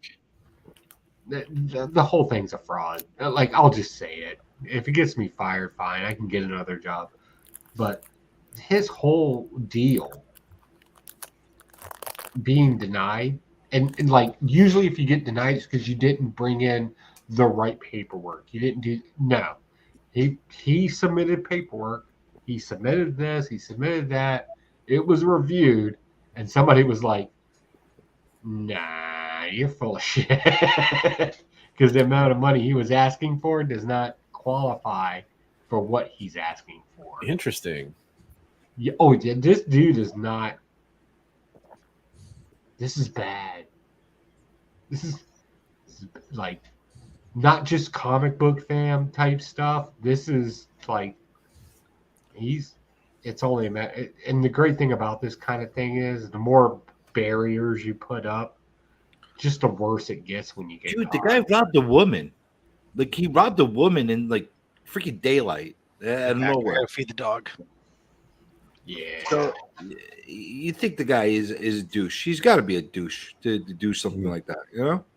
This guy is the typical. I know more than everybody else. If I do the right things, if I check the right boxes, everybody else is too stupid to figure out what I'm doing. And the truth is, a simple Google search and just a minor bit of knowledge of how the SBA works on the federal side, you can look at this and be like, no, a comic book shop is not bringing in $3.7 million. Like, no, that's not, God. No, fuck you are. $3.7 million. And no receipts. Like, get out of here. Okay. Take our word for it. We're worth it. And I worked the PPPs and the idols like out of our office. Like I handled all the government contracting stuff. And there were people I would call them up and I'd be like, I know you're fluctuating these numbers. I can say no today. Do you want to rework this? And they straight up tell you, well, we just figured it was free money. And I'm like, dude, you're 2 steps away from getting put up, from just getting shut down by the federal government. Like, no, it's not free. This is one of those guys that thought it was free money. It's called fraud. Jesus Christ. So when you're talking about applying for COVID relief. Uh-huh. So when he did it from each business, is that extremely suspect, or is that just that's suspect automatic? Okay, because like we just said, because we know it was under the same S to corp. fill out one form versus 4 or 5. Yeah. Now, there's nothing saying you can't, but the reason why people would do something like this is because they're inflating their numbers for each business. Right. Fine, I get it. It's not the first time we've seen this. And to some degree, we're kind of okay with it, within a percentage. But you're not convincing me, right? I study industry. Like I'm not trying to fluff myself, but we know when we need to look a little deeper into something. Yeah. It would be like me. It's the same concept of if I told you this comic book right here, this is what I'm dealing with. If I told you this comic book right here, in its current condition, was worth $200. And then you look at the cover and you look at everything else and you see the tape marks on it, you, as a comic book collector, would know immediately, no, it's not.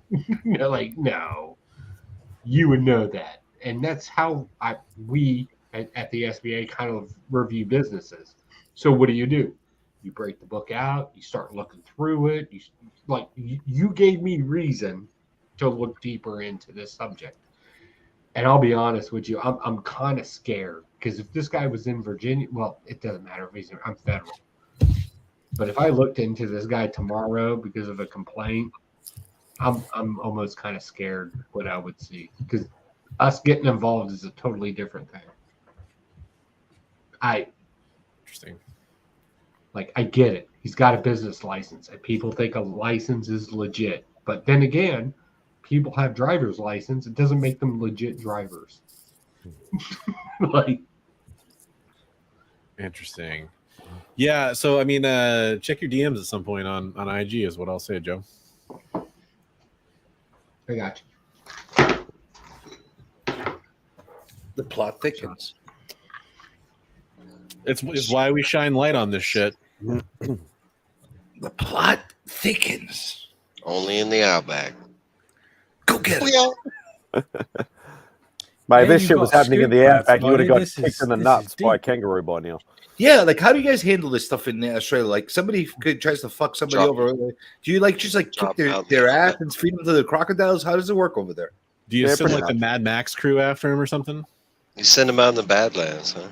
Do you crikey the hell out of them and then Well, that's why I asked the question because I see it on the news all the time where these people will literally rip people off and then they'll file for bankruptcy and then they'll just move their business under a different name and then just do it all again, and it's it's not right. Like we have like a 60 Minutes current affair type shows and things like that try and shine light on some of these people if they're, the stories get brought to their attention and things like that. But yeah, at the end of the day, a bit of public justice doesn't always hurt to try and do that sort of shit. It's some daredevil out there running around, delivering the justice that needs to be done.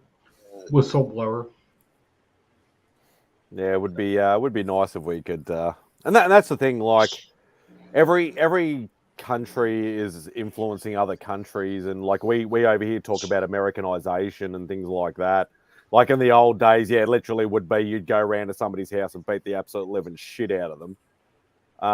But now it's all like, oh, I'm going to sue you. I'm going to take you to court. I'm going to do this, going to do that. Like everything's like generalization. Yeah, that side of things now. It's like people just don't take matters into their it's like the old we're talking. Actually, I was talking about it with my folks the other day, where you have a retail outlet that has maybe a high theft ratio or something like that. With pickpockets of people stealing stuff and things like that.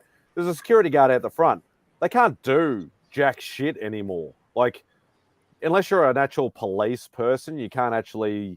I remember back in my day working in retail, I used to bust shoplifters all the time. I'd wait till they get out of the store and then I'd pin them to the ground and take what was ours and, and wait for the cops sort of shit. You can't do that stuff anymore because everything's, I'm going to sue you and I'm going to do this. And you can't do that here either. Yeah, you can't do that shit anymore. You guys want to move to Virginia because you can here. We don't tolerate that crazy ones that end up on YouTube and shit. The security guard chased down a random ass person at Walmart. Am I by myself? And I personally miss the good old days where if somebody does something fucked up, he gets a good old fashioned ass whooping. The people around, they're applauding for the ass whooping, and then everybody walks away. And the guy remembers that ass whooping very well. So it makes it you won't do it again. It makes him think twice about doing something. I think we need to implement laws from other countries. I'm all good with the caught stealing. You get your hand cut off. No, don't cut people's hands off. Yeah, man. People will just accuse people of it. Yeah, you can be like, hey man, you see that guy? That's true. What about the EA? I will say this though. I agree with CJ, and I think me and CJ probably agree on more than 99% of the things than what we talk about. I will say this though. I can't have a old school mindset without progression, right? So like sometimes you have to go against, like, I am famous. I have evolution, baby. Along with my jobs, along with what I do, I have 2 small businesses, a couple of YouTube channels. Like, I do my thing, right? I can't have old school thinking involved with things, because a lot of people like to say things like, "Oh, you can't do that." Like I tried to shoot a rocket off, right? And they're like, "Oh, you can't do that. It's illegal." And I'm like, "What's the law?" And nobody knows the law. And I'm like, "Well, if you don't know the law, why are you in this conversation?" Like, I have a problem with people in a conversation that don't know or understand the conversation. Like, I have a problem with that. Yeah. Like, when people tell me I can't do something, so I'll break it down this way. I have Don't bite if you can't back it up. I have a very strict rule. If I cannot do something, that is a physical thing. I cannot physically do something. If you say I can't do something, that's a mental block that people put up in your head. Right? If somebody says you can't do something versus you cannot, like if you tell a person in a wheelchair, you cannot run a mile, right? They're in a wheelchair. Like, I'm going to agree with you. But if you say, "Hey, Pocan, you can't shoot a rocket up into the air," that's a can't. That's a mental block. It means you don't know something.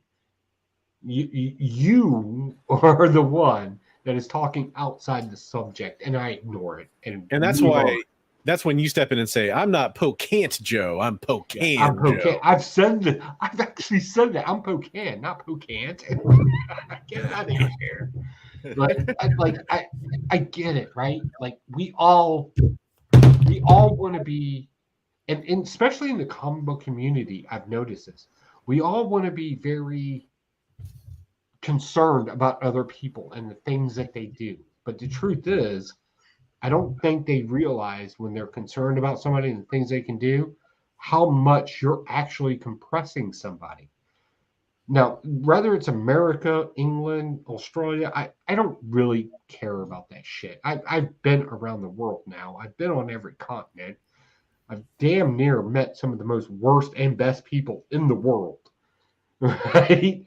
And I'm going to tell you right now, and this is me on a slight soapbox, right? Because I very rarely get a platform like this. So I'm thankful for it. I will say this. If you generally have an idea and you generally want to do it, right? All you have to worry about is your local laws and your local people. Are your people cool with it? Or your laws cool with it? After that, do whatever the fuck you want. And if the government says, "Hey, I'm not going to give you a loan, I'm not going to back your business," you're fucking up. Because the government's really generous right now. Now, what if the public is good with it, but the laws aren't good with it? Then what happens? That's called a revolt. Revolution. Yeah, I'm kind of cool with that.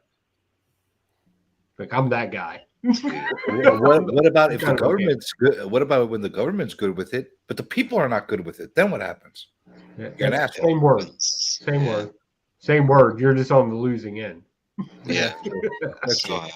Remember, the people will always win versus the government. Those are a small number of people. You can change that in a heartbeat.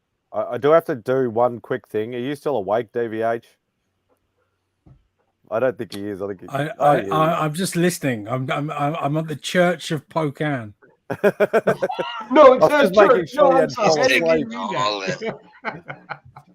I'll tell you what, and Hey, Joe. not to point out an obvious fact, but I'm instilled with the same spirit, right? Living in Virginia, that we had during that same revolutionary time. I live in an area where I can go visit those battles. I'm in an area where I get to see speeches reenacted and things like that. And that stuff really motivates me to remind me of why I'm here and what I do and why I can do it in other places in other parts of the world when I was a soldier. And I'll be honest with you, man, it kind of, I'm not going to say it justifies what I do, right? But it does make me feel slightly better about what I do.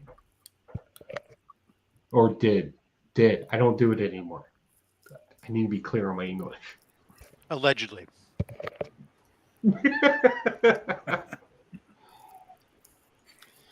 Hey, on that note, my pizza's here. So, Spidey, I really wanted to thank you for bringing me on here. It's such an honor to be here in the Outback. Thanks for hanging out with us, man.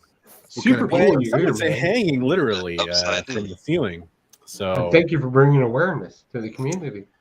Hey, man, absolutely. And I appreciate the information. Appreciate all the people that we're getting more eyeballs on it just in this conversation. So that's awesome from my perspective. Sorry, I got to go run and get some food, but it's like almost 9 o'clock here. I got to eat. Thanks, Bronze. I greatly appreciate you jumping on, mate. Hey, absolutely, man. Looking forward to being on again. Have a good night, everybody. All right. Have a good night, Bronze. We lose Bronze, and we get another legend. I bet she's depending on what he Vegemite says on when he pizza. first hops on. He throws out legend a lot. Oh, but no. Okay, it was legit. Okay, fair enough. Yeah. We have the most hugest YouTuber now. No, you guys got a significant drop in popularity right there. But yeah, I'd be kicking myself in the balls if I wasn't part of the first Spidey'S Outback. Me too. I thought I don't need to come to another one. Here and the last one. That's all I ask. You can turn down every request. Well, what if there's one and the same? That's it. 2 birds, 1 stone. That's what I'm saying. So how many fingers? DVH and Rob DVH show is puffing earlier. away. 2 birds. How 1 many stone, fingers 1 bird, on Blue 2 Beetle? twice stoned. There you go. Well, we were all at Biggie's channel hanging out or before this, and we're like, ooh, a notification. Spidey's about to go live. Let's go and give him support so he doesn't freaking die out in the outback with the kangaroos kicking him to death. So I'm happy that we're here to support you. That's all right. I had a Canadian waiting in the backstage 25 minutes before I was going to go live, so I was quite happy. He was eager. Yeah, he didn't know the time difference. I showed up early and nobody was here, so I took off. I was like, screw that. I ain't sitting around. You know what? I just legit waited and then just sent the request, which is okay to deny at any time. Is it called waiting or stalking? No, just waiting. Okay. Fine with that. You know you're always welcome, Joe. If Joe was stalking, you wouldn't know he was there anyway. So Right? You sneak up on it. That's why I'm watching. Like, for instance, 2 weeks ago, I was watching Comic Journey sleep. And did you know he sleeps on his left side and he slightly drools? Right. That's intriguing. that's why my back was always wet. Well, stop jewel shaving me. Right. All right, I don't want to eat on the whole stream, but congrats, Spidey. Well, what are you eating? Thanks, brother. I'm eating Rose's Cafe. Rose's Cafe. Interesting. Is that a dish or is that a plate? I have no idea what that is. What is It's that? it's Tex-Mex. It's a little. I'm eating peanuts. What are you eating? I just had a bean and cheese taco, and now I'm having a chicken and cheese taco. Nice. And do you feel that you're been eating a lot of Tex-Mex considering you live in Texas right now? I did, but I loved it. He's in Texas. Yeah. Yeah, and you know what, Journey? It's a still lot do. different here that I have to grab whatever's available because they're not open all night here. Yeah. Yeah, That's another Well, thing. Whataburger is. Yeah, but the line, that's the The only line line. is crazy. Like 2 hours. And later. normally I only know this from my training at Fort Hood. This is the only reason why I know on any an of it. empty lot, that's still a half-hour commitment. And there's much better food on Astoria Boulevard, ain't there, Journey? Oh, hell yeah, baby. All right, gentlemen, have a good night. I'll be stalking. Thanks, Nick. Love. Okay, guys, and I'm everything. also going to bounce because I've got to be up in 5 hours for the World Cup final. So, Yeah, I'll tell you how that works out for you. You don't even have to watch the game. okay, brilliant. Yeah. Who's playing? Sports. Some I'm guys. catching it on the replay. I'm actually a soccer fan. I'll catch it on the replay. Like, normally I don't do sports ball, but it's been a while since it mattered. And Yeah, you don't have a choice. What I do know about sports ball is when it matters, it's actually quite good. So, you know. By the way, U.S. women's out. So DVH, are you saying that you're watching it is kind of like very much like the IT crowd? And they're It would be if I had watched any of the IT crowd. Oh God, you're killing me. No, I've never That's watched it. That's like Dave. it's like it's a hole in my. The whole scene when they're at the soccer game or the football game together. Oh yay! He kicked it to the ball to that guy. Oh yay! He kicked it again. I'm better than that. It's, Whatever. dude, I'm you gotta coming to watch that. That was England, and we're going to be hooligans. as long as if you've ever had to interface with the public, even if it's not IT related, that show is just great. I know people love it. I've just never ever sat down and watched it. I should do that. I mean, it's there. It's worth a watch. Whatever. Best English show ever? Misfits. I'll fight a person. I've seen a bit of Misfits, but never really seen sort of like superhero-y type shit. Like I watched it all, but dude, that is classic. 4 seasons. It was good. 4 seasons of it. It's on Blackadder Hulu. seasons 2 and beyond. I was always partial to stupid. Hello. See, now that I've seen. I'll tell you right now, it's like drinking a Guinness. It's brilliant. Thin Blue Line, that was another good one. Thin Blue Line's fun. Blue Lines, yeah. Yeah, that's pretty deep cuts. I'm impressed by Chef. that. That's, Also, I hate to say this, there's American Shameless and then there's English Shameless. Oh yeah, the English both Shameless is better. I like both of them. Did you think the Office in England No, or the no, Office here is not. better? America was better. Like That's Ricky. That's Ricky. that's a really hard argument for me. Like because the English one it's quite different at the same time. Like because as a sitcom, the American Office is quite a lot better as it goes on. But the British Office is really, really well observed, especially if you live here, you know how they act. That it's incredibly well observed. Yeah. So I'll give you that. Yeah. For us, we forgot. How can I forget? We also forgot Faulty Towers, man. Come on, Faulty Ah, Towers. classic. Faulty Towers is Really? Doctor Who. Doctor Who. Yeah. We might That's as not well a- say Monty Python because that's all it was. That's sketch comedy. I said Well, so is NSL, but we love It's still NSL. some of the I best mean, shows yeah, ever that is made. completely different. Like Faulty Towers is Ugh. it's not perfect How because about- it has okay, episodes so that I'm aren't gonna say something as that good as others, but the rest of the group may it's not very know. good. But I'll tell you one of my favorite things I used to watch in Iraq: Babes in the Woods. Yeah. I can't believe that. Well, that's quite funny because I don't I know enjoyed many that. people I that know enjoyed Babes the in the shit Woods. out of that. Like even in England, I don't know. I don't know people that know You don't know Babes in the Babes Woods. in the Woods? Yeah, That's I mean, the I English know, version but of it's Friends. pretty Like, obscure. Yeah, that is the English version of Friends here in the U.S. I'll I'm go telling look you that. right now, Babes in the Woods, because I was on an English base for 6 months, it was either that or a bunch of other nonsense. So I just picked a random, after a high impact day, you just kind of want to unwind. Something to chill. So you watch the first thing you can at the local recreational center, and they always play Babes in the Woods. So we would sit there, and me and a bunch of other Americans, we would watch it. A couple of English soldiers would watch it with us. And then we would scream and yell at each other. It was great. Like, I don't know what they're saying. Like, you invented the language. Fucking speak it. But it was a funny banter between all of us. I've actually got to hop off, guys. I got to go eat. It's like 10 o'clock. What are you going to eat? Well, All I'll right, guys. I'm going as well. See you later. Right. Take it easy. Have a good Watch night. the Babes in the Woods. I will. Remember that. Babes in the Woods. Bye, guys. Thanks, Mike. Take it easy. Thanks again for coming up. DVH. Show today there, DVH. And then there were 4.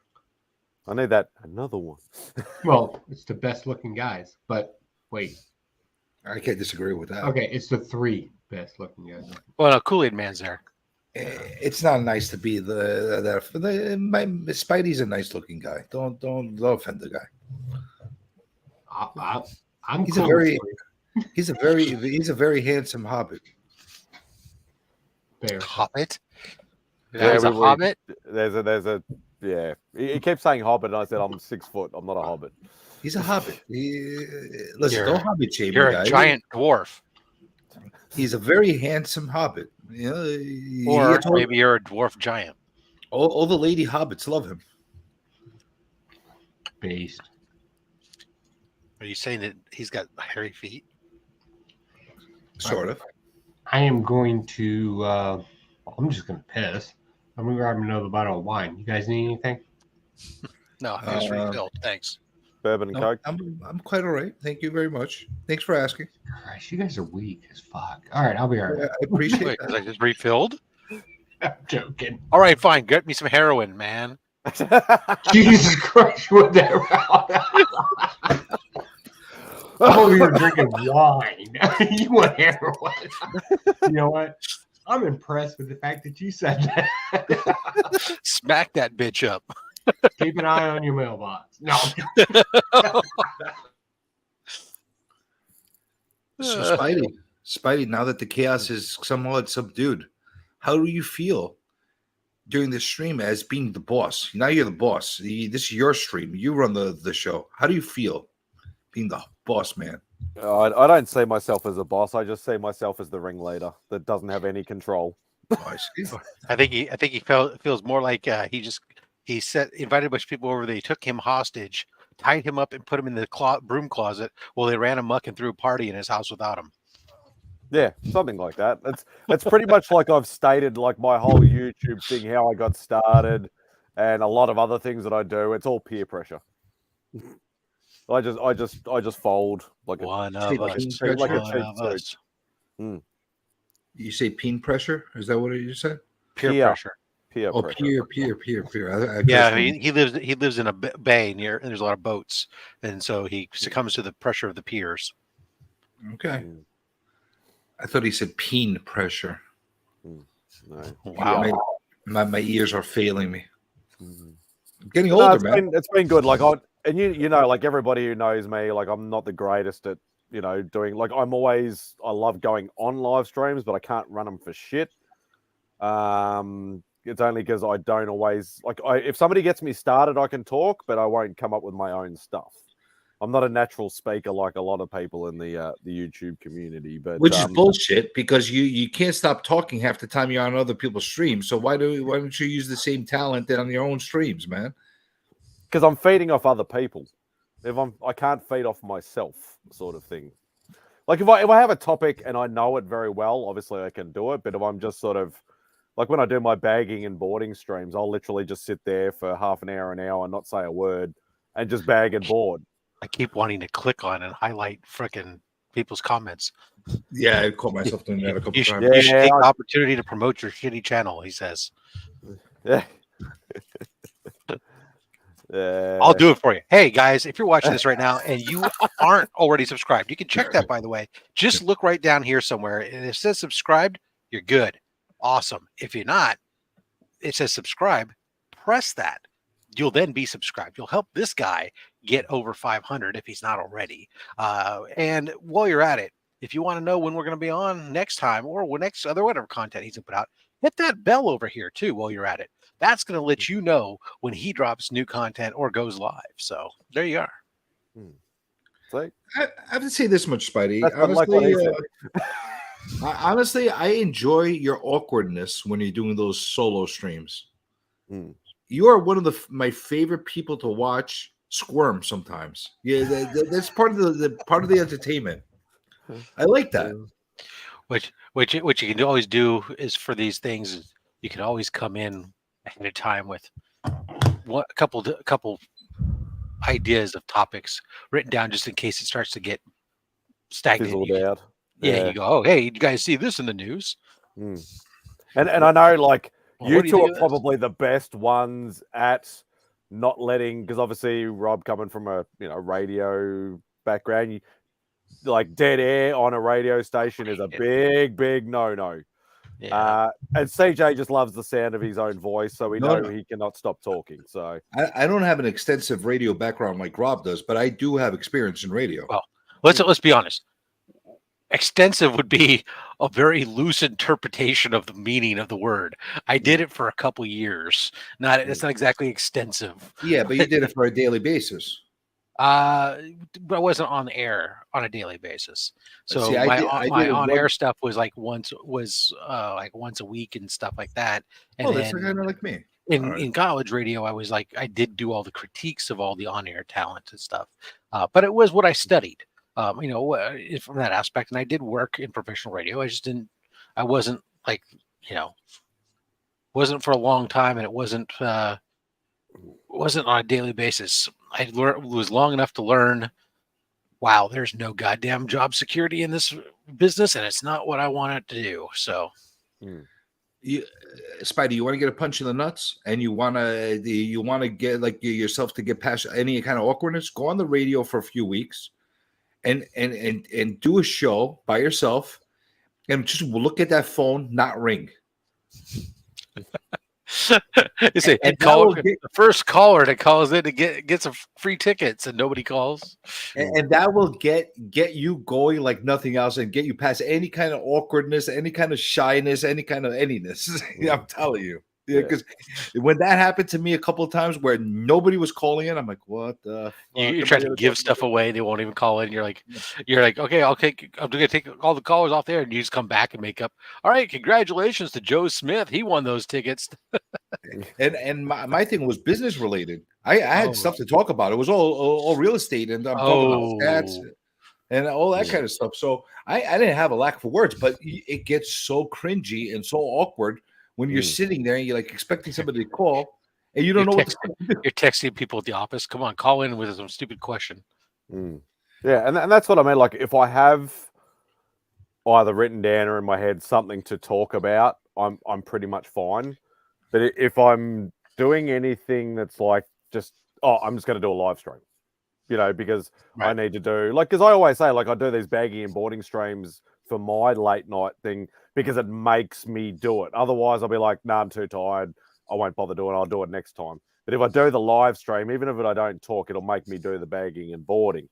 But yeah, half the time, if there's not many people in the chat, I will literally sit there in silence, whether it be for 5 minutes or half an hour. Most of the time, obviously, some rando, or somebody that I know will jump in, not necessarily on the panel, but on the actual stream itself, or on the chat, and we'll fire, comments or questions or whatever. So I can usually get over it. It's usually just the start.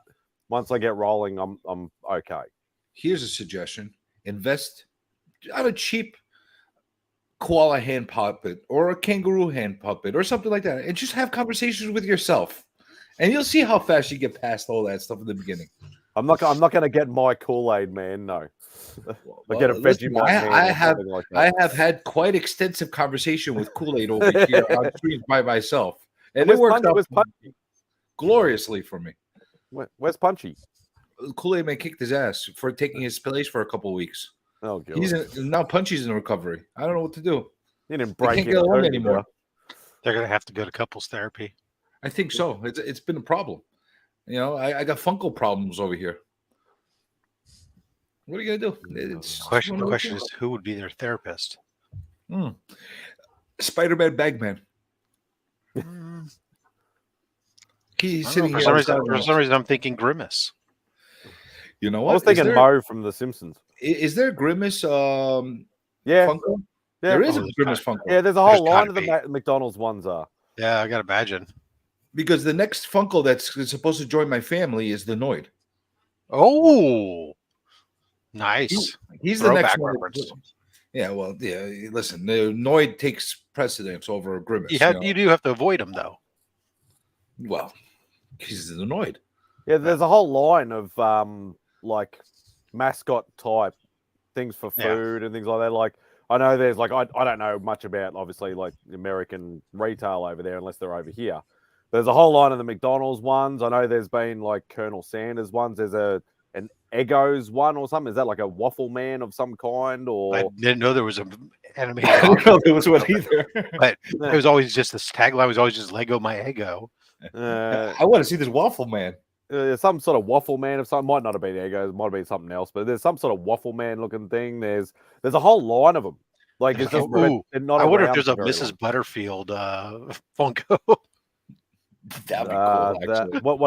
What's the mascot?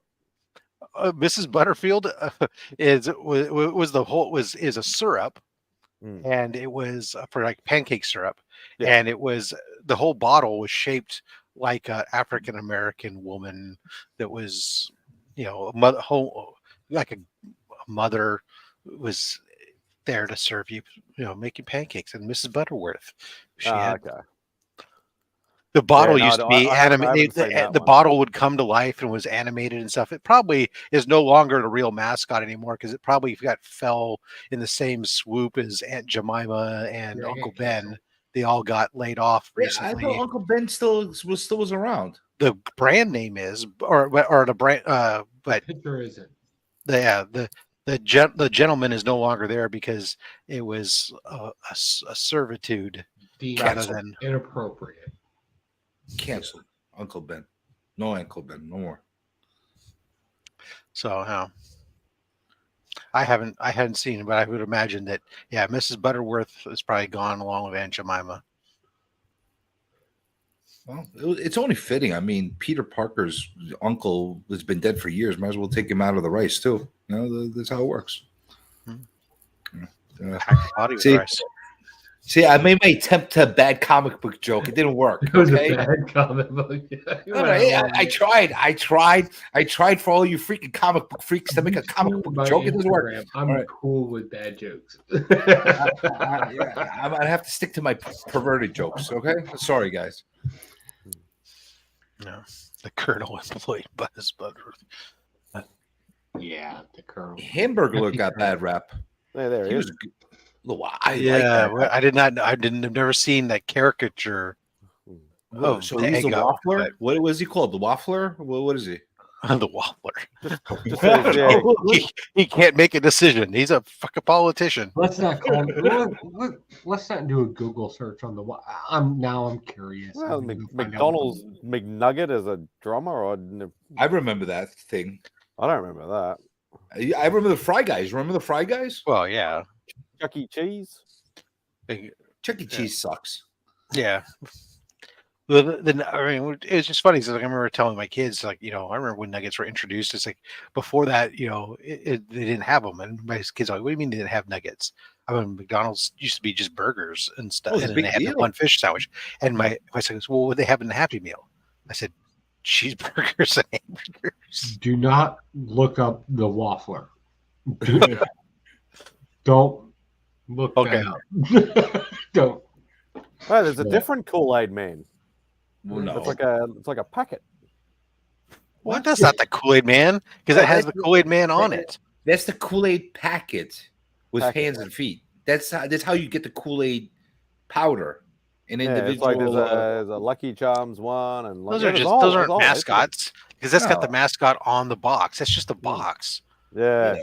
I still have my Kool-Aid White Castle Man or something. That Mr. Comic Hermes gave me. I still have it. What the fuck is White Castle Man? I never even heard of that. I'm gonna put it in some bullshit wine to spice it up a little bit. Everybody has to be joining the club with their stupid mascots. Make a good one. I miss the days of good jingles and good mascots. I got a great mascot. Did you not get my patch? I got your patch. It's a great mascot. That is great. Yeah, but you're not selling hamburgers. I want my hamburger guys to You want sell. me to make you a hamburger? I'll make you a hamburger. I want a fucking Joe hamburger. But cook it with the blowtorch, though. I will cook it with a blowtorch and mail it to you. Acetylene torch. Cook it with an acetylene torch. It'll be nice and crispy on the outside and raw as fuck on the inside. Okay, raw makes you a man. we call it burger tartar. Yeah. Others call it not edible. Call it a frisbee.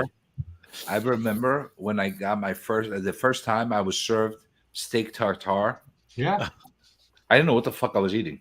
I enjoyed the shit out of it. I've had steak tartare. Yeah. I take a bite and I'm like, this is kind of like raw meat. What the hell is this? It didn't bother me because I eat raw fish anyway. So, like, what the fuck is the difference? Raw meat, raw fish. The only thing I won't touch that's raw is pork and chicken. Please don't eat. Yeah, don't eat chicken sushi. I guarantee chicken sushi is not a thing, folks. Don't do it. Pork. No. I'm not a big fan of chicken. Unless you want to ride the porcelain train. If you're lucky. I don't like chicken to start with. I think it's the dirtiest animal that we eat. Out of all the animals that we eat, I think chickens are the dirtiest animals out there. Dirtiest? Really? No, they're dirty. Oh, have you ever seen chickens in a chicken coop? Yeah. Yeah. They're so fucking dirty. They're the dirtiest fucking animals. They eat their own shit. Pigs? They're worse than pigs, dude. They're worse than pigs. They'll eat each other. What do They'll you eat know their own about shit. Shrimp and what they eat? Well, shrimps are bottom feeders. You know what? I don't care about what it lives or what it eats. All I care about is what it tastes like. Oh, I'm not a big fan of the taste either. That's the thing. Well, that's a reason then to not like it. But So I'll eat chicken over most other meats. And I love the way everybody tells me everything tastes like chicken. No, everything does not taste like chicken. Chicken tastes like chicken. Alligator tastes like alligator. You know, things have the texture of chicken, maybe, but that's turkey does not taste like chicken. It tastes like turkey. No, turkey actually, kangaroo does actually taste a little bit like chicken. Actually, like the kangaroo I get here, I mix it with deer meat. It tastes more like beef to me. I've never had kangaroo, but I'm being subjective.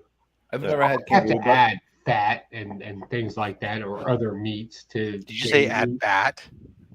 Yeah, fat and things like that. Oh, fat. I thought you said bat. Is kangaroo anything like you were adding bats to yourself? I was like, oh my god, So, what kind of wet market are you going to? At our local butcher, he knows I like exotic meats, but he knows I don't like paying full price. So he lets me know when things are kind of reduced. So I'll grab exotic meats and I'll mix them in with hunted meat, right? And I'll mix those together, and then I'll make burgers, chili, and things like that out of it for various charity events and stuff like that. Is there any similarities between kangaroo and elk or deer or anything like that? I like elk and deer. So, as far as I'm concerned, and this is a preference, I've had like straight kangaroo, right? And I like straight kangaroo. It's great. It's tail meat, really, at the end of the day. Same thing with alligator. But the great thing about it is if it's straight meat, like if you're looking at it 80-20 percentage or 20-80, you definitely want to take the game meat out of it. So adding another meat to it definitely does that. So like beef, pork, whatever the case may be. So if I'm making sausages, right, I'm adding more pork fat to it. If I'm making hamburgers, I just want to supplement it with something else, just to take the gaminess out of it so it melts out. Everybody's like soaking in milk and all this other stuff, and I'm just like, no, just grind it with something that you normally eat. You'll be fine. Yeah, because I don't work hard at this stuff. I just do it. Do you like ostrich? Yeah. I'm not a fan. I've had it multiple times. Not a fan. Ostrich. The weird thing about ostrich is it's always served rare, which is weird to me because it's a bird. Yeah. By the way, red meat. It's a red meat bird, though. All birds are edible. Every bird in the world is edible. But you know, ostrich. It's not. It is obviously a bird, but the meat itself is kind of like a red meat instead of like a poultry meat. If you grind it, it's a red meat. Yeah. But if you cut out the breast, like I had a breast of an ostrich, right? Okay. That didn't taste like red meat to me. It tasted like a roasted turkey to me. Okay. I'm gonna eat an emu. I haven't had one of those little fuckers. They look ugly, and I wonder what they taste like. Yeah, I don't know how well you'll go with that because they're like Meat on fuckers. They're not a thing that people will actually like produce or anything like that. Because people like farm emus, but emus for the eggs because the eggs are like giant. Yeah, I've had emu before. I've had eggs. I've had emu eggs. It's not a protected. It's not really a protected species, but it's not something you'll animal. find. Yeah, it's farmed mainly for the eggs more than anything else. But it's But not. as Yeah, they you get can older- get it, but it's not very common. I've had emu twice. Not bad, but like I'm not like craving it. It was kind of bland to me. It seems like something that would be very nervy, very stringy meat. So, no, it's like chicken. Okay. It's the same type of meat as chicken. Okay. Really? Because I tell you, what I'm looking All at. birds are the same. It's an ugly ass bird. Yeah. There's one in my mom's Their meat hometown. are the same. They have an ostrich farm, and they raise ostrich and emus there. So that's where I've had that kind of stuff. Mm-hmm. It doesn't look like chicken to me. That actually looks very appetizing. That looks like steak, but you notice it's rare for a bird. This is emu round steak. Yeah. So a bird being rare is Not a good caution, idea. right? But you'll notice that you eat it rare. Is this what it Well, would a big bird like that be under the same guidelines as the little bird? delicious. It does look. It looks very appetizing. Yeah, definitely eat the shit out of it. My favorite bird to eat is pheasant. I like chucker. Have you ever had chucker? No, I haven't. I like Cornish It's game very hens. similar. Where you would hunt a pheasant, Those are good. chuckers are usually there. Is that a type of bird? I've never even heard of it. Yeah. Yeah. If I had it, I didn't know what it was. Yeah. So if that's the case, but pheasant, I love. I love pheasant. I love pheasant too. I hunt think it's pheasant great. every year. What is it? Pheasant, chucker, Ostrich, duck. deer, elk, and then I fish and bird. I hunt a lot of bird. I'll eat I bet you've never eaten a cassowary. What the I'm fuck not is even that? sure what that is. That is, well, like how like everybody says, oh, Australia is one of the deadliest places. That is the deadliest bird in Australia. It's the size of an emu, but it has like a massive, looks like a stone sort of pike on its head that will literally crush a rock, and it has claws that are like, bigger than a big game cat. Like This it is a bird. and this Like is a a bird. dinosaur. Can you hunt this? Like, are you allowed to hunt it? I'm not 100% sure because they are in a lot limited numbers more than an emu is. So I'm not sure whether it's a protected species or Is not. it farmed? That I'm not sure actually. Can you go to a restaurant and eat it? That's what I mean. I don't know. I don't actually know. I don't know You know whether. what? I will give up. Like I'm being public right now. I will give up going to Australia. I will give up doing heroin. I will give up raping a shark. I will give up being a bastard there if I can go there for one night and eat this exotic animal. Let's have a look. How do I do this again? Like sounds I like a will wild put that beast. at the top of my bucket list. I'm sorry. How is a pigeon a pheasant? A pigeon is not a pheasant. No. Pigeon's not a pheasant. Nobody said that. I don't know what the hell. Apparently, emu fajitas are a thing. I want to So eat that thing. That is a cassowary. I want to eat that.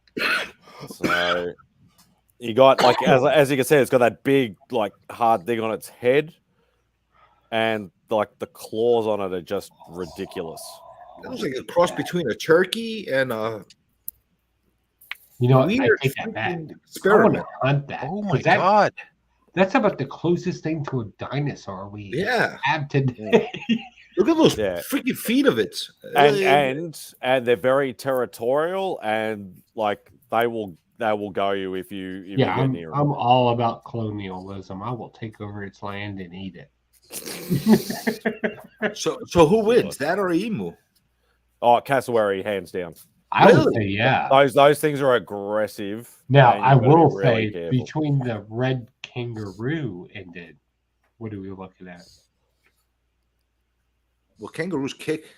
No, a red kangaroo is slightly different than the kangaroo we know. So if we put a Red kangaroos are the big boys. Yeah. They're like I'll say grey kangaroos. Like I can drive 20 minutes to like a suburban area and see them in some, like in a little patch of bush sort of thing, whereas a red kangaroo is like in the outback.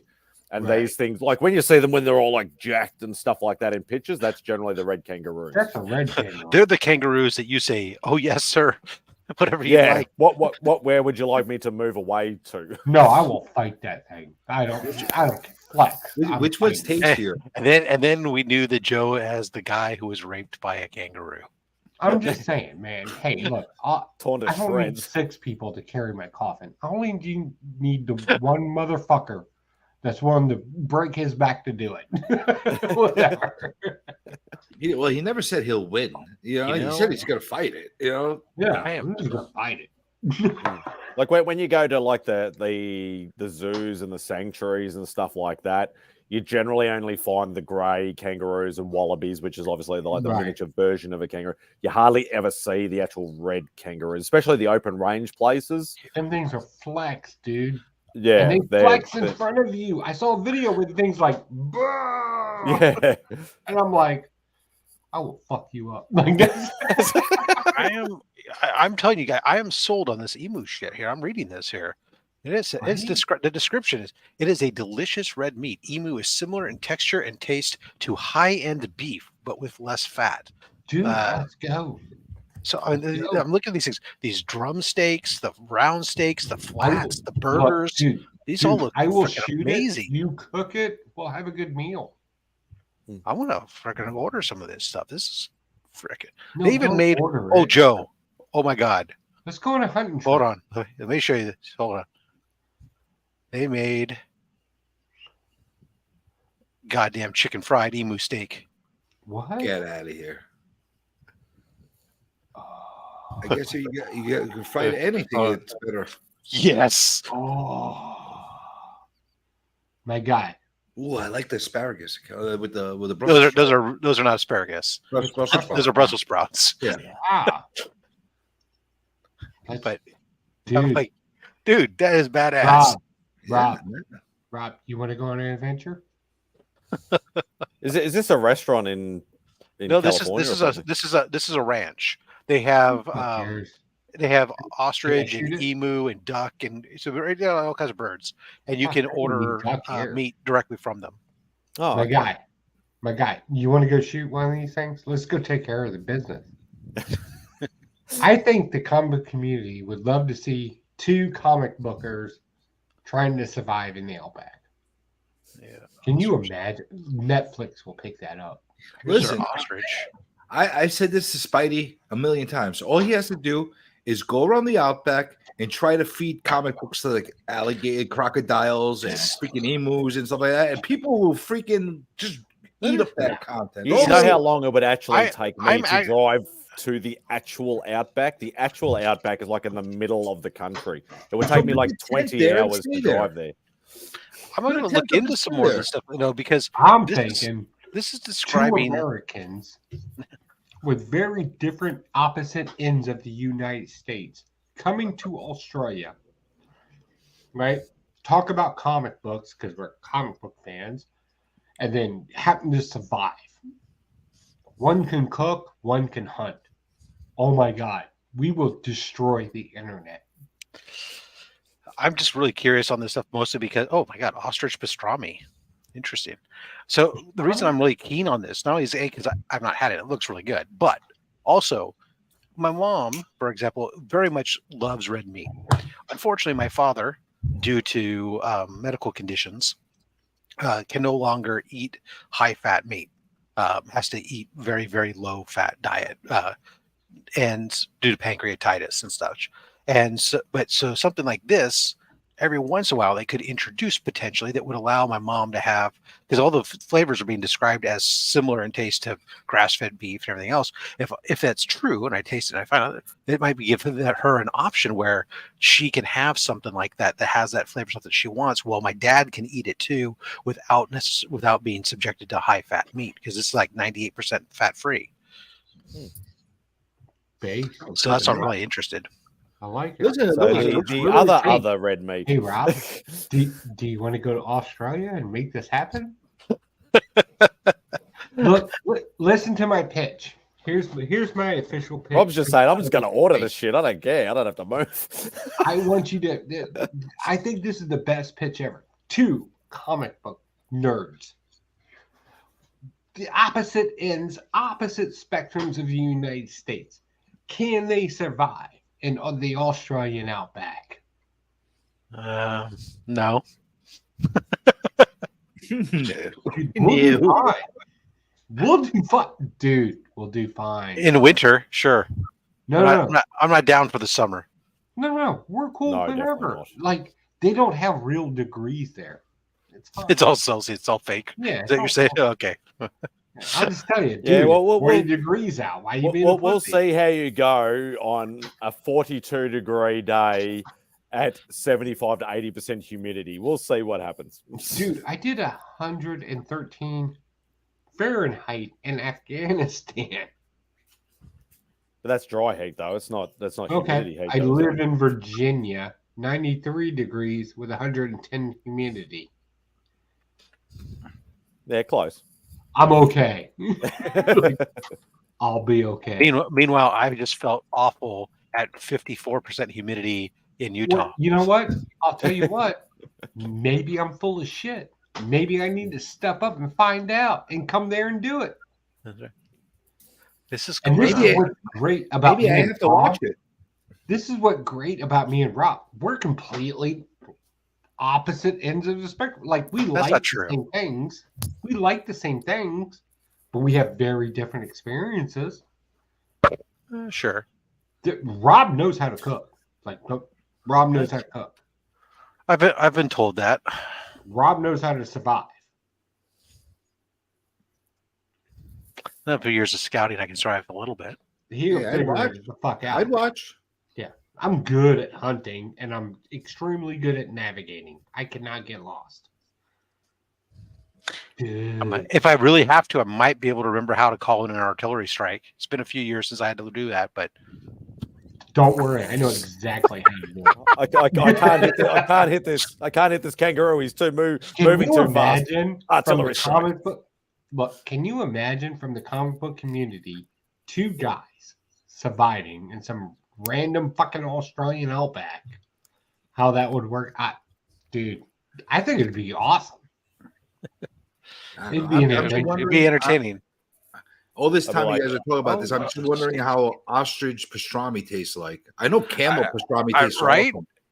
I know camel pastrami is awesome. I don't know if you ever had it, I'm but just it's saying. really, really good. But I don't know I what love ostrich pastrami. would be. They're bad down here, Biggie. They like during the summertime. They Dude, I like live in a swamp. I'm used to mosquitoes. yeah, they drive you nuts. Yeah, I don't like mosquitoes. it's a pain in the butt. It's But like you know the flies great during thing the about day and insects mosquitoes is at night.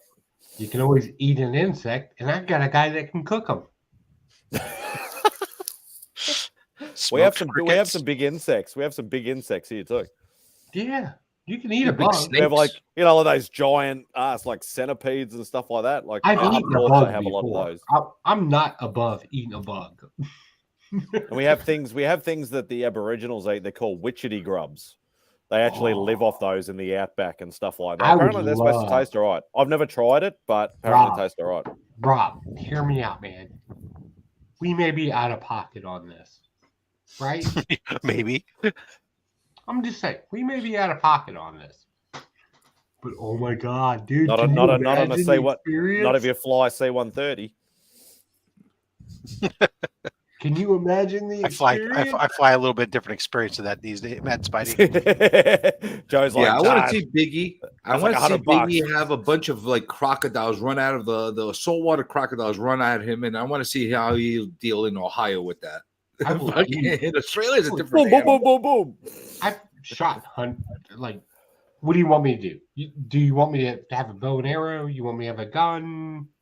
What do you want me to do? A spear? I wanted you to try and stop a water buffalo. No?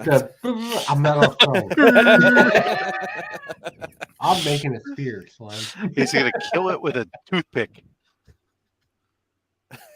I'm just saying, if everybody else wants to see how somebody lives in a survival situation, let's take some comic book nerds and see what they can do.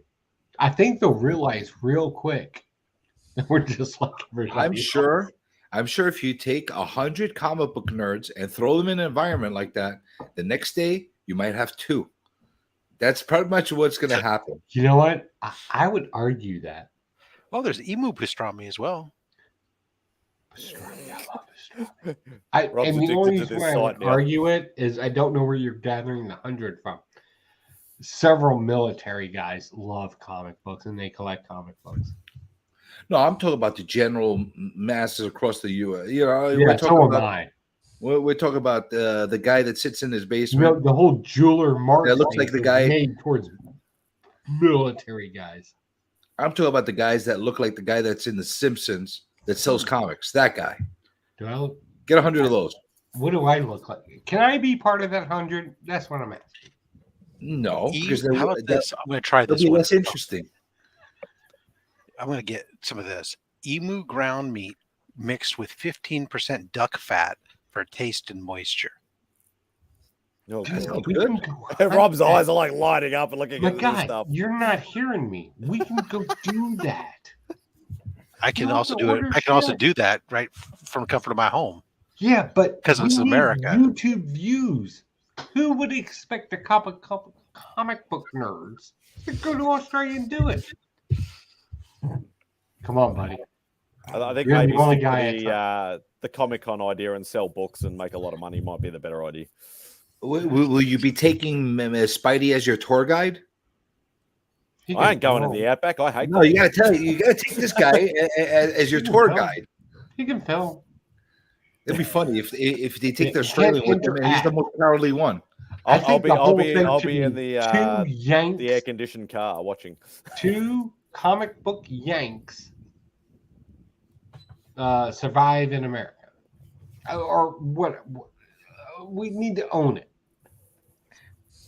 Glitter is so lucky that I'm like I'm not in a very like with all that eating of humans and stuff like that. I'm not in one of those moods where I could really elaborate. So I'll leave that conversation for even later in the night. Humans.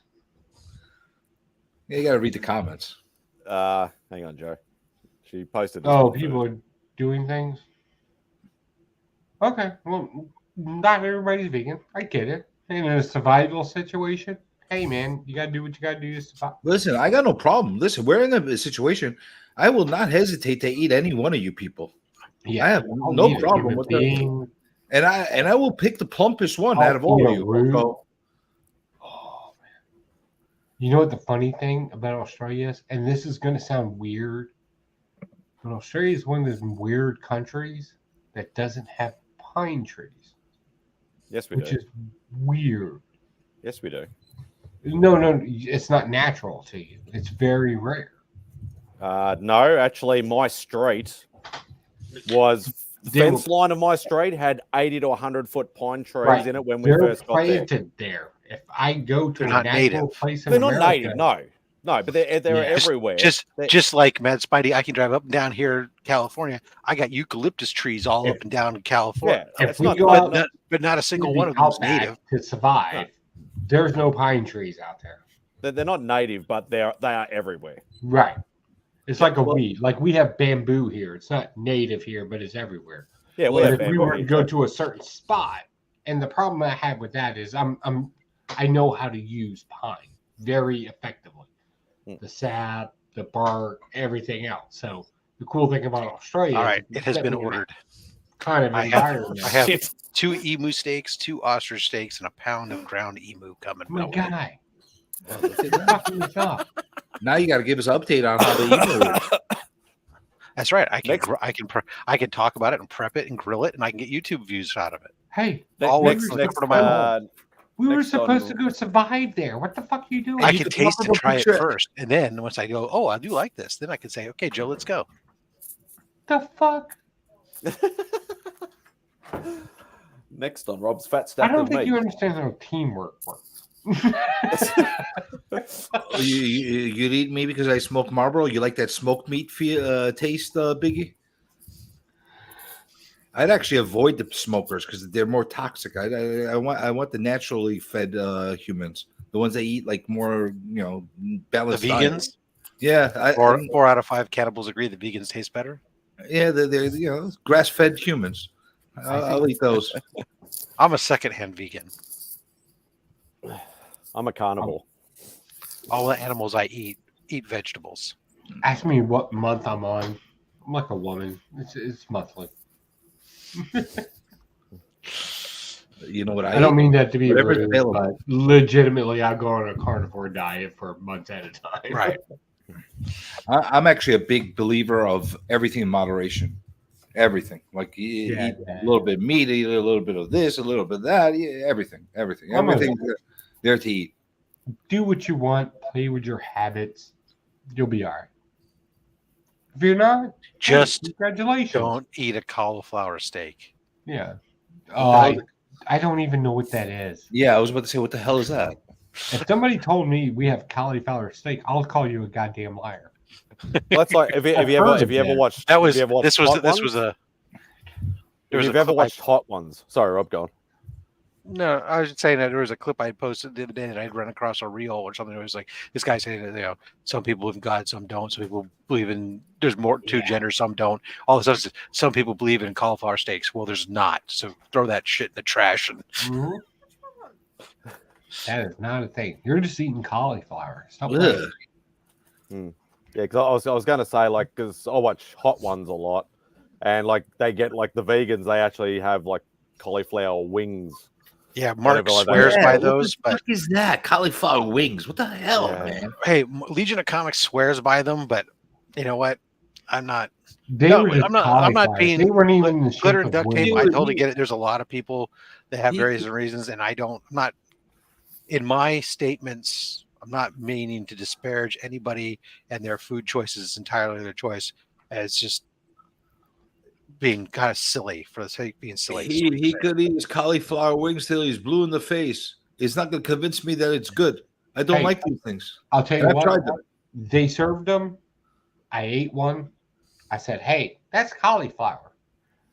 Congratulations, you made a vegetable." And then I moved on to everything. God, look at Biggie's comment. I still think that it was hilarious that when there was when they started coming out with a lot of these plant-based this and plant-based this meat substitutes and whatnot, which of course most of those things I tend to think are for transitional vegetarians and whatnot, because vegetarians and vegans are fine with their choices. They don't need imitation meat. It's bullshit.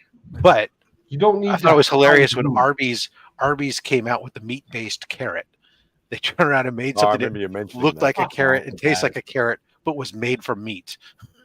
When did you do that? I don't remember that. I know it was you can look at it. It was a limited. It was basically something they just did because it was like a time when McDonald's and Burger King and everybody were coming out with their impossible burgers and whatnot, and so they turned around and freaking brought out this meat-based carrot, which was just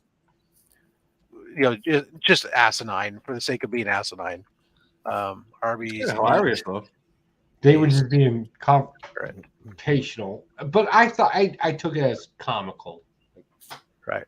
They were just being cauliflower. You put it in a nice broiler. You put a little bit of breadcrumb on it, a little bit of oil, a little bit of garlic. You char it up a little bit. Yeah, it's a nice meal. We know how to cook it. Yeah, yeah, but that's not a meal. No, I'm not going to eat a wing out of it. That's a side dish. Wing. I'm going to eat cauliflower wings. First of all, wings. It's not even a wing. It's so yeah, there's your meat-based carrot. Yeah, no, I'm not having any of it. I'm not with a having piece, any of it. with a I piece think of it's parsley funny. in the end to give you your greens. Oh god. I think it's hilarious, though. I wouldn't touch it, but You know, I think if it's funny. vegetarians really cared about the environment, they would eat meat. You want to know what the largest destroyer of plant life is? Vegetarians? Insecticides and farming. Like just growing farms kills more than anything else. So Listen, do you know where your argument? do you know where the majority of avocados come from in this country? Mexico? Mexico. No, I'm saying from Mexico too, but from California. the states, California. So most of the avocados we're eating are coming from Mexico and from California. Okay, do you know how much fuel, how much energy is being burnt to carry those over to us here on the East Coast? Yeah, so stop eating our food. And you know what the funny thing is? We got somebody. Nobody on the East Coast wants an avocado. Nobody wants it. No, Keep that shit over there. We don't. We're getting this avocado toast shoved down our throats like we're freaking metrosexuals, and I don't want this shit, Keep it man. over there. Like I don't want this avocado has shit. zero taste. I'm sorry. Not a pizza. A pizza. I want a pizza. That's it. I don't want an avocado toast. Cardboard. Fuck it. No. I'll take. I can put marinara on everything. I use marinara for like Italian subs and fucking steak sandwiches. Well, I mean, that's a stromboli, but I put pizza sauce on my lasagna. Fucking love it. Pizza sauce is good. Yeah, I get that. Pizza, tomato sauce. Yeah. Yeah, just straight up tomato sauce. They call it in New York. Ah.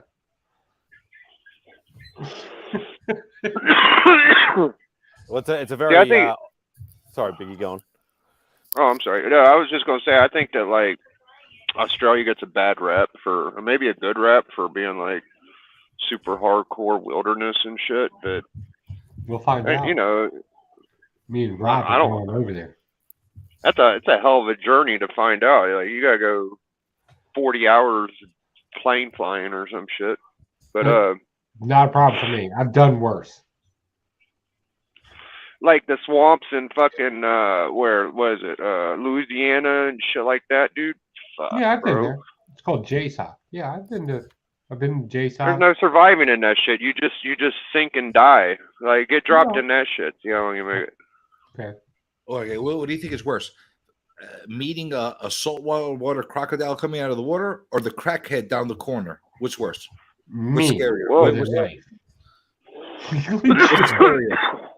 I deal with crackheads more, but a crackhead is smart enough to hold a grudge. Run And away. If you can get away from a fucking crocodile. I tell you this, man. I had this giant dog come at me.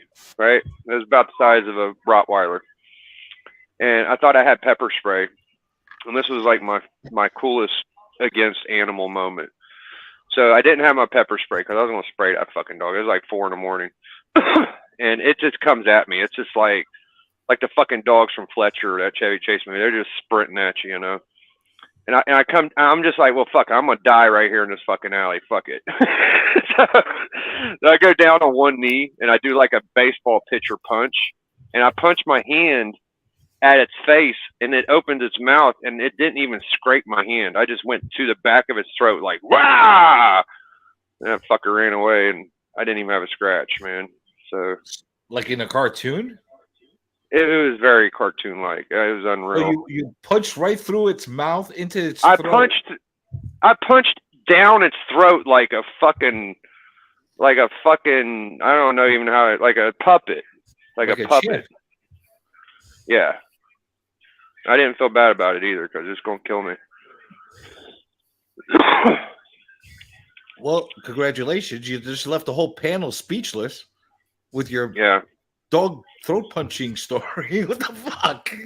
I mean, I was only like 13 or 14 when it happened, so I had little hands. What can I say? Holy shit. Yeah.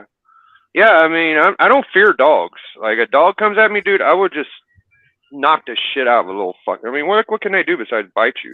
It didn't dawn to you just to kick it? No, I just punched it. I got down. I brought myself down to its level. Okay. I wanted to meet it halfway, so it was one punch down the throat, bro. I thought I was gonna punch it in like the face and in teeth or something, but it didn't even hurt. Like I was expecting to be bloody. Well, I got a new name for you now. You're Biggie, the dog puncher. Fuck dogs, man. No. Wait, who Wild said no? dog. Who just said no? I did. Oh, okay. I just didn't know where that voice came from. Okay.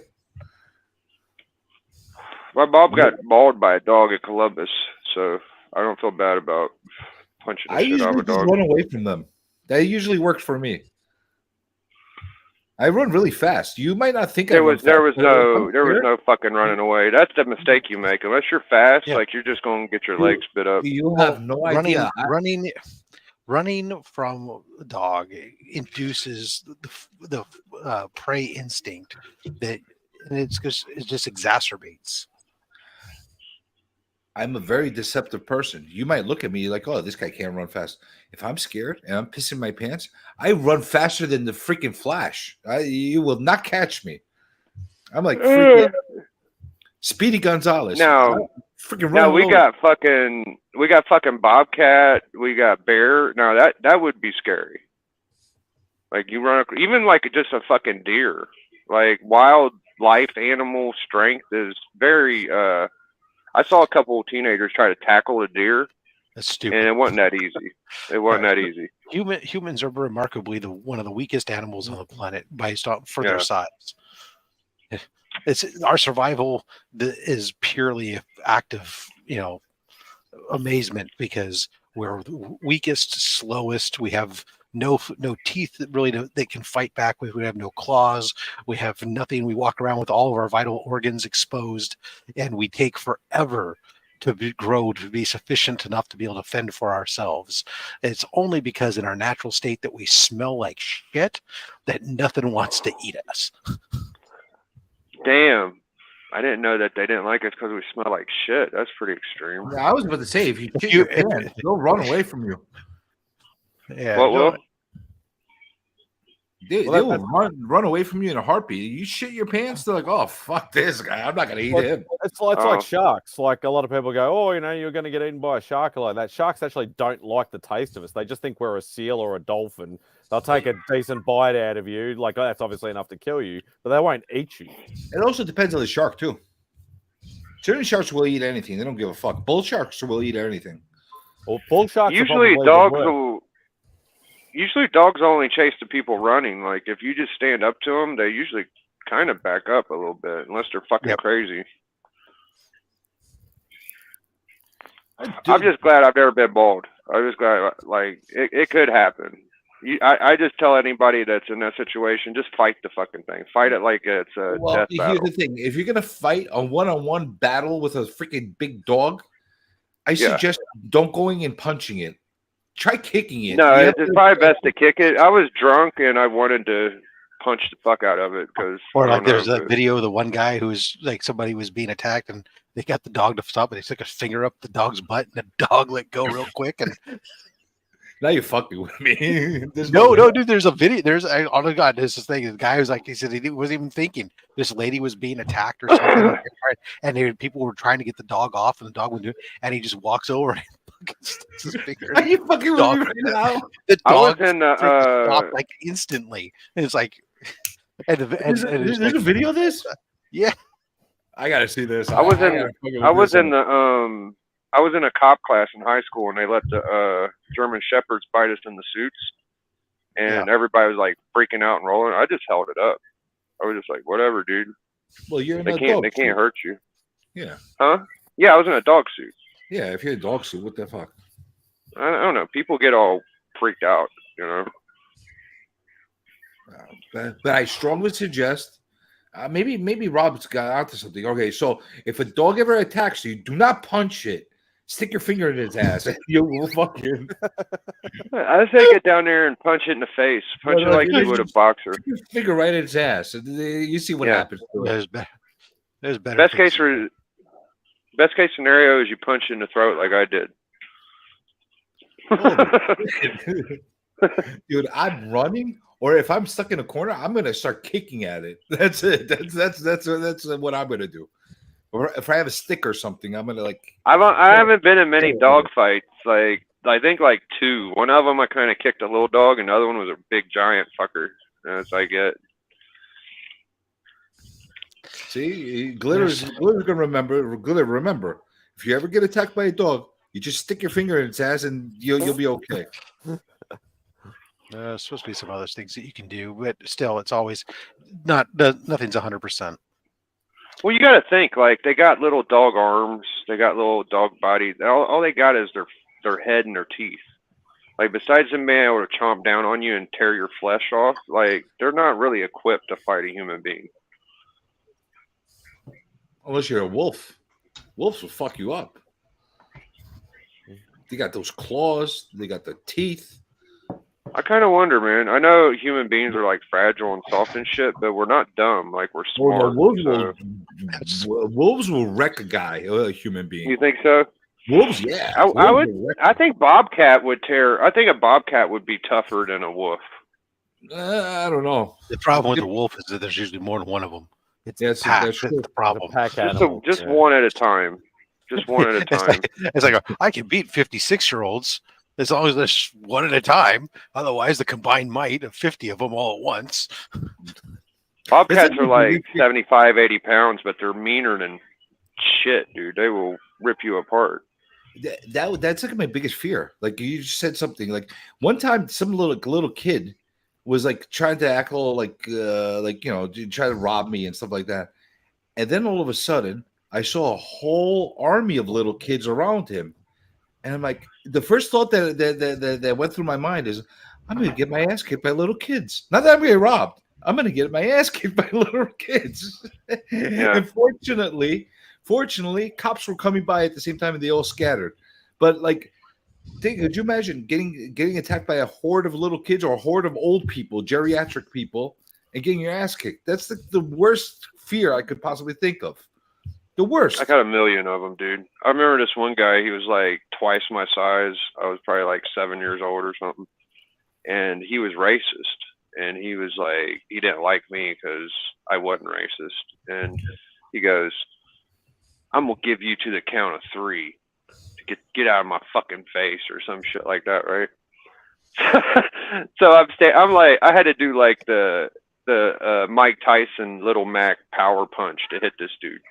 But he got to like 2 3/4, and I just fired back and popped him in his fucking nose, and then I turned around and ran because he had his brothers and sisters, and I got all the way to my back porch, and he didn't get me.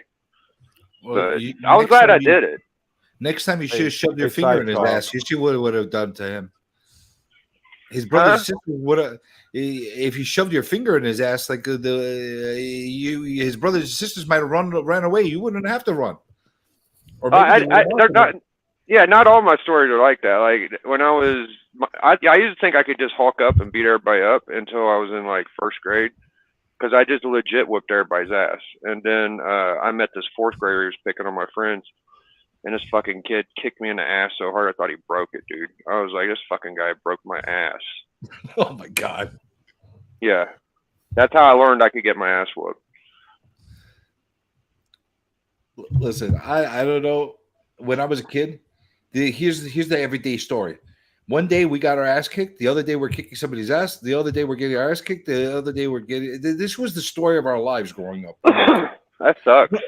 Yeah, it's how it was. Depending on the day and who you catch at the wrong time or the right time, they're gonna kick each other's ass. That's how it was back then. I guess so. But it made everybody a lot tougher. I'll tell you that much. It made everybody a lot tougher and a lot more. I haven't been in a fist fight like 10, 15 years. I'm talking about kids, dude. I haven't been in a fight since like 13 or 14. I don't even think I could anymore. I hurt myself when I cough too hard. I can't laugh that hard or I'll hurt myself, so I gotta chill. But I will hold that little tidbit of the finger as in my back pocket, just in case I ever need it. Thank you, Rob, for sharing that with us. You're welcome. I think the panel and the chat is very thankful of that. That's what I keep hearing. I was hoping to get some rain. Why, is it dry spell in Canada going on? There's been fires. Well, I know there's Oh, fires. yeah. Canada, Yeah, big time. Maryland, yeah. The fires are still going blazing full. People in Ohio were saying that it was fucking up the air quality for like a month. They just kept bitching You should have about seen it. it in New York like a month ago. Holy shit! It looked like the apocalypse happened that day. Out of nowhere, we couldn't believe it. Yellow skies, orange skies, blackouts. It was like, what the fuck is going on over here? Yeah, there was a big thing with the trains colliding in Ohio. Well, Palisade, right? The fires are something that we're familiar with here in California, and I've asked my Canadian brethren. Told them, I said, hey, you know, when we had all the issues and problems with them here in California, President Trump was kind enough to let us know that the problem was we were not raking the leaves in the forest, and that we should have raked the leaves. And so I've been asking our Canadian brethren if they have thought about trying to rake the leaves. Well, the fires in Ohio, nobody's asking them to rake the leaves. It's just on fire. The weird thing is everybody's talking about lasers or something there. Has anybody heard this? No. Lasers. Maybe about there by the fucking Air Force place. Was it? Were you talking? So the Canadian fires were started by the Chinese warships with their new lasers off the there's coast a of whole Alaska. conspiracy theory that they're shooting lasers there to because there was a stimulus for $700 a house, right? And then immediately, hours after, there was another $8 billion going to the Ukraine after $700 on a family. Are you not watching the news? Like that happened. Ever since the last elections, I stopped watching the news on a regular. I watch the weather, and I read business news. That's about it. Yeah. Well, everybody I know that follows politics are crazier than fuck, and if you pick one side, they treat you like you're a piece of shit. So I try to steer clear of that shit. Yeah, it's like I always say. I've never met a politician. I've met a lot of them. I've never met a politician that's an expert in anything. Well, I never met a politician that. Let me get started. Let me just not get started. Yeah, it's probably best. I hear you. Yeah, I go down a rant. Every time I open up my mouth, it ends up infuriating somebody. So it gets fucking weird, man. I'll save that for my channel. I don't want to get Spidey canceled. Yeah. Based. At least not on the first one, anyway. Yeah. All right. So what's our new topic there, MadSpidey? Statues? Great. What statues have you gotten recently? You guys want to see some comic books I picked up at a local if they're the ones you showed us earlier, then we already saw them. Same one. How about something new? Rob, I'm sorry, I didn't even ask you. What did you have any aftermath from the hurricane that was supposed to hit you guys? The hurricane hasn't hit California yet, and it's going to hit about 450 miles south of me. Yeah. Okay. It's Promiscuous Time Traveler's talking about it because he's in Southern California, and at the beginning of the show, maybe you were away when I talked about it. Fuck Southern California. It can go to hell. I don't really care. Well, Kyle doesn't have to worry about it. He could. Although my parents are down there. My dad did send us some videos. They've had right now some early monsoon stuff, tropical storm stuff that's been coming in ahead of it. The hurricane's going to come in. They're going to get a crap ton of rain, and it'll be windy. And there's a lot of old people down there, like my parents, that live in these retirement communities. So hopefully they're all okay. But ultimately, it's a long ways away from where I'm at. I'm just getting some humidity off of this damn thing, which is driving me nuts. And when I say humidity, I mean West Coast humidity. I'm not trying to compare it to what y'all got out there on the East Coast and stuff. I've lived through some of that, but it's used to it when you live in an arid environment. Why the hell is it so much more humid on this side than on that side? I don't understand that. We're both on coasts. So I can explain why here in Virginia. It's because we have a swamp. Our water level. If I go outside right now and I dig a foot in the ground, I'm hitting water, and the water evaporates, and that's what creates humidity. So what's New York's excuse? New York's excuse is steam. The fuck, man! Everyday humidity. It And smells like your shit. humidity is nothing compared to us. No, but our humidity smells worse than yours. Well, that's a totally smelling is a totally different thing. You could go I'll tell you outside. something. It's like a punch to the freaking face. The smell. Yeah, I know. I know the humidity there. That's just rancid. People say that our soil is bad, is why all of our fruits and vegetables and even our meats and shit, because they eat off of that, are not as good as like Greece and Jerusalem and all that kind of soil. Am I crazy? Have y'all ever heard that? Well, in some parts of the country, we hunt a lot here where I'm at, so I wouldn't know that. There's a lot of clean parts of the country still. It's not. It's not old toxic, you know.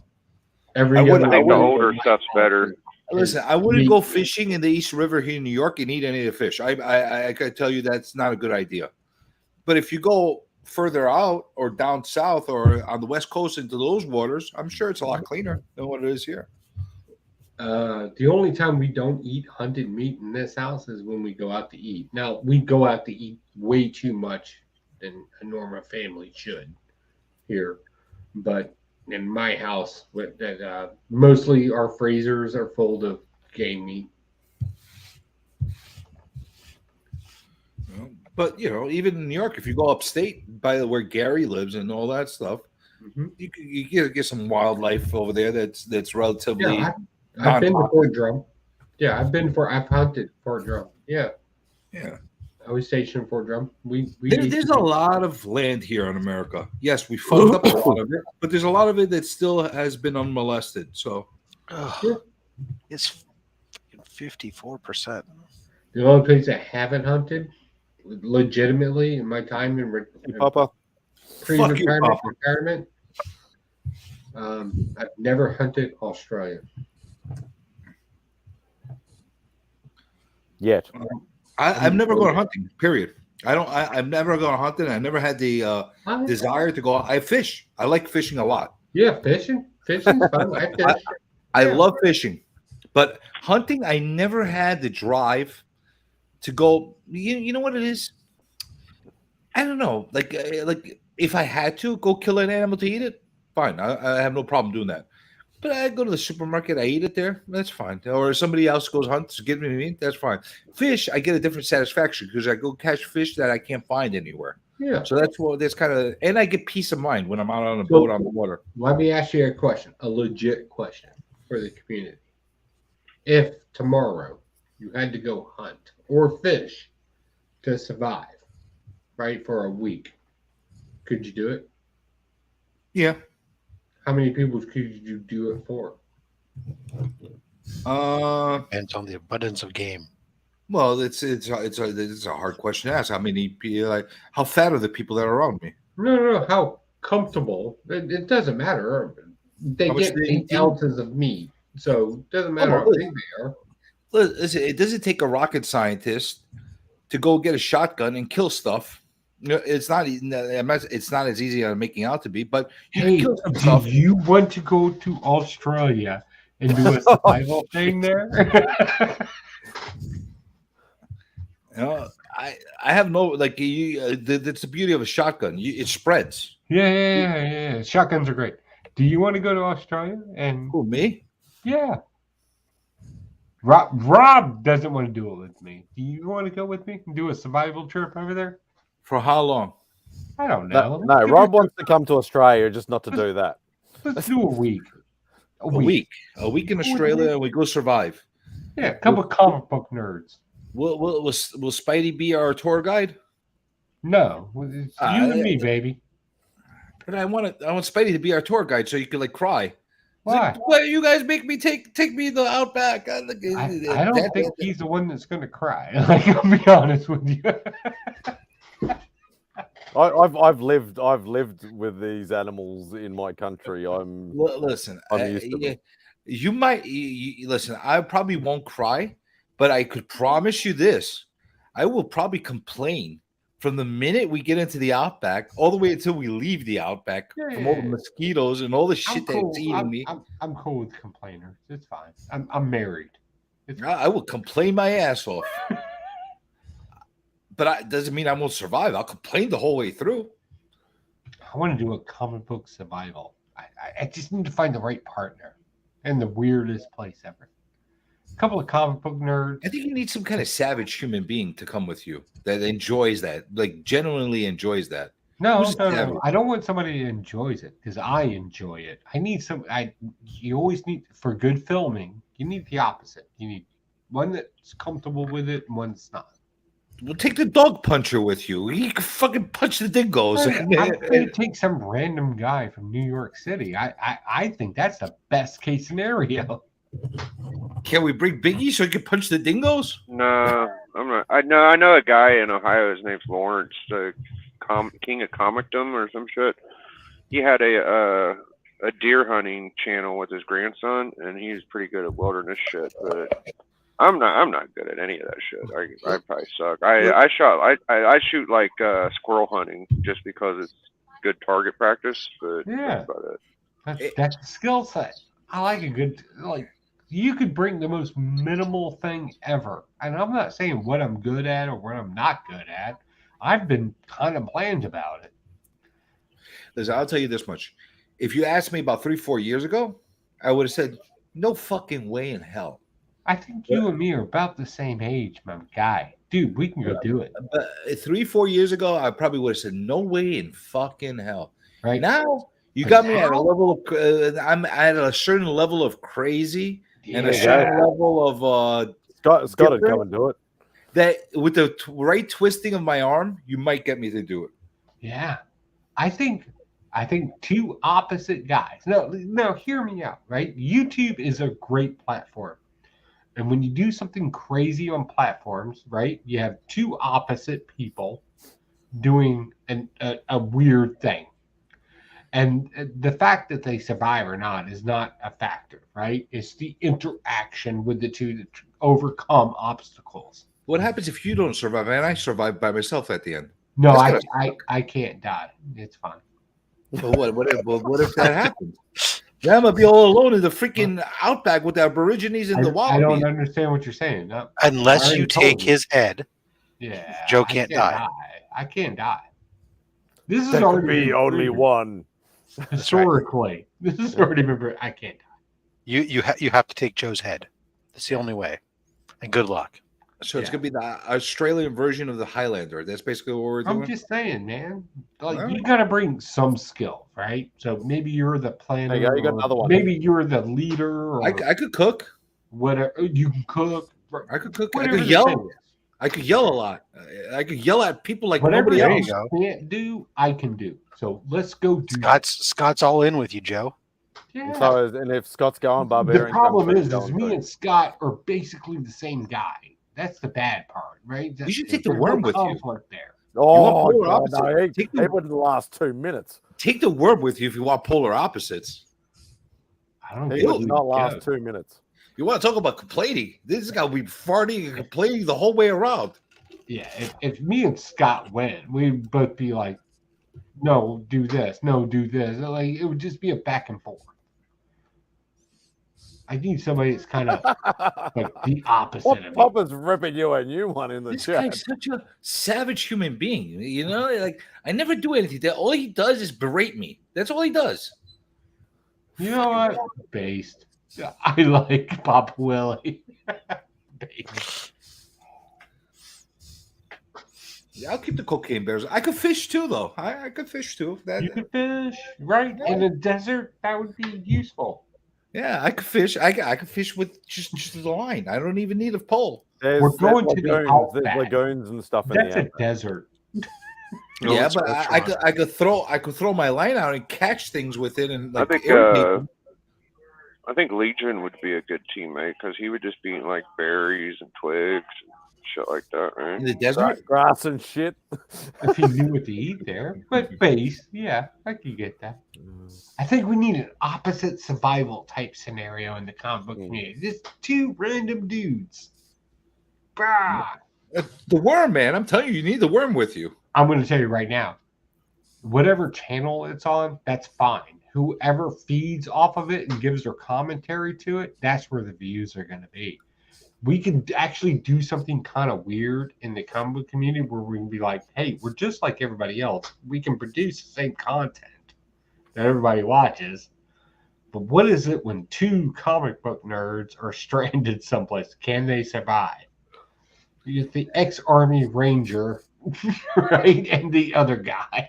Whatever you want. There you go. You got somebody for the music side of things to keep you entertained. Who will film it? Somebody has to film us.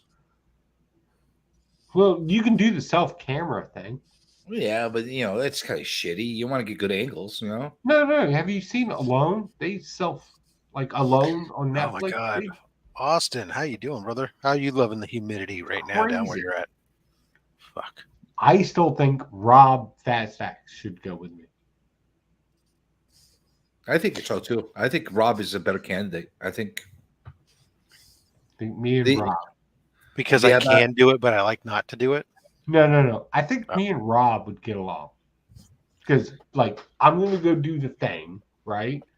Rob fortifies structures. He's organized. He's going to handle that end of it. And then I go do the stupid shit. Because I don't care about my life. Where you're going to leave tasks with me and I'm going to fuck them up. That's basically what would happen. Rob is much more of an organized guy. I just need somebody that can go hunt or cook or if it was just me by myself, I could probably do it. I'll say it. I could probably do it for a week. I could probably do it. Ooh, what I need is the take Burke. Oh shit! I reckon Burke. Yeah, I was going to say Burke would be funny. You know who you should take with you? Beckerman. That's who you should take with you. Beckerman would be great. I think I love. Let me put this out there. I love Beckerman. He's a homie, no doubt. If that guy called me up tomorrow and said, "Hey, this guy's giving me a problem. Somebody's disappearing," right? I love him so much. I wouldn't put him through that because I understand Beckerman's limitations. Look. Anybody else he doesn't give a shit about, but Mike, he'll leave him alone. Yeah, there's Remy Q. Love Remy Q. Same thing.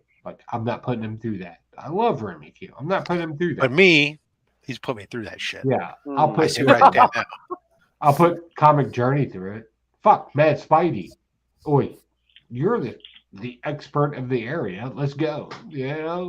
Hey, you want to go? Me who lives in the outback Melbourne suburbs. That's right. MadSpidey's the expert in the area. He's going to tell us where the Macca's is, where he can get some KFC. If me and MadSpidey were out there and MadSpidey was like, I think we should do this, I'm going to be like, oh, that's cute. You go do that. And I'm going to go do my own thing.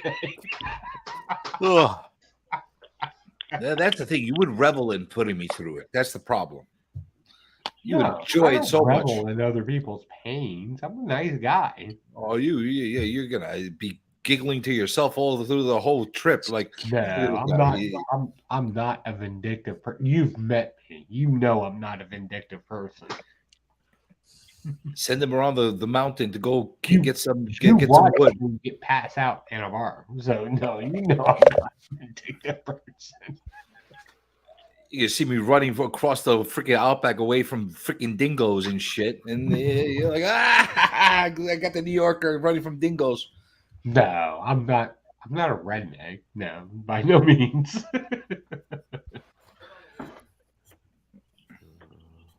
And the other thing I better get out of here. My kid's going to sleep. I'll see you on the chat. Biggie, just in case nobody else, slides up into this, you want to go to Australia and do some stupid shit? I'm not going to say I'm not willing to try if I had an option, but That's a as lot of of right work. now, I don't. Yay or nay? Let's go with that route, man. Help me out. I'm so much better Well, now. that's the thing. I mean, it depends on how my life future goes, but as of right now, I don't see any future in going to fucking Australia. So, I like you a lot, Pocan, but I think I'm gonna have to pass on that one, bro. Your future might end going in You're a smart Australia. guy. Really, Like, a better that's way to say it. smart. I mean, you asked for a yay or nay, so I think I got the right answer out. But Face, dude. I wouldn't. I'm not going to say I'm close to trying it if I had a better forecast in the future. But as of right now, it's just too tough. Don't be confused. I have no idea how this will work. Well, I'm just trying to put people in dangerous situations. Let's find out. Yeah. You're making a Now smart. you live in decision see, right that's now. the thing is like you live in Virginia. I live in Ohio. So let's just go to bumfuck Kentucky and do something stupid instead of going 3 million that's miles not away. fun. That's not fun. All right. I know how to survive. I know how to survive in Ohio. Just have a gun. I've been to Ohio. Yeah. My daughter went to college in Ohio. I joke. I hear you, man. I joke. But I'm gonna get out here. I'll catch y'all later, man. Take it easy, boss. Thanks, Biggie. Adios, amigos. Oh, wait a second. The chat's popping off. I gotta put my Yeah. glasses on. Listen, Beckerman survived Flavor Flav stealing his chicken. It's true.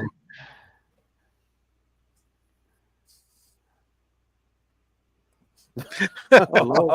They pushed CJ off the cliff. It was so, nice. Nice.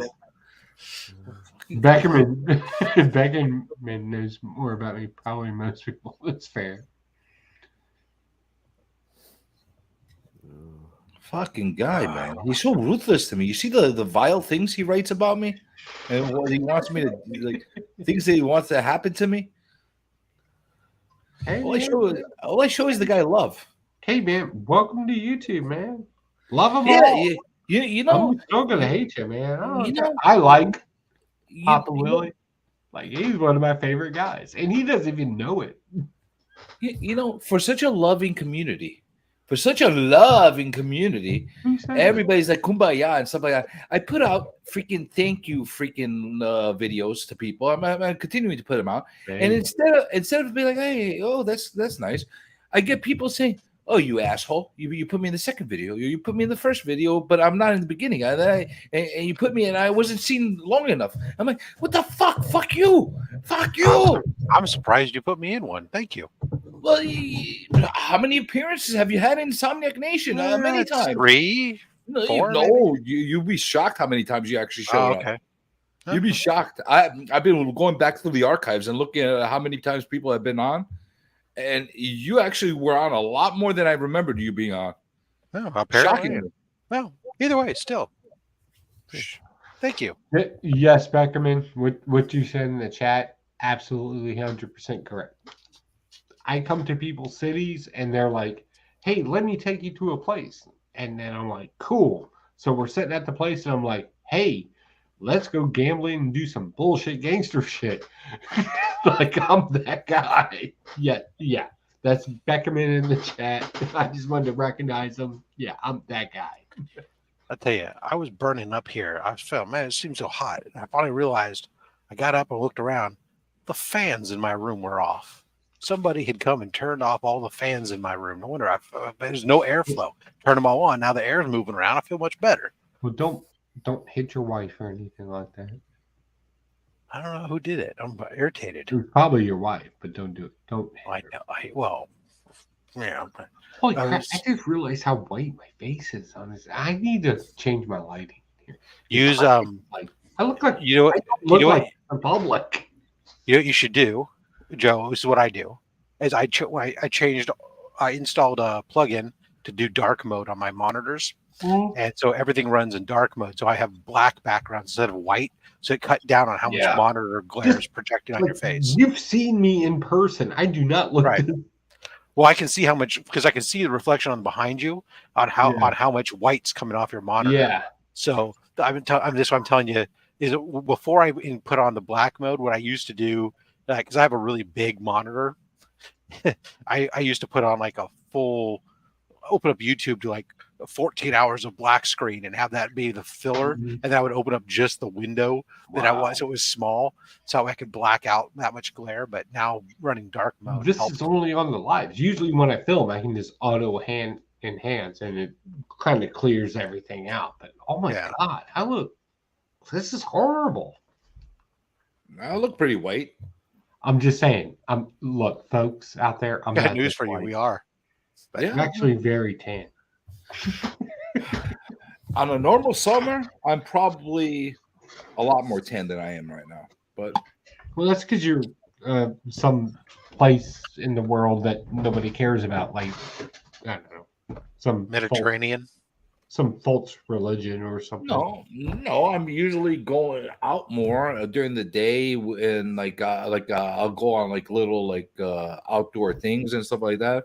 Now, like most of the time during the day, I'm in a fucking suit, and I can't. No sun sees my skin. So fair.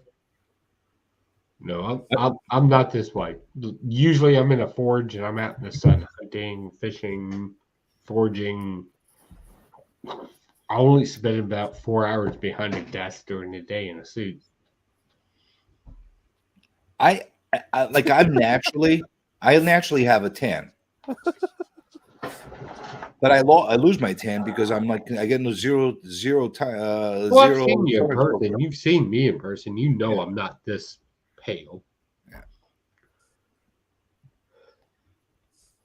Papa's a white boy. He's super ghost white.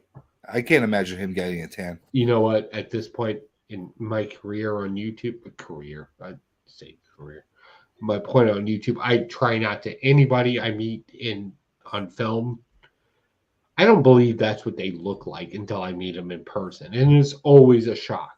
Like if you meet Tyler, Tyler's fucking huge. He's basically a giant, and then DJ Links just looks like a dwarf. He's like all. He definitely was a lot smaller than I pictured the first time I met him. When I met him last year, for the first time, like. Where's the rest of you? Like I thought he was going to be a lot bigger. Yeah. I thought he was going to be like this big hulking guy. No, he's like a little man. But he's stout. Like he's a stout dude. Like we're not saying he's not like fit or anything. I think we should be clear. He's not like a pushover kind of guy, but he is shorter. Like he's like a stocky. I just pictured him to be a lot bigger, like a lot bigger than what he looked like. Yeah, a lot bigger. Surprisingly, when I met him for the first time, everybody was like, "This is exactly what I expected." You look like what I expected. You look like what I expected without the hat, and you have hair.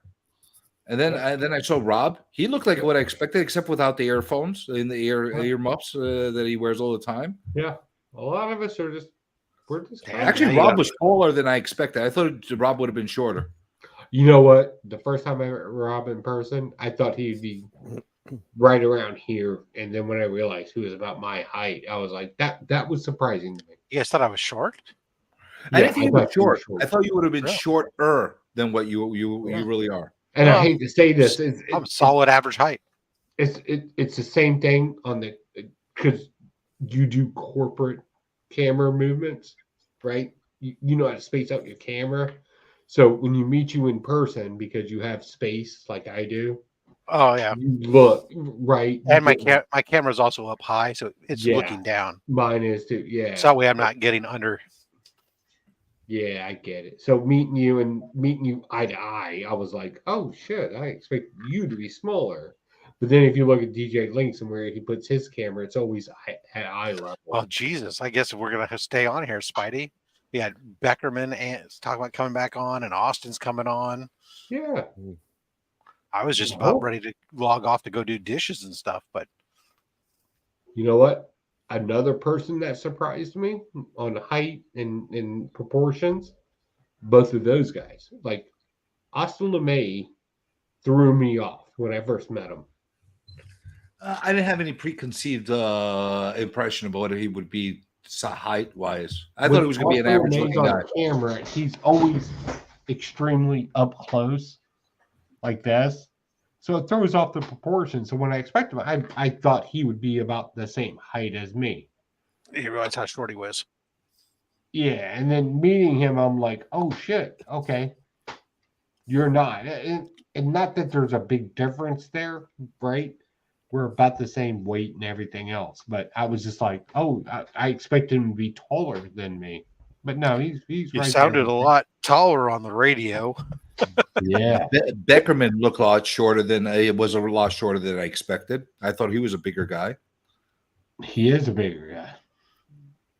Yeah, but not height. So like Tyler would probably be the tallest, and what DJ's the shortest. No, the Tyler actually, with all the rumors of giantism that he had, he's huge. I expect him to be even taller than what he was. I thought this guy was going to be a 6'8" giant. Yeah, he was a relatively tall guy, but not like he wasn't like the Green Giant. He wasn't like towering over everybody. Trying to break this out. I know Bubs is really tall. So Bubs is a tall guy. I'll break it out in inches. I'm 60, or I'm sorry, I'm 74 inches tall. What's that in feet? In feet, I'm 5'11". 5'11". Okay. Right. Bubs is a big dude. He's a head little taller over than me. I think Bubs is a little taller than me. Yeah, because I think Tyler's about 6'3", 6'4". Yeah, 6'3", 6'4". I know Right there. he was 6'3". No, he's not that tall. Comic vet. Yeah, yes, he is. He's a Tyler head above me. Wait, Tyler's 6'3". Wait, how much taller is Tyler than me? How tall are you? I'm only 6'1". He's like 2 inches above you. I don't think he's that much taller than me. He is. I don't know. Yeah. He didn't seem that way unless he was hunched all the time next to me. No, he wasn't. No, he's got that stupid hat on. It's hard for you to know. Yeah, it's just it's a bigger deal when you're 5'11" versus 6'1", because you're not looking. Like, somebody said something. down. Chris, the comic vet. Somebody was asking. And he's like 6'3". Yeah, Chris is a tall guy. I think he said he was 6'3". Really? No, Yeah, I know he's that's taller. another one that surprised me. I did not expect comic He's vet to be taller than me either, and he is. Oh yeah, no, he is. Listen, a lot of people are exaggerating their heights, you know, but 6. I do too. I exaggerate my height. I say that I'm 5'10". That's only in the morning after my back is fully stretched out. I'm slightly over 5'11", and I just say I'm 5'11", just to keep it even. So if you're above me, you're over 6 foot. But I look at it like this. I know I'm a true 6'1". Okay, so based on what I am height wise, I basically figure out how tall the other people are. So yeah, well, that works sometimes and sometimes doesn't. So here's the deal.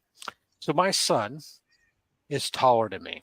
Okay, but when I see him, I think that I'm taller than him, and the reason is his shoulders are below my shoulders. He has a neck. I have no neck. My head just sits on my shoulders. And so when we get back to back, my wife said, no, in fact, my son is almost an inch taller than I am because of that difference. Even though his shoulders sit lower than mine, he's got that space in his neck. I'm like, maybe having a neck, it would be nice to have one. Well, if somebody has giraffe neck, you can't help that then. You know? Well, it's not that he has that. He just, look, my head and my shoulders, they're just like, even though I got my chair there, it's hard to, but I mean, it's like, there's just, my head sits on my shoulders. There's like no neck, so to speak, in there. And compared to my son, just has a normal neck. That's all. Well, it's like you mentioned those as well. Your posture isn't exactly. You have a little bit of a hunch when you're walking. So a little bit, sure, but at the same time, I just also have an look. I have linebacker physique. At least when I was in shape. I was never. My doctors look at me. Back when the height of all these BMI charts and everything else, my doctors never once told me that I should look. They would look at the chart and they would never once say, "Oh, you need to get down to this," because they knew, looking at me, there was no way that my physical stature was one that would be correct at that weight. I was always going to be a bigger guy based on my physical stature. But that doesn't. I'm not trying to say that I'm not fat, because I am fat. I'm overweight. significantly, but I'm also, there's no way that I would ever be 165 pounds. That's insane. I need neck extension surgery. No, I'm fine. Neither will I. I have a lot of metal in me. It's funny how doctors, they tell you what the proper weight for you is. Like doctors tell me my proper weight should be 185 pounds, 180 pounds. And I'm like, dude, if I was 180 pounds, you know how I would look? I look like complete, I'm anorexic. Like I got problems. 200 pounds, 210. That's the weight that I should be at. Now I'm well over that, but that's they come up with the weirdest freaking weights that they tell you that's the proper weight for you. That's I don't fall under those categories because again, I have you're half metal. I get a lot of metal in me.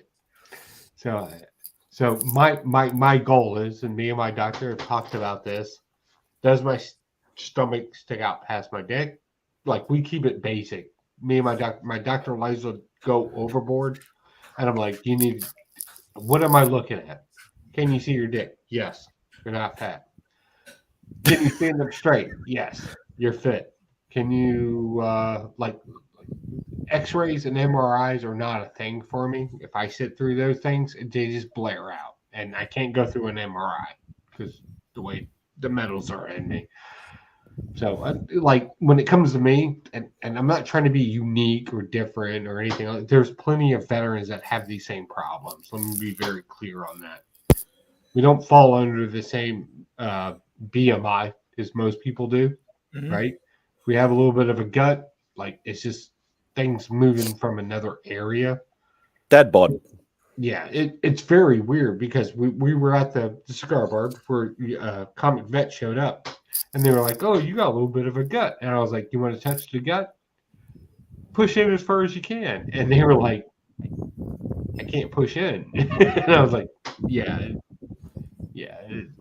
hernia gate." Like that's like I've been reconstructed internally. Joe is the bionic man. You don't He's even legally a cyborg. Yeah. When you add computer parts to me, yes, I will be a cyborg. And the sad thing is, I'm getting to the point now. Are you really made up of NFC chips? Yeah, right. And not to be weird about it, but because I had it happen to me at such a young age, right? Trying to get replacements, overhauls, your 10,000 mile tune up to the 20-year mark. And I'll be honest with you, I'm just like, I don't really want to go through that again. I don't want to do it again. Yeah. It was hard enough the first time. I don't want to do it again. Here we go. We're graced. Oh, boom! Awesome me. Hey, look at this guy. How's it going, gentlemen? What you sipping on, homie? Jack. Nice. Nice to see you, Austin. Gentleman Jack. Ooh. I think it's the first time we graced the same space since Heroes Con together. Yeah, probably. I haven't really, caught you since then. Yeah, Heroes Con was a great time. What are you doing? No, don't get on the computer. Sorry, cat problems. You made a very nice cover. Did I? I bought one. I thought you did. And now I'm gonna hold it until it's worth gazillions of dollars. You helped me break my exclusive policy because I actually know you. Oh, your policy is to not purchase books by people? No more. I do not buy exclusives from people unless I know them or there's some kind of personal connection to the people. That's it. I appreciate that. Refuse. I'm going to tell you right now, I gave the most vague description. I'm not even like, and I'm speaking praises to somebody. Kind of told him what I wanted. And he's the first artist where like he came back with something. And I'm like, hey man, this is really what I'm looking for. And I've never done that with an art. Usually when it comes to artists, I just need them to run wild. But in this one, we need a very specific thing. And when he came back with what he did, and it sold out, not once, but twice and then again on an online deal 3 times. That was Austin LeMay. I'm going to tell you right now, Austin LeMay takes with you your vagueness, because I'm vague on things, and I want to see people create things. So he is the guy to do it, legit, but like Appreciate absolutely legit. And then he hit another home run with that cover right there, no doubt. All right, it's my turn. So I always want to say that Austin LeMay is a pile of shit. I'm sick and tired of him and all this fucking crap. And Peach over Austin. Wait, Thank you, Rob. You keep me grounded. So Austin, after wait a second. Oh, before I said that, you did send my commission off to CGC already, right? It's if not, already then I in take their it all back. hands. Yeah. Oh, okay, good. Then you can't undo anything. Got it. All right. So I have a very Take a pointed look at question the for chat. Austin. I have a very pointed question. Do you see this book right here? I'm gonna make sure that next time I know that we're gonna be in the same area together, I'm gonna bring it with me, and I'm gonna ask you to sign it. Will you be charging me for your signature on it? Well, that depends. Are you also going to buy a print to go along with it? Yeah. Yeah, I'm going to charge you for the Hey, he's going to charge the shit out of you for it. Oh, you've heard the stories, haven't you? Oh, I know the stories. Oh, Well, you heard the story. first time John did that was to Rob. And Yeah, well, thankfully, I heard Rob's I got story a ahead great of time, and I was mentally prepared.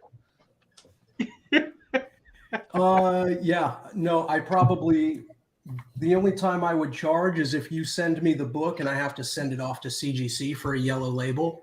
That's different. See, you're providing a service, dude. Yeah, which I'm actually going to be The offering. service here is pretty the soon. signature. My signature. Wait till after is October, Austin. Yeah, I certainly will. I love you, Beckerman.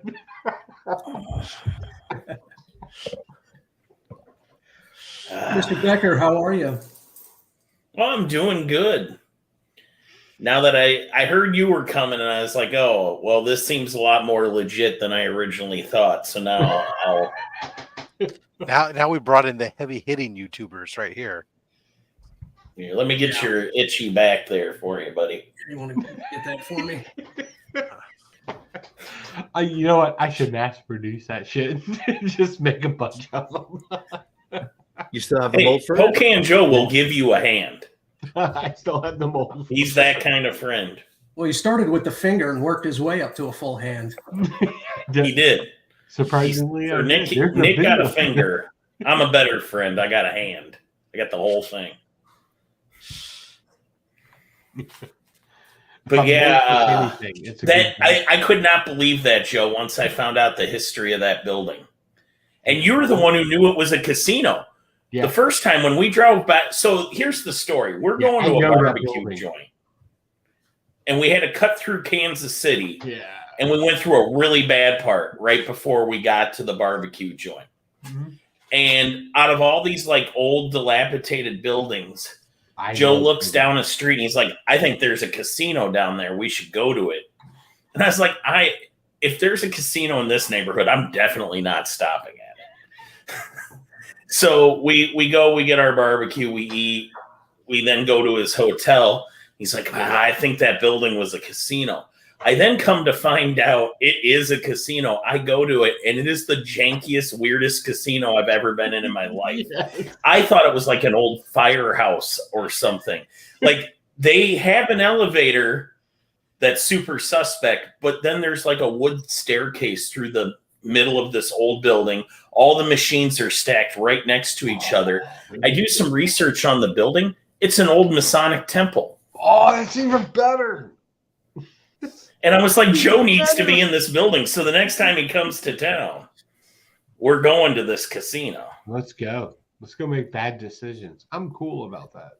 And if you want to look up just how suspect this building is, it's 7th Street Casino in Kansas City, Kansas. Yeah, no, I just like to be surprised. just show up and be surprised. It was super weird. Like, at one point, I felt like I was gambling in somebody's, like, 1800s bedroom. Oh, yes, let's do that. Look, we're down to gambling in sketchy casinos or going to the Australian Outback and surviving. What do y'all want to do? Yeah, what's with you and the wanting to go live off the land in the Outback? Because I know I can. Like that's an easy that's an easy one for me. Well, I know I can eat vegetables, but I'm not doing that shit. Come on, buddy. Let's go. Somebody come with me. I don't want to do We it were alone. talking about ostrich and emu meats and stuff, and it kind of spun out. Spiraled from there. Yeah, Joe went fixated on. I want to go hunt it, and I was just looking at it online. How can I order it and get it to me? Oh, you got another California crop, huh? Your almonds, baby. Let's That's go. right. To Australia. You know how to cook. I can cook. I kill it. You cook it. You down?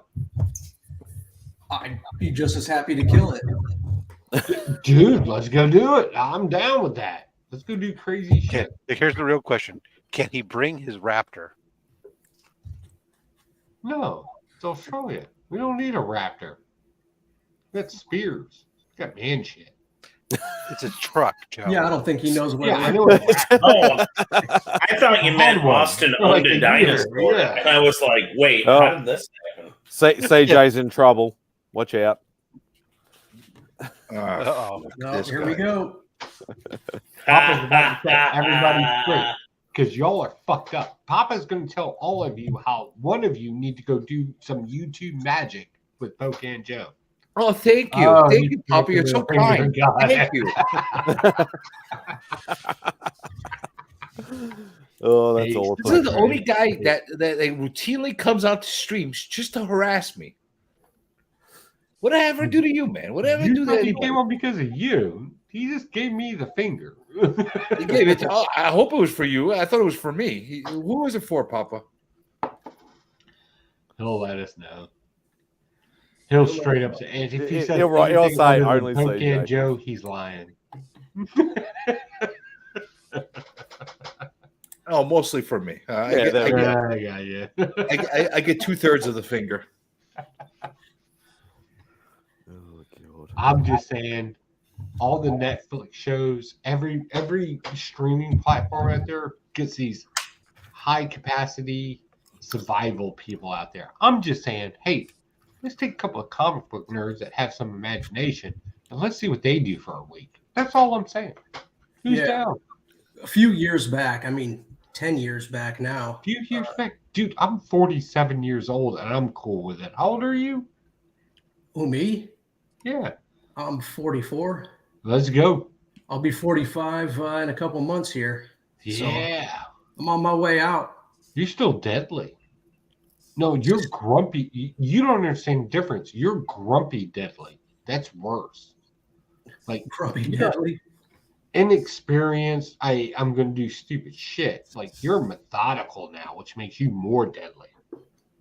All right, I'll go with that. Yeah, I'm just saying. Who wants to hang? Papa, I will wheel your ass out there. We can do it ourselves. You got a good hand. You can cook a pan. Let's go. Dude, just put a spear in freaking Papa's hand and then roll him at the animals. Let's do He'll it. freaking attack everything with his fingers and his spears. I bet you he'd be the most savage person there. My fear, like legit, I'm being legit with the community. My thing is, I don't want to do it by myself. I don't like being by myself. I'm used to working with a team, various people. I think I can work with one person. I think I'm okay with that, but like I don't like being out there by myself. You need somebody to torture, in other words. Because then you're constantly doubting you're constantly doubting yourself. And when you get to that point where you're doubting yourself, you just need some random person to be like, just do this. Here's what I'm afraid of, Joe. Wait, is it really your birthday, Papa? Finding something to kill. You won't be able to. Yeah, hunt you and kill guys anything, realize it's and then Pop's you're gonna come birthday in after an me. hour and a half, right? Oh, happy birthday. Papa Willie's got a birthday here. 42. Oh, happy birthday. Nice. Happy birthday, you asshole.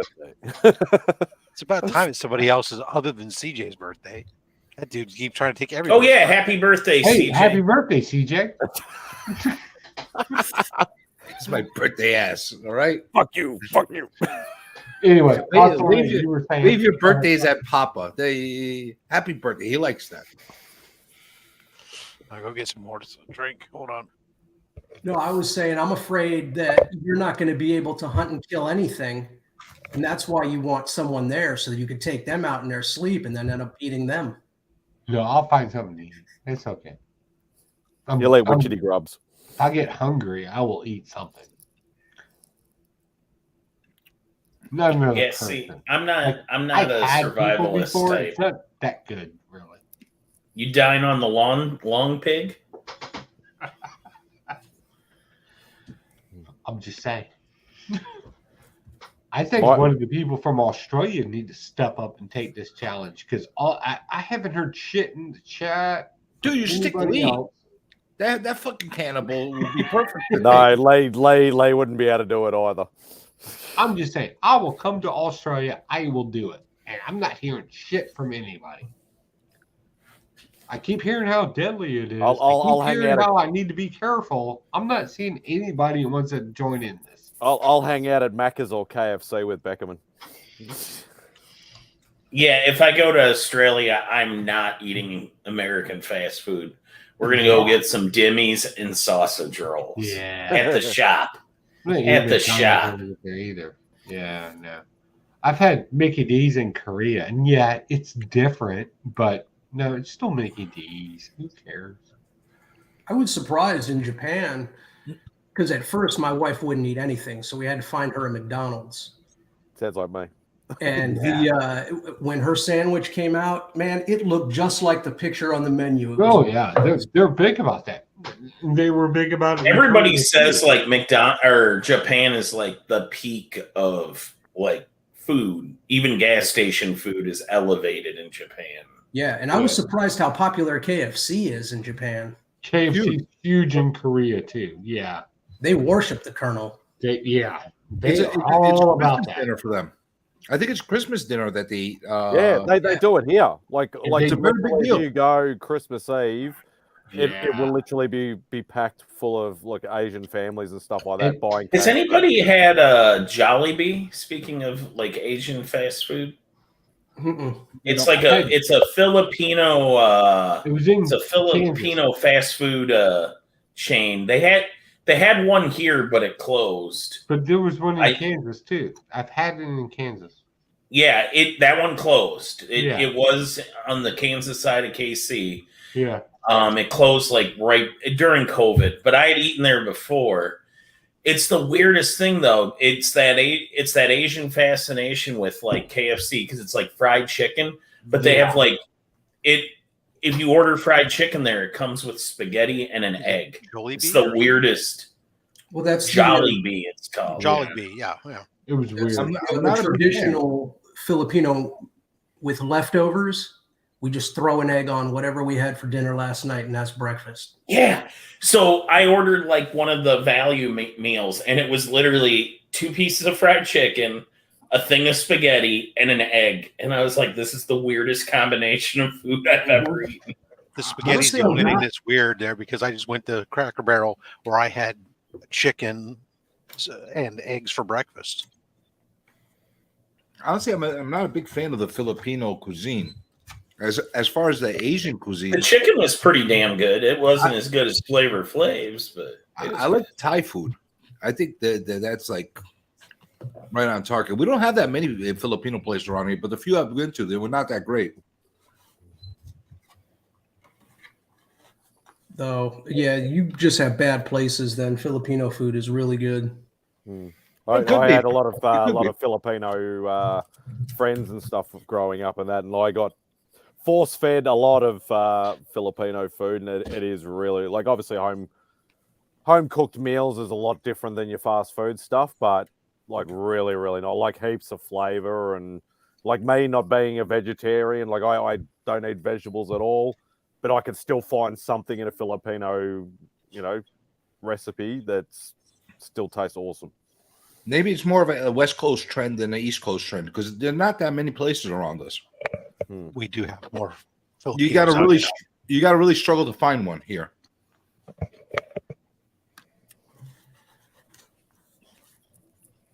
Chinese places everywhere. Yeah. Every corner has another Chinese place, if not 2. Japanese everywhere. Then it starts to like dwindling down, like every other Asian country food. Thai is the 3rd most common over here. We have a ton of Korean around here. Korean is popular too. Yeah, Korean. I've been noticing a lot of like like barbecue style, like chicken or barbecue style Korean places pop up. Like there's a one called Nene Chicken or something or other that's very popular at the moment. That's literally turning up like a KFC now. I don't know. We don't have any chains. They're around here. They're all the Korean and the Vietnamese and the Mongolian and all the stuff. They're all like independent home mom and pop places around here. Mongolian is generally the badass better food. one. I went to like a really like traditional Mongolian place. Really good stuff. Like really, really good stuff. But there's not a lot of places. I think there's only one that I know of that exists over here. Yeah, there's not too many around me anymore. No. Well, there's a lot. We have a very, very heavy Asian population here on the West Coast, obviously. So, but we also have some great tacos too, thanks to California's native populations. Joe or Austin, I mean, how's the humidity down there right now? Because I was just in St. George, and for being in the desert, it was absolutely miserable. It was so damn humid for that area, in my opinion. Yeah, any humidity sucks. It was over 50% in St. George. That's too much. I mean, It's we hit 20, 25, and people are dropping dead in the streets. I was saying, how is it right now? Because with all the tropical moisture that's coming from the monsoons and whatnot right now. It's warm. Like I said earlier, it's 82 degrees outside. It's still miserable. Oh, you're not water, right? I need a conversion. We were just sitting, like I said, I was moving my son into university. And we got out of the hotel. We went to stopped at Burger King to get something to eat. And while we were in there, all of a sudden the skies opened up.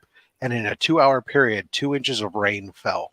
27 degrees. And then it stopped. And like everything was just flooded. I was so glad that we were driving a pickup truck, but it was absolutely insane. And then, of course, it was humid the whole damn time. Again, I prefaced my statement of humidity based on that I was in the desert, for God's sakes. Yeah. And 50% humidity is insane. I'm just hoping that we get some of the rain from the hurricane that's supposed to hit tomorrow and Monday. It's supposed to hit Arizona and Nevada. Well, but by then it won't be a hurricane, but it'll be a tropical storm at that point. But yeah, I'm looking forward to some rain. I said it was really weird. We were watching it when I was in Utah with it. How just I've seen rain. I've just never seen that much that in such a short period of time. It was really insane. Yeah, it's when those storms come out here, because Arizona, or at least the valley, is so flat. Yeah. So you can see 30, 40 miles, and you see these huge clouds just rolling in, and it's coming. And then you get all those standing water, because nothing drains right, but they can't take that much. Oh yeah, the flooding is the flash flooding is ridiculous. But once it's all said and done, the off-roading is incredible. All right, Papa's in Tucson. Okay. Yeah, you got 2 Arizonans here. Well, I figured that Papa was out west somewhere when he said his birthday was an hour and a half and it was 10:30 Western time. That I understand. So I figured that part out, but I didn't realize he was down in Arizona. He's hanging out with you there, Austin. Yeah, I haven't spent a lot of time in Tucson. I've only been there 2 or 3 times, but it's nice. It's nice and quiet down there. At least. Hey, let me ask you: in the summer, do people leave from Arizona, or is there a time where like people leave because of the heat or anything like that, like in other states? Or yeah, we got our what we call snowbirds. The Canadians. So when it gets our winter is 60, 70 degrees, clear skies, beautiful. We have hiking and stuff. So everybody comes out for the winter, starting around the fall, and they'll leave around the spring. And then in the summer, they're all gone. Got it. I figured it had to be like that. My parents were talking about that. Where they're at, there's a lot of Canadians that come down in the winter. And then they all leave in the summer, half the complex is empty during the summertime. So my dad always says, which is good because you can only golf super early in the morning anyways. And so it means there's less people vying for tee times since half the people aren't there. Yeah. And golfing is extremely cheap here in the summer, as you can imagine. They have packages where you get the golf cart, full 18 holes, and they'll pack a cooler full of beer for you for a nickel. Golf courses don't make a whole lot of money in the summer out here. Yeah, middle of the day, nobody's going out. That's a way to get it, man. Come 11 o'clock, you can't be out there. Because I'm surprised the greens even survive. Reclaimed water. Yeah, I don't want to say I don't do it, but a lot of water is wasted here in the valley.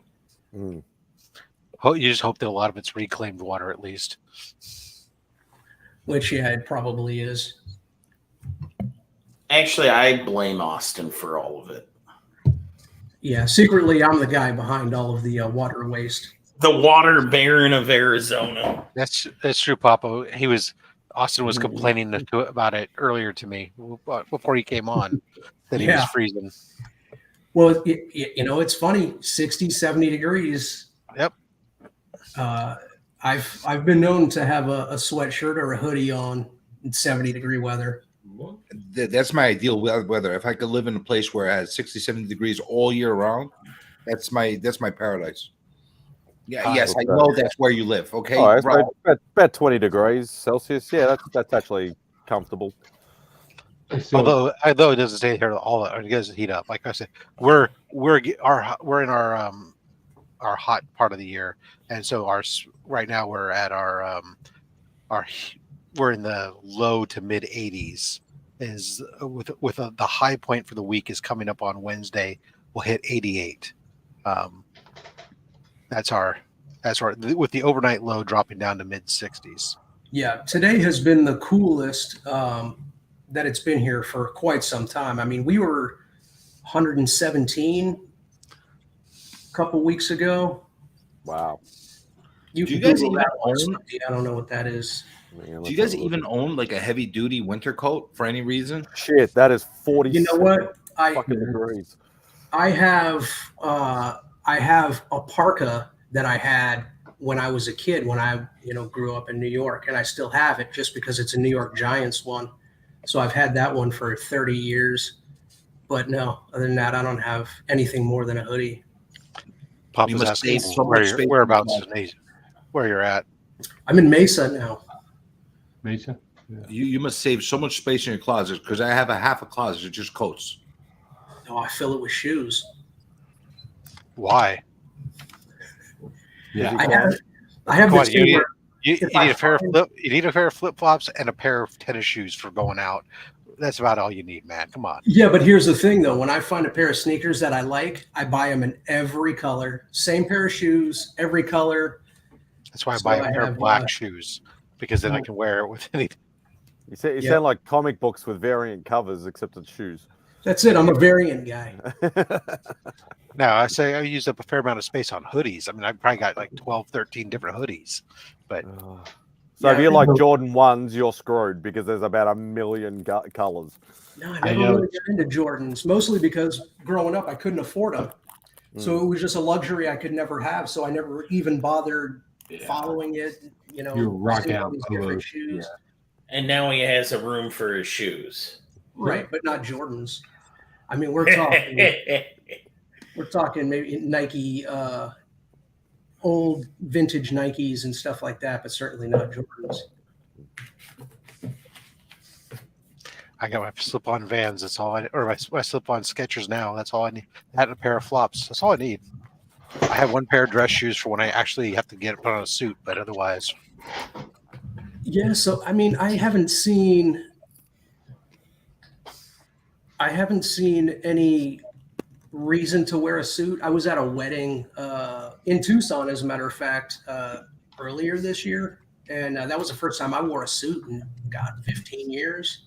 Yeah, it's pretty rare these days. What's really sad is when I go into work on Wednesday, you know, I always complain about it. Is I have to put on fucking long pants, you know, and I'm putting on closed toe shoes and all this other stuff. And I'm going to the office, and I'm noticing now, for you guys on the East Coast, well, you guys all know West Coast for a bunch of slimy dirt bags, right? Where, you know, casual Friday, your casual Fridays are business every day, and then Friday, who knows what the hell. Well, I'm going in the office right now, and people, because there's like almost nobody going in there, I guess, people are really dumbing down the dress code to the point where, like, I was there last Wednesday, and there were multiple people walk around the office in shorts and fucking sandals and stuff. And I was just like, oh, you have got to be effing kidding me. I mean, that is just like something I could never see myself do. I still put on, I mean, I'm putting on 9 times out of 10, I'm putting on a collared shirt to go into the office still, just because I feel like at very least minimum, I should be in a polo shirt and nice jeans at a minimum. I always had the luxury because I was always the head of the art department, the design team. So they expected me to show up, you know, dressed down and casual. You're a creative kid, yeah. Whereas I'm on the finance floor with the CFO and the CEO and the you don't want the money guy coming in wearing some fucking flip flops and a wife beater.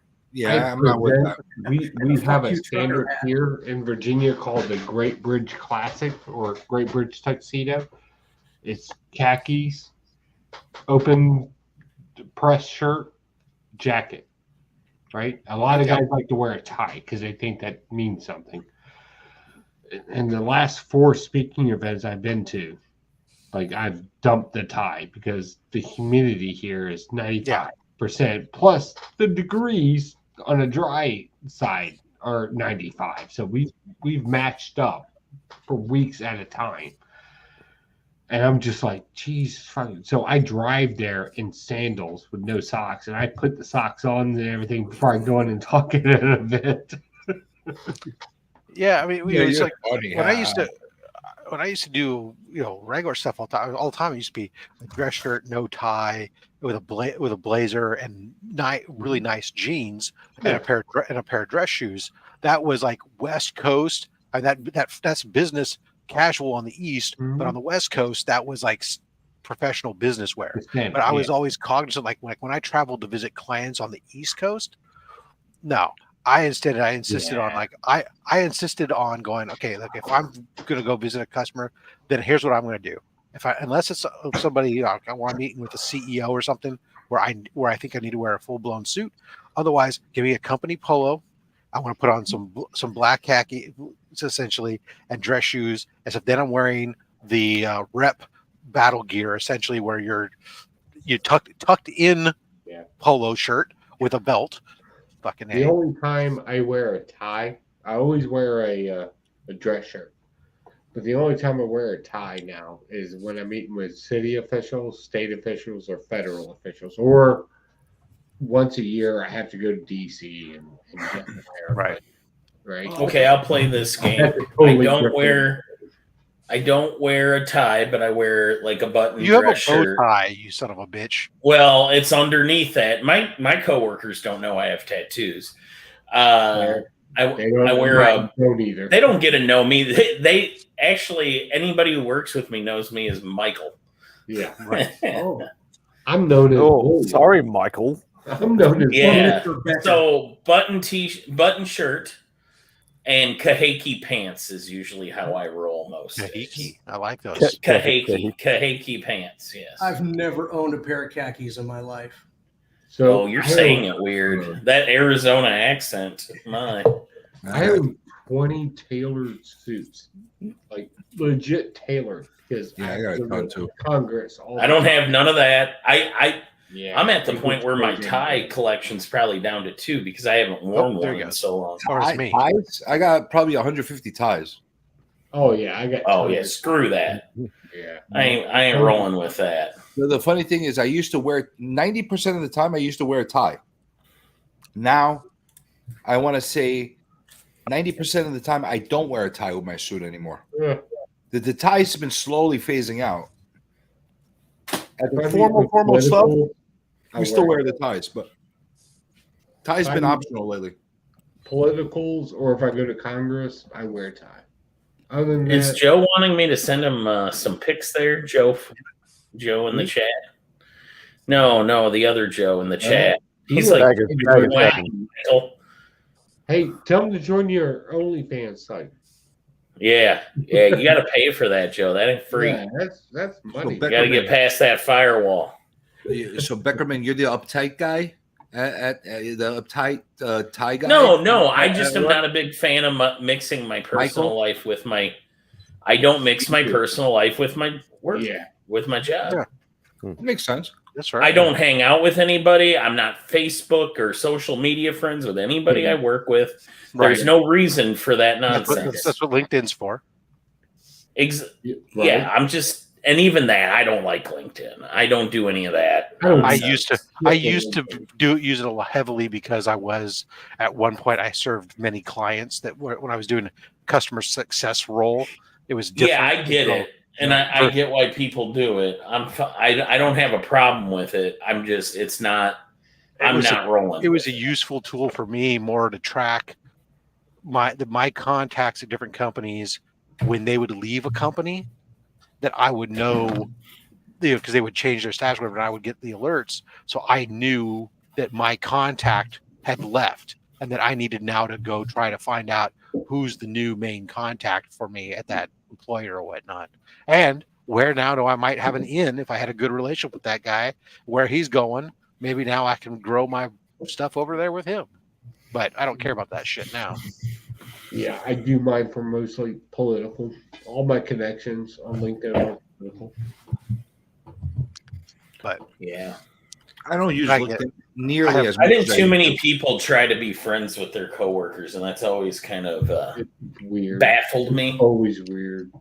Yeah, So I have the beauty about my job is nobody wants to be friends with anybody because they're trying to cut each other's throat half the time. So it works out perfectly.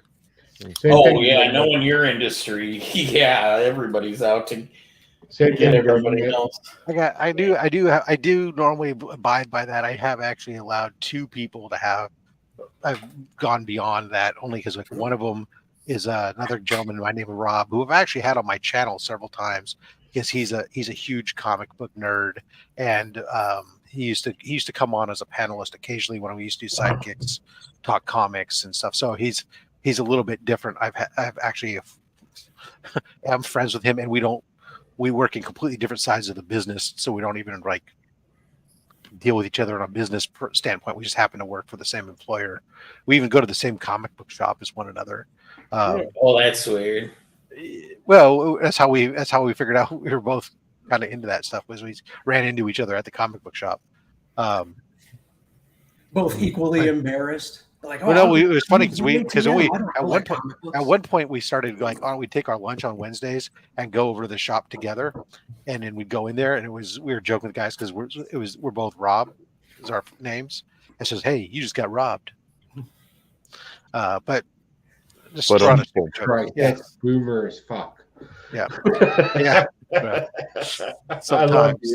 Sometimes the. And then I do have one other person that's just who actually is a person that lives in Romania, who's really good friends with me though. She basically pledged her fealty to me as an employee.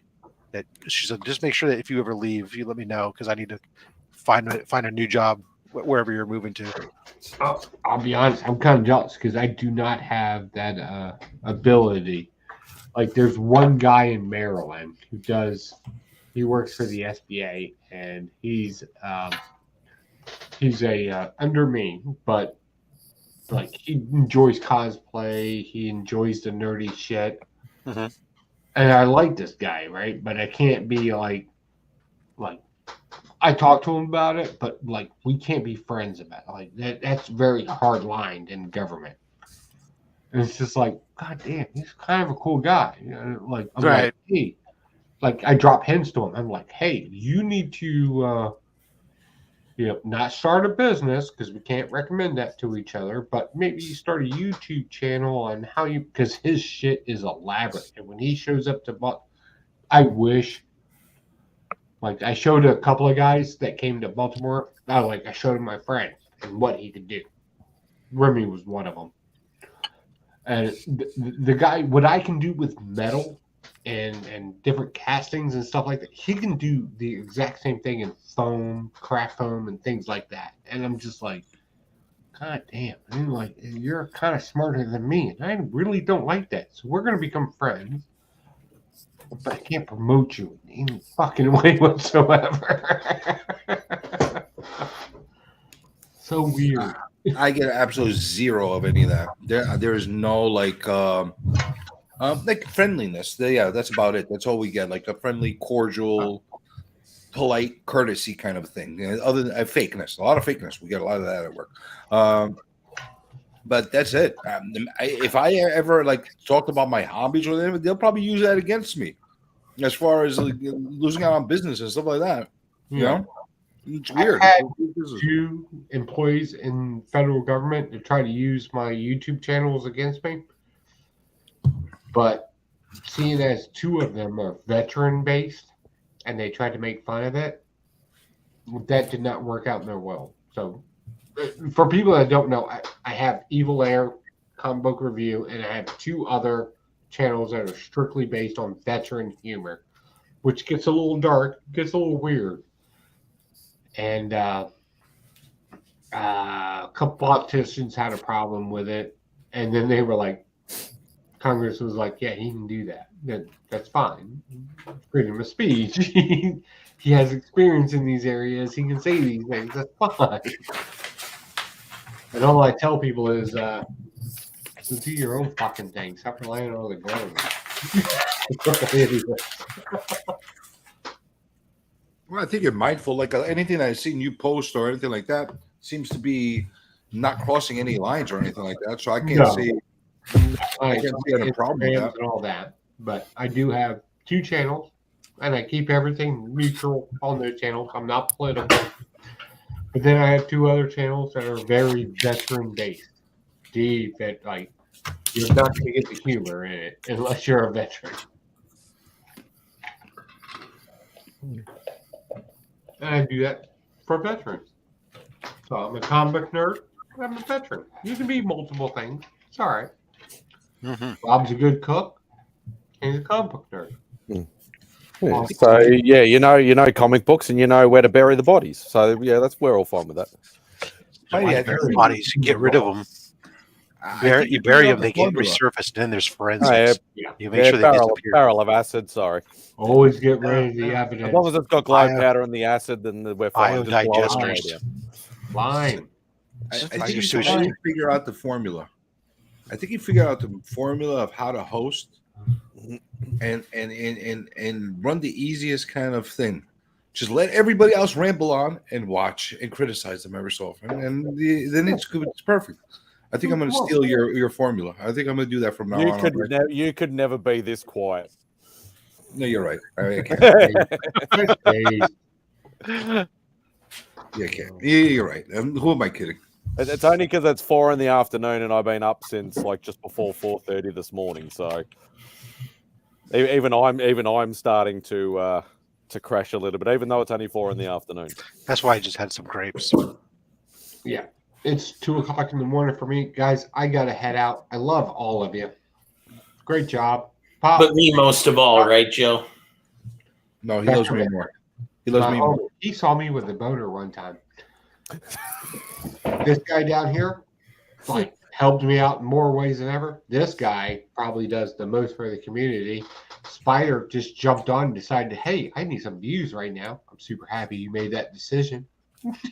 And of course, it was really my decision. Comic Journey is just there to stir the shit, and I love every minute of it. So I love all of you. Love the chat. I gotta head out, guys. Take it easy. Take it easy, Joe. Thanks, Take it easy, Joe. I'm the worst complimenter ever, but you're welcome. It's the intent. The king of the backhanded compliment. Yeah, that's what they told me in my court case too, Rob. It's the intent. Who's that you have in your avatar? Who is that? Spock? Who do you have in your avatar? Who is that? Burke. It's Burke Family 54 Comics. That looks like Spock to me. He's the Spock of Central Kansas. It's funny you say that, Burke, because usually I tell people, There you go. or I said Burke now, Mike. Usually in my business now, most of the time with contracts, I always tell them it's the opposite. That I don't care what your intent was. All that matters is what's written in the contract.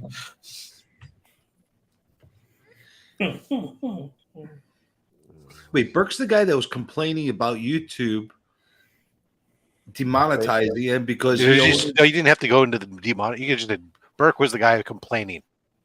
That was the guy, right? He's a lot like Spock if Spock didn't have logic. I only have about 70% of my content that has copyrighted materials. Why would they do that to me? Why? I don't understand. Why is this happening to me? Oh, he's back again. Well, hello there, Biggie. Back. Biggie. What's up, Becker? Now, Burke's my homie, though. He actually is how I found the community. Nice. Burke's my Met him favorite in funny person. Yeah, Burke's funny. I got a Burke story that only a couple people know, and I can't tell y'all, but it's one of the funniest stories ever. I love that guy. Well, thank you for telling us about the story that you're not allowed to tell us. Maybe I'll tell you if you remind me off air, but I wouldn't want to embarrass him. All right, so we're going to end this. He does that to himself. Yeah, still the Burke fall is still one of my favorite moments. Why? It's very brief, but very funny. So, Rob, I got a question for you. When do you plan on having a event schedule for C3 this year? Well, so you mean like with as far as like who's going on what? Yeah, we're gonna channels and stuff like that. So, well, I thought you were hosting a lot of stuff, Austin. Yeah, actually, we were hoping over on your channel. We want viewers. We want to make money for the cause. We Right. don't want to. Yeah. So right now the way it is, I've been people who've reached out and expressed an interest. I'm taking notation for that right now. We so Mark, DJ, and I are doing the heavy lifting right now at this point in time as far as scheduling, working together on coordinating things. We've splitting up primary areas ahead of time. So right now we're doing some initial work where it's just the three of us, where there's less people tripping over each other and getting in the way. And we have a meeting coming up like next week, and where we're gonna start to talk about more about the shows that people who've expressed an interest. We know certain stuff that we're already doing ourselves. Okay, here's where we have gaps. Let's those interested. Is this a good fit? Does this help us to do what we're trying to do? And go through, and then we'll vet the channels and then bring on some additional content that way. Okay, sounds good. Yeah, let me know if you've got an open spot when you air. I'd be happy to join. Love to join. I want to try to. I'm definitely going to be on DJ's channel. Yeah, well, we definitely know. For example, the auction. So on Sunday it's going to be just the auction, because the auction was much bigger than we thought it was last time. Burke's not doing his thing on Sunday. We're doing all Saturday night. We're going to be doing the thank you wheel and stuff still. So Sunday's we auction all day. So obviously that's open. Saturday night, obviously, while we're doing our stuff with the wheels and stuff, we don't. That's going to be there, and then we know that stuff on Mark's channel Friday mornings, like we did last time. So that'll go pretty long, and then Friday night is obviously DJ. So I don't know what's going on in between Mark and DJ yet at this time, and then we have stuff that Saturday. Obviously only slabs will be there. It looks like I'm going to have Gene from Shortboxed is coming on for that show, and Shortboxed is supposed to actually. I need to follow up with them. Oh no, I actually already heard back from them a little bit. But so they've confirmed that they're going to be involved for C3. We just don't know yet. They're deciding what exactly they want to do, how they want to contribute. to the event, but they definitely will. What's going to be nice is we're going to be able to help leverage them and their social marketing as well, because they will be involved. So they'll help us to get it out through social media, talking about the event and promoting Gene's appearance as well as too. And then I know like DJ's talking to Jim Mint about seeing if he'll help, if nothing else, just to help promote stuff on it and talk about it on his channel and stuff like that. So, yeah, and Joe, I got you down because we know that we're talking about doing another kind of like art, live art type thing or whatnot. So, yeah, we'll definitely. I got you down, Joe. Thank you. So it's going to be a similar format to what it was last year. Very similar, yeah. It's not going to be a 24-hour marathon kind of a thing going on. Probably not, although we may extend a few more hours than we normally did before, because we have some folks in the UK that have expressed an interest in helping. So that maybe the only reason I brought that up is in case you do need somebody to fill in a few hours for, Oh, like overnight. So, well, we, and it very well may be that we can sit there, we may sit there and say, hey, from a standpoint of, if that's going on, that we may have something there. It just depends on what we have to offer during that time, or whether it's just simply, hey, talking about it. If it maybe just worth just say talking about it and or keep a link open for the and keep a link open to hey, go donate if you make a donation for the donation. That obviously your name, which you'll get put on the wheel stuff. So and a good one for that is actual Dracula runs a thing called the Insomniac Theater at night, and he came up with it. It was a great idea. But anyway, he could probably help you. Reach out to him. CJ knows. Oh yeah, he does the late night thing. He does the late night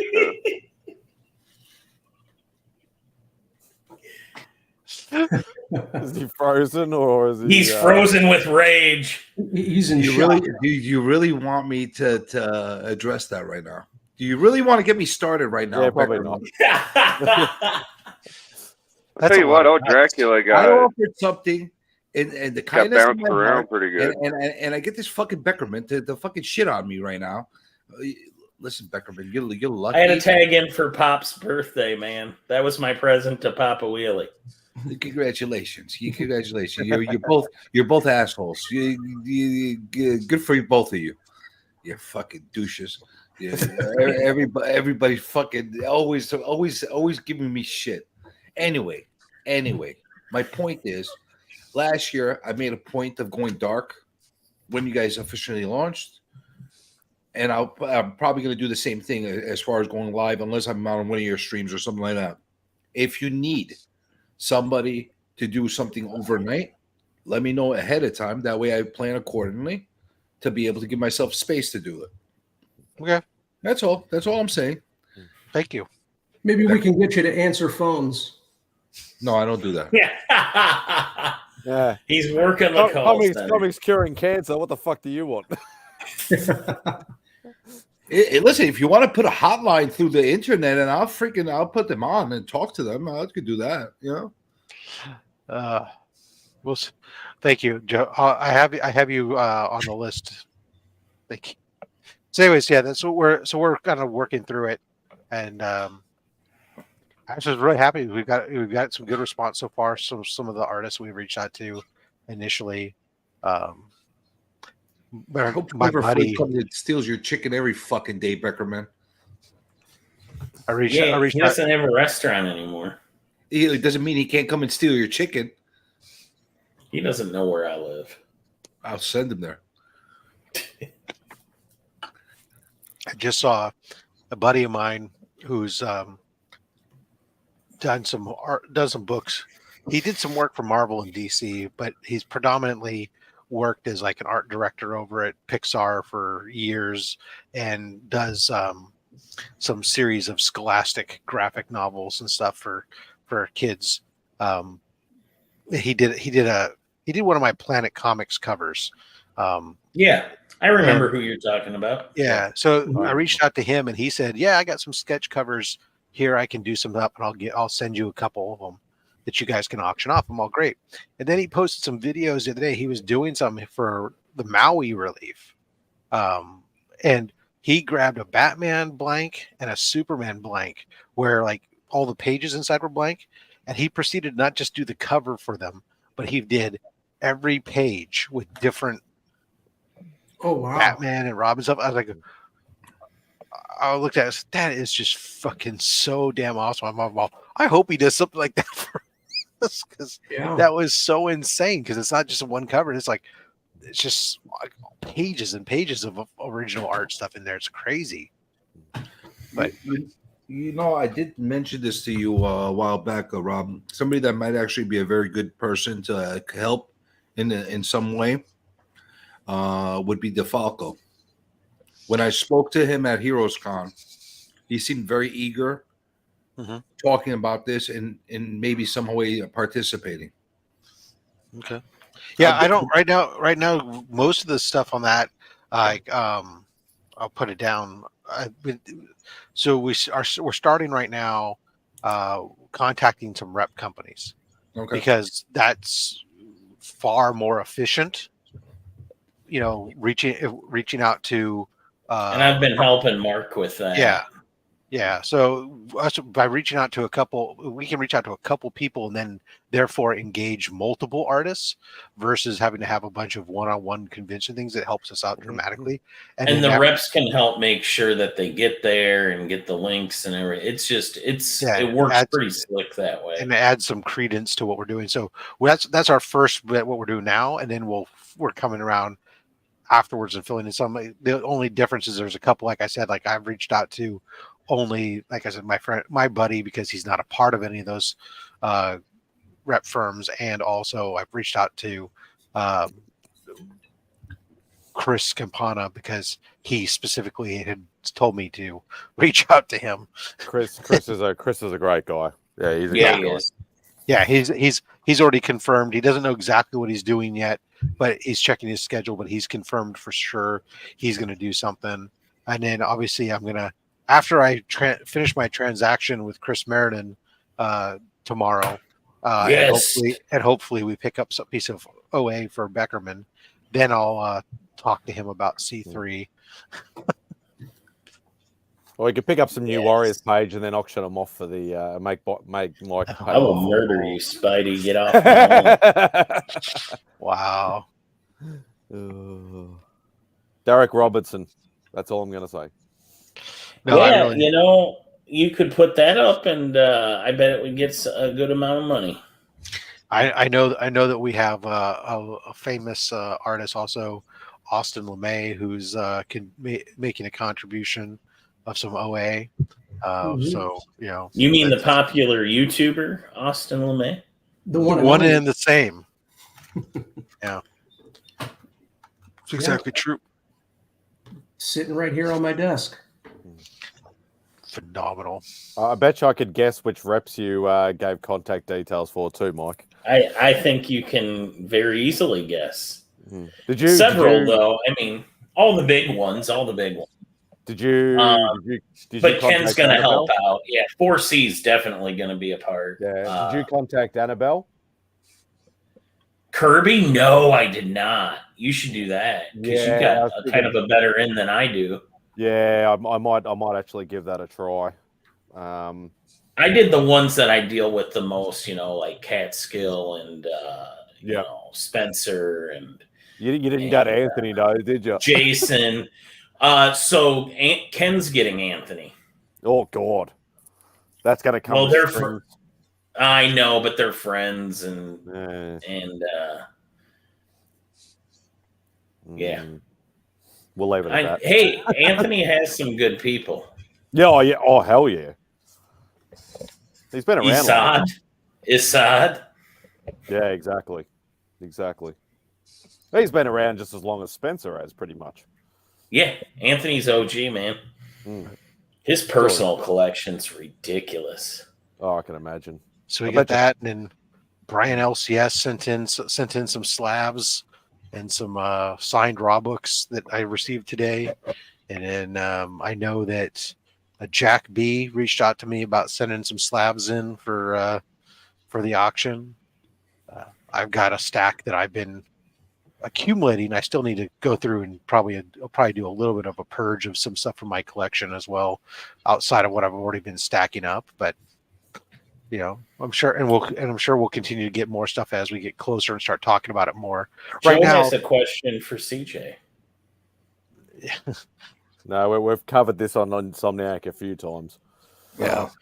Well, you ask Austin. He's an artist. Ask him how he feels. How do you feel about AI? I think AI has created some incredible artwork, but I'm a traditionalist, man. I'm still pencils, pens, traditional inking. I finish stuff digitally in Photoshop and stuff like that, but I'm not really big into the digital art scene. But there are some amazing covers out there. I can't say it's not art. It's certainly art. But when AI starts to dig in and uses too much of somebody else's artwork, I can't get behind that. October 20th. I agree with 22. Austin. I'm a traditionalist too. I make my turkeys with my hand at Thanksgiving time, and that's just how I am.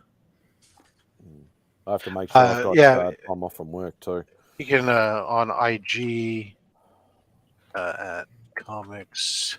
Oh, I had it further up. There we go. Oh, you put Instagram comic screen cancer. Yeah, we'll put more and more as we start going there. But yeah, there's essentially October 20th through 22nd will be the main event. It's going to be here on YouTube on multiple channels. So what'll happen is as we start to talk about, as we get closer and we have the schedule put out, we'll start socializing the schedule. There'll be a link tree as well that we'll put out that'll be on the Comic Screen Cancer tab or Instagram, that basically will have links to those shows channels. Will the auction be on your channel again? Yes. So the main auction Sunday will be on my channel. Probably also the Friday night prize wheel stuff. And I haven't nailed down what I'm donating yet, but like last year, I'd like to pop on for the 5 minutes and auction something off. Yeah.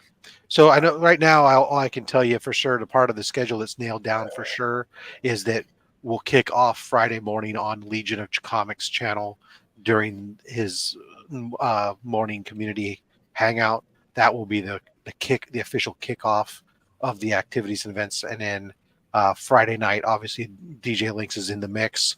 Will be a big event that will be part of it. I know Breakfast with Brian, I believe, is probably going to be a piece of it. My Only Slabs show will be a piece of it. So there's a lot of different stuff we'll mix around. Appreciate that. Yeah, I'll add you to the list and I'll reach out. What we like to do is essentially some of the channels, some have stuff that's going on. Some of them participate by being part of our content people, the ones that are going on during it and talk about it. And other stuff is just people helping out, whether it's, donating money, whether it's donating objects for us to sell to raise stuff or helping with contacts or what else. So I'll add you to the list and we'll be reaching out to folks and let them know, because we're, like I said, we're early for us for what we do, especially since we got a good formula that worked for us last year. We think we're hoping that formula still works by exercising these overlapping spheres of influence. And that's one of the biggest things. Anybody who's listening right now, the biggest thing that you can do for us is to follow the Instagram for Comics Curing Cancer. And when we start putting stuff out, is to essentially share it back out yourself to others, because it's those overlapping spheres of influence and that repetition of everything that gets it out there in front of more and more people. And that helps us a lot. Yeah, because cancer is the true supervillain. And that is one of those things that just helps us so much to be able to get out more people, and allowed us last year to raise over $22,000. So this year we're trying to shoot for 25,000. So I'm really hoping we do. Right now we got a pretty good jump because my channel's been all year long since I started monetizing at the beginning of the year, even though I don't make a lot of money on my channel. But everything that comes in goes to Comics Curing Cancer. And So far so right now I'm expecting when I get this month's deposit comes in, we'll be well over $1,500 already in the bucket, which is a great head start in reality. I know it doesn't sound like much compared to 25,000, but it is actually a pretty damn good head start. When It adds up fast. Yeah, it's up fast. And if Austin doesn't buy any more cars, we'll end up hitting 25 grand easy. Oh, I've got money set aside for. If I see something I want, it's gonna be mine. Yeah, because right he now just needs to head over to his money room. Yeah, we're at 1,300 right now, so I'm not exactly sure exactly what and how I'm going to be contributing to this. I definitely know that I'm I know that I'll definitely be buying a bunch of crap that I don't want, like last year, and that's what I did last year. That last day, I saw people not bidding, so I just started bidding on everything. I was like, "Oh fuck! Now what are we gonna do with this shit?" But anyway, I got that. I'll do that, and I do have a poster set aside from Heroes Con that I had a lot of different artists and writers and creators sign it at there that I think would be pretty cool for somebody to be able to purchase. I'll try to find other stuff to be able to contribute as well as far as for auctions. And I don't know if you're going to be doing the drawing thing like you did last year. Yes, you mean the wheels? No, the drawing, the actual draw. Remember we had the drawing. Yeah, we intend to. We believe, I should say, we believe that will be a part of the programming again. Yes, it won't be hosted by me this time though. Well, maybe you should have one of the art people do it. I have somebody who's reached out, and it's on our list. We haven't made a decision because we haven't. The three of us who are spearheaders, we tabled all the decision about programming off to the side for right now. But I do have a person who does regularly do that type of stuff, and has expressed an interest in hosting it for the program. So we're hoping that's the case, in which case, yes, we'll invite, we'll give them the names of people who participate last year to invite them on as well to potentially do that. But I just didn't want to host it again because it's not what I do. And I really do very busy that weekend. Yeah, I was going to say, you're going to be hopping around. Yeah, of course. Well, I'll tell you this much: if you are going to do it and you want people to participate, let me know. I'm a lot faster than I was last year. Last year, I was able to. I don't remember. I made like 2-3 pieces last year while working, and this year, if it's an hour or 2 hours, I probably could crank out one for every 10-15 minutes. So that should generate some stuff. I can't believe that some idiot bought my art last year. Listen, I was doing upside down drawings last year. I know. I could do that again if that's what people want. I drew something and somebody was silly enough to pay $15 for it, so I think that was crazy. Dude, at the first Comics Curing Cancer, I bought a art piece from a guy I didn't even know at the time, Nick's Kicks and Comics. And how do you feel about that guy today? I like him even more. There you go. All right, I'm opening up my folder. My dear sweet Nikki Pancakes. 2023.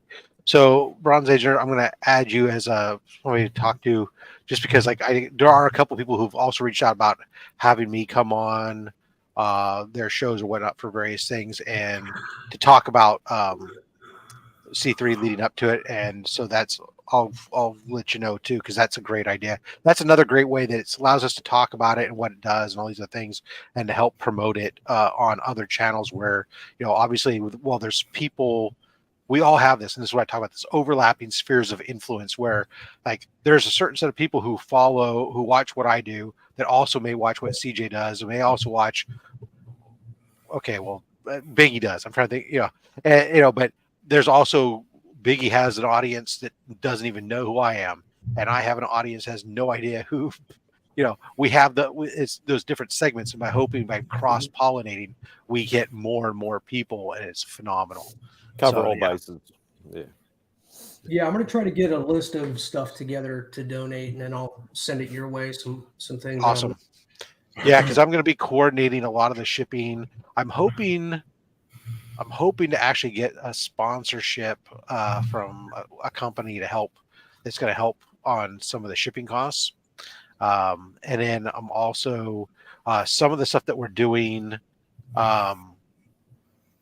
with some of the sponsors or some of the participants that have promotional material that maybe where we may have like either a contributors list or something that we put that I stick inside the boxes that go out, as well as I'm hoping to have some comic screen cancer stickers to be able to throw in the box to go out type stuff. It's easier if that stuff is centrally located for me to be able to manage all that stuff. But I'm not making it a hard requirement, obviously. Here's the other thing. I mentioned this to you before. I think it makes more sense for us to send out the stuff directly instead of sending it out to you and you resending it out, unless that's what you want. So that's what I was just talking about. So actually, one of the things that I learned last year is it actually is a lot easier for the most part if I have it. Okay. Simply because when we're doing the auctions and stuff, it's a lot easier. Sometimes people aren't able to come on. It's a lot easier than showing a picture of it to actually have the item. But it's really sometimes difficult for me then to have to parse out different lists because I can't just take a list of say, here's everybody's stuff and send it to everybody. I have to build a separate list just for the stuff that you have, because I'm trying not to give out people's personal information to other people necessarily. So it's like I have to then make all these parsed out shipping lists, and I have to follow up. Okay, did this get shipped out? And did I? There's a lot. It's actually a lot more of a headache versus if I have the stuff ahead of time and then I just ship it out from my location. So do you plus want me- again, if there's any of these inserts and stuff. So Can we, if we donate something and send to you, can I then donate the money so that you're not out the shipping too? You can if you want. Is there going to be a way to deal with that? I'm hoping what's going to happen is I'm going to get some a donor that's going to basically cover the shipping. I don't know that that's going to be the case. Okay. That definitely wasn't the case last year. It wasn't the case last year, but it was part of my donation. I mean, it was my tax write-off. Okay. Not that the federal government. I'm willing to do. Yeah, I don't. Well, if somebody ends up shipping it to me, then they have to pay that shipping. So I don't ask anything more of that. But the items are great. It's all good. I understand for some people, some items it may not be that we don't do. We'll talk about it and say, hey, this is fragile or whatever the case is. You don't want to do that.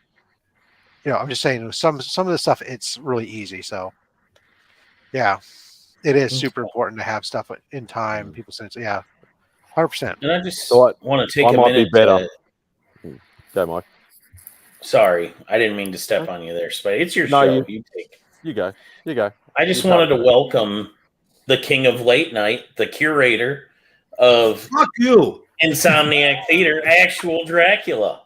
Fuck you. Yes. How's it going, guys? Oh, he's got the knife out now. Watch out. You're in Fucking trouble, Mike. Uh-oh. I'm gonna have to put on. Hey, I wanted to ask Austin LeMay why he was here. I got a Spawn original art from you. I won from Wax, and it's really killer. I was just curious, like, is there a certain part of the run that cape was from that you drew on there, or was that just something that you did? Which piece? He's done the cape on the Spawn that you gave it to Tyler and he gave it away. It was a black and white Spawn one, original art. He can't remember. I don't remember the piece. I'll have to send you a picture. Never mind. I agree that Spawn is very forgettable. Shots fired. Yeah, that reminds me. I've got something for you, Austin. It's ready. Oh, So you outstanding. still send me your address. Yeah. Will do. Yeah. I just like antagonizing people. Yeah, I draw a lot of Spawn. So I don't remember which one I gave him. And I'm surprised he gave it away because he usually hoards your art like it's going out of style or something. I got a lot lying around, just doodles throughout the day. But a lot of that stuff is I'll donate it. I'll send it to Rob. He can auction it off. The only one that I really kept was this one right here. That's the one I drew that Todd McFarlane signed. Oh yeah, that's cool. I remember when you posted that.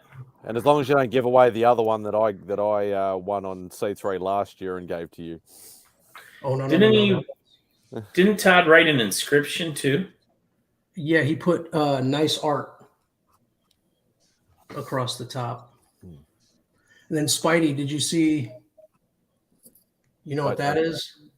You can't. It's so small. Yeah, hang on. Give me a sec. You focusing me so I could go on a rant? Sorry, no, I was trying to. Oh. Movie Spawn? Yeah, do you know what that is? Why does that look familiar to me? Beck knows more about the Spawn covers than I do, obviously, but Do you know that one, Mike? I do it not. looks familiar though. No. So this is that rare book that wasn't distributed because COVID canceled the event that was supposed to be the exclusive for. So only a few of them made it out into the wild. No. The one I'm still chasing for Beck is that bloody Singapore Comic-Con variant, the one that Kale New did. That There's only one? there's only like 300 copies. I never see it pop up for sale. Yeah. Well, I'll sell you mine if the price is right. I got 2 of them. Yeah, send it to him. Put It's it in on a the slab, stack. though. She doesn't do slabs either. Yeah. You can break it out once you own it. Yeah, I know, but yeah. It's going to be one of the harder ones to get a hold of. They're out there though, if you want to pay for it. Yeah, and that's the problem. I'm not a variant guy. She loves her variants. That's all she's just trying to get the entire set. It's a lot of work, man. It's a Oh lot. yeah, because there's a lot of ones you don't even know about. That's the problem. Yeah, I just picked up 1 through 15 of all the German Spawn covers. Oh yeah, Who do we we're not going that far. Biggie. I think we lost Biggie. Yeah, we lost Biggie. Hey, Drek, how you doing on those votes? Can we see what the results are so far? You can see, yeah. I don't know what it's up to right now. Last time I checked, Can it we- was like maybe 22. Can we vote more than not once? that many. If you got I'm not multiple sure. emails. You could try. Oh no, I don't do that. Oh, you don't do that. No. No, I thought, some of you're those the things you can honest vote guy. every day. Yeah. I'm gonna use all my freaking aliases, and I'm gonna give him as many votes because you know why? Because he's my friend, and I want him to win, not because And I he's don't the do king of late night YouTube. that. Fuck you. No, I'm not the king. The prince, maybe. Prince of Darkness. I generally don't like you, Beckerman. You know that? I generally don't like you. But you specifically love him. I'm a ruckus causer. Thanks for joining, Papa. Yeah, I need to go to bed too, but I just Happy birthday, I can Papa. stay- And I happy can stay up birthday, all too. night busting chops. I think I dislike you more than I dislike Papa. Happy birthday, Papa. Yep, happy birthday! And it's now like in his time. Is it his official birthday now? Yeah, Not yet. He's got 15 minutes still. he's got 15 minutes. Well, I gave it to him in advance. If he stays on for Yeah. another 50 minutes, we could sing happy birthday to him. That's reason enough to run away.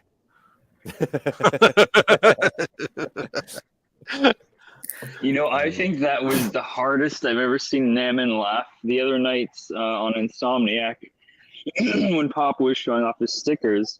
And then he says, this one's for you, CJ. And he pulls up that fuck you sticker. And Naman lost his shit. It was amazing. What the fuck now? He doesn't have Spock anymore. Now he has like Spanky on his picture. That's Mark.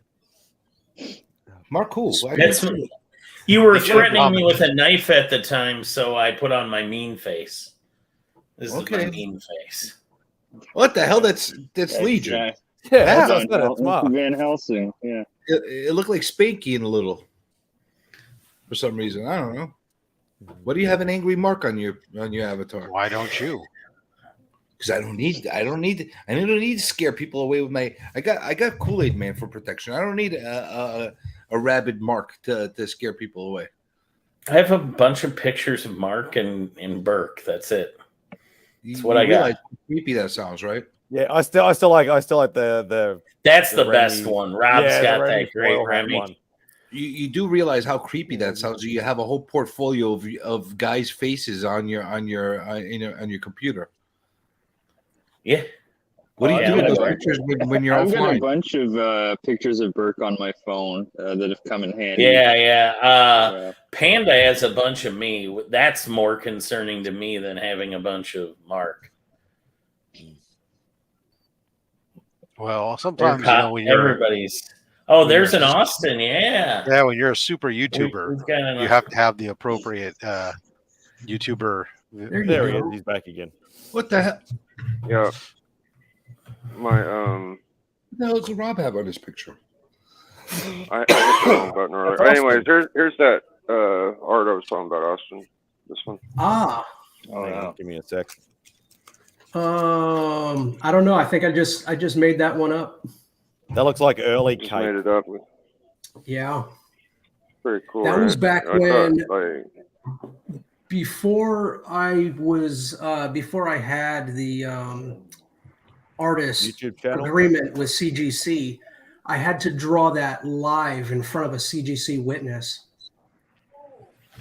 You serious? Yeah.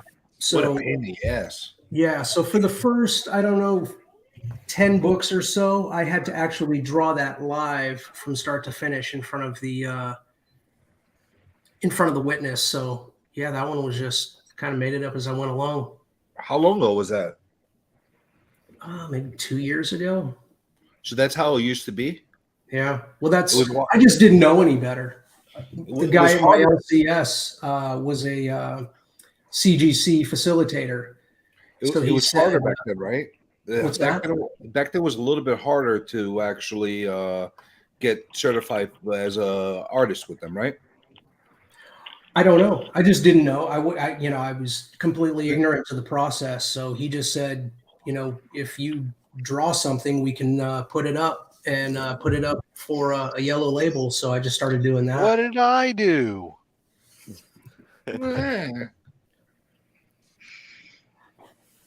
It kind of reminds me of like. You officially have a Pokemon as your avatar now. Even if it wasn't, even if Black Panther didn't wear a cape that much, like it reminded me of Black Panther cape for some reason. Speaking Just of give me a talented Panther artists, we have another friend. Hi. Hello. There we go. What's up, Katie? What's up? Hello. Hi. What's up? Hello. I can do Pocan. Nice interview today. Oh, thank you. Yes. I will give you a lot of credit for getting through all my questions. He was a trooper. He did not want to stop.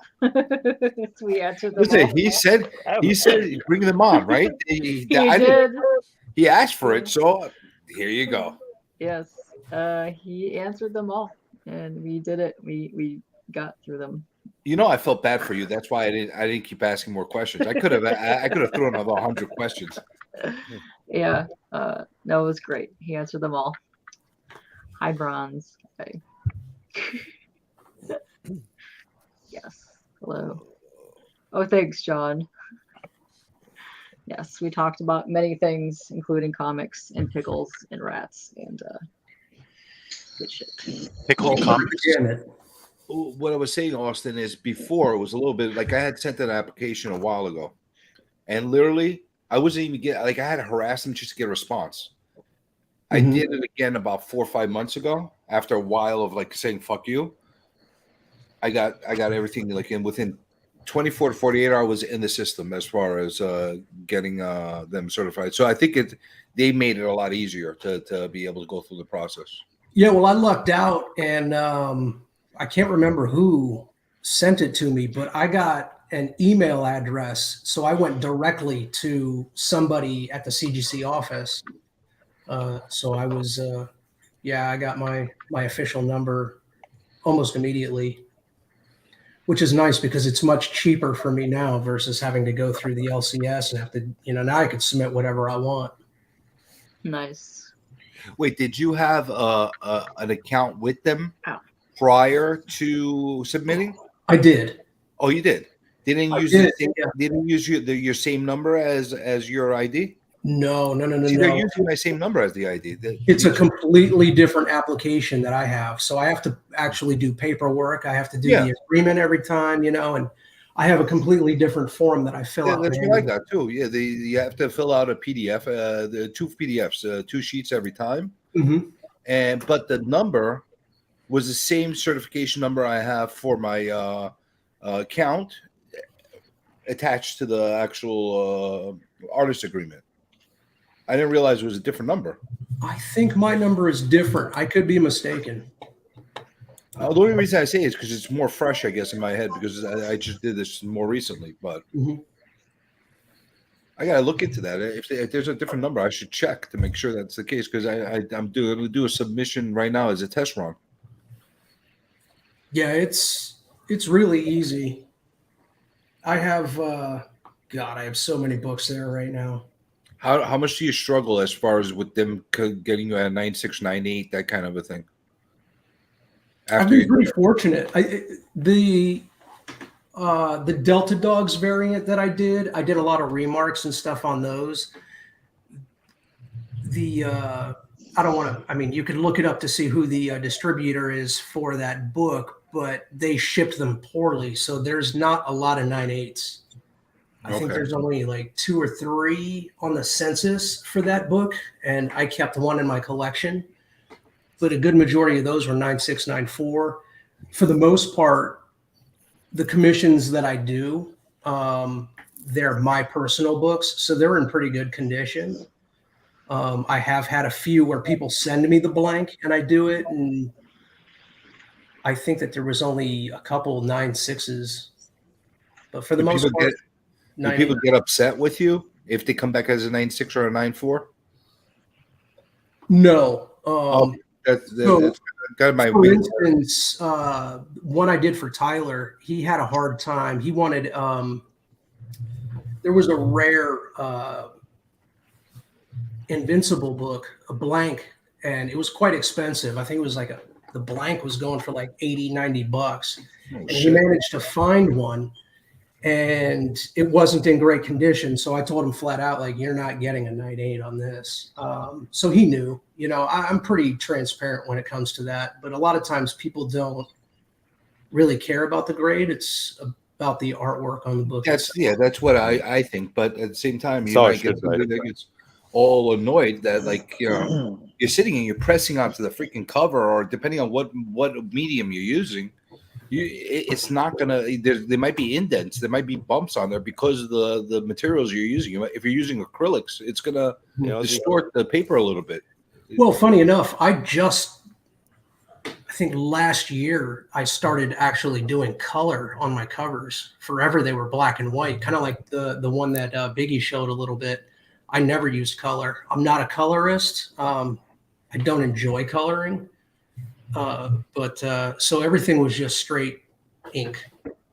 Except for when you do speedball, right? Is speedball on my list?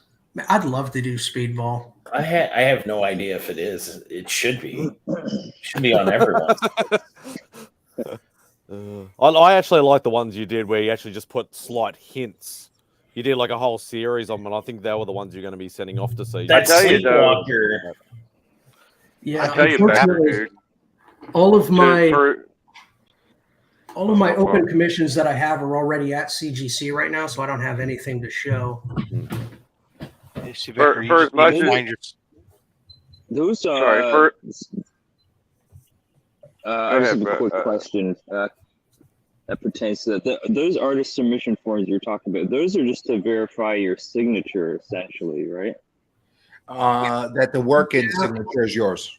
Yeah, that it's mine. I have to say when, I have to date it. I signed it on this date. This is, just to verify it. So for instance, and I've said this before, if somebody, because I've signed a number of books that haven't gone to CGC. If somebody sends that to CBCS and it gets verified, it's complete bullshit because CBCS has nothing to verify my signature. Right. Yeah. Unless they've verified it by comparing shit to CGC fucking signed witnessed books. That's a good point.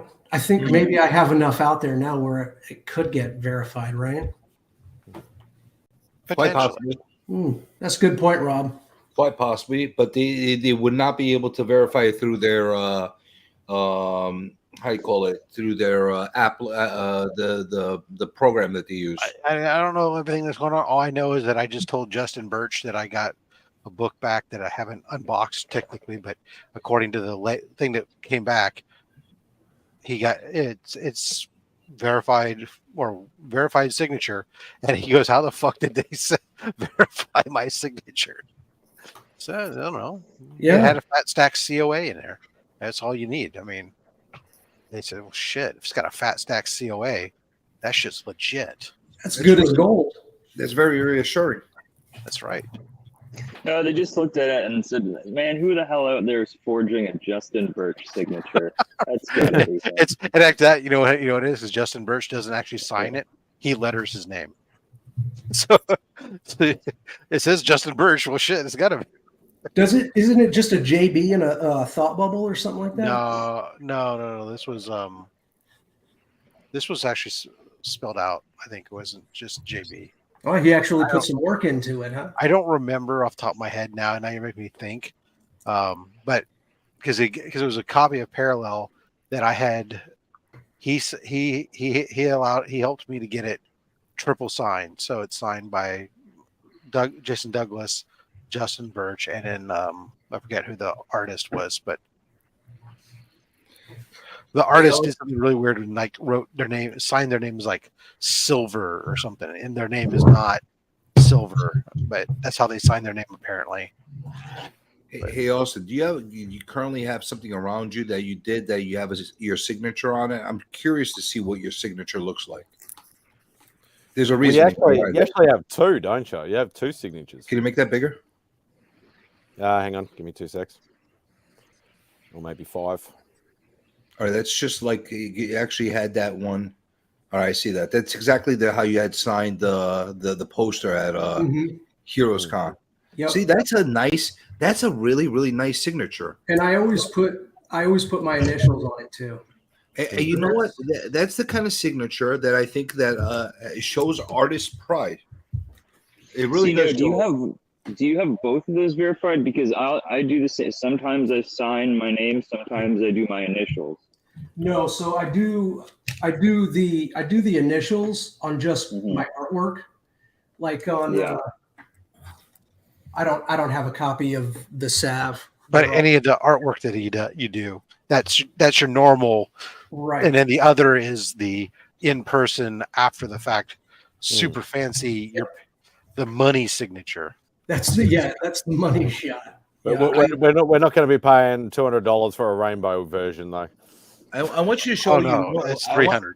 I want you to do one signature, and I want you to tell me what you think of this signature. Can you tell what artist did this? That's John Jang's signature. Isn't it a lovely signature? Doesn't that show you a lot of like pride behind signing your work? Absolutely. Yeah, right. You want to know why? I was impressed. Because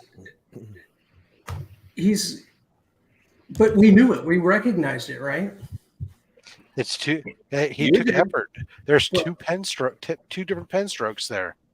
Yeah. That's probably his actual signature. I mean, I wish people would do. I don't sign legal documents with this. Right. Clearly. This is my, I guess. As I joked, that John. That's Jack funny signature, because I sign all my legal documents LeMay. As you should. I would say that John Jang signature actually looks very similar to my legal signature. I've gone through a lot of people's signatures, and the best ones are the ones that you can actually distinguish. Yeah, you can identify. It's like actually a couple of times. Nick Nick's Kicks and Comics has actually messaged me saying, "Oh, I saw this piece of art in a shop. Can you recognize the signature?" And I'm like, "Oh yeah, that's blah blah blah, whatever." Like, how the hell do you recognize that? And I'm like, when you're in the art world and the signature world, you pick up on people's signatures after a while. Yeah. And actually, I've only signed one book with my real signature, and that is the Ninja Turtle one that Panda has. But I like the way it looks nice and clear. There's a stylization behind it. There's some thought behind the way you put your signature. That's why I wanted to see it again, if that was your consistent signature. It is, and I don't know. You did actually sign that poster the same exact way, but I wasn't sure if you did that specifically because it was the poster or if that's how you do it on all your work. Yep, no, that's how I do it everywhere. And then the somewhere around here, I have an 11 by 17 with literally hundreds of signatures all over it, just practicing it, how I wanted to do it.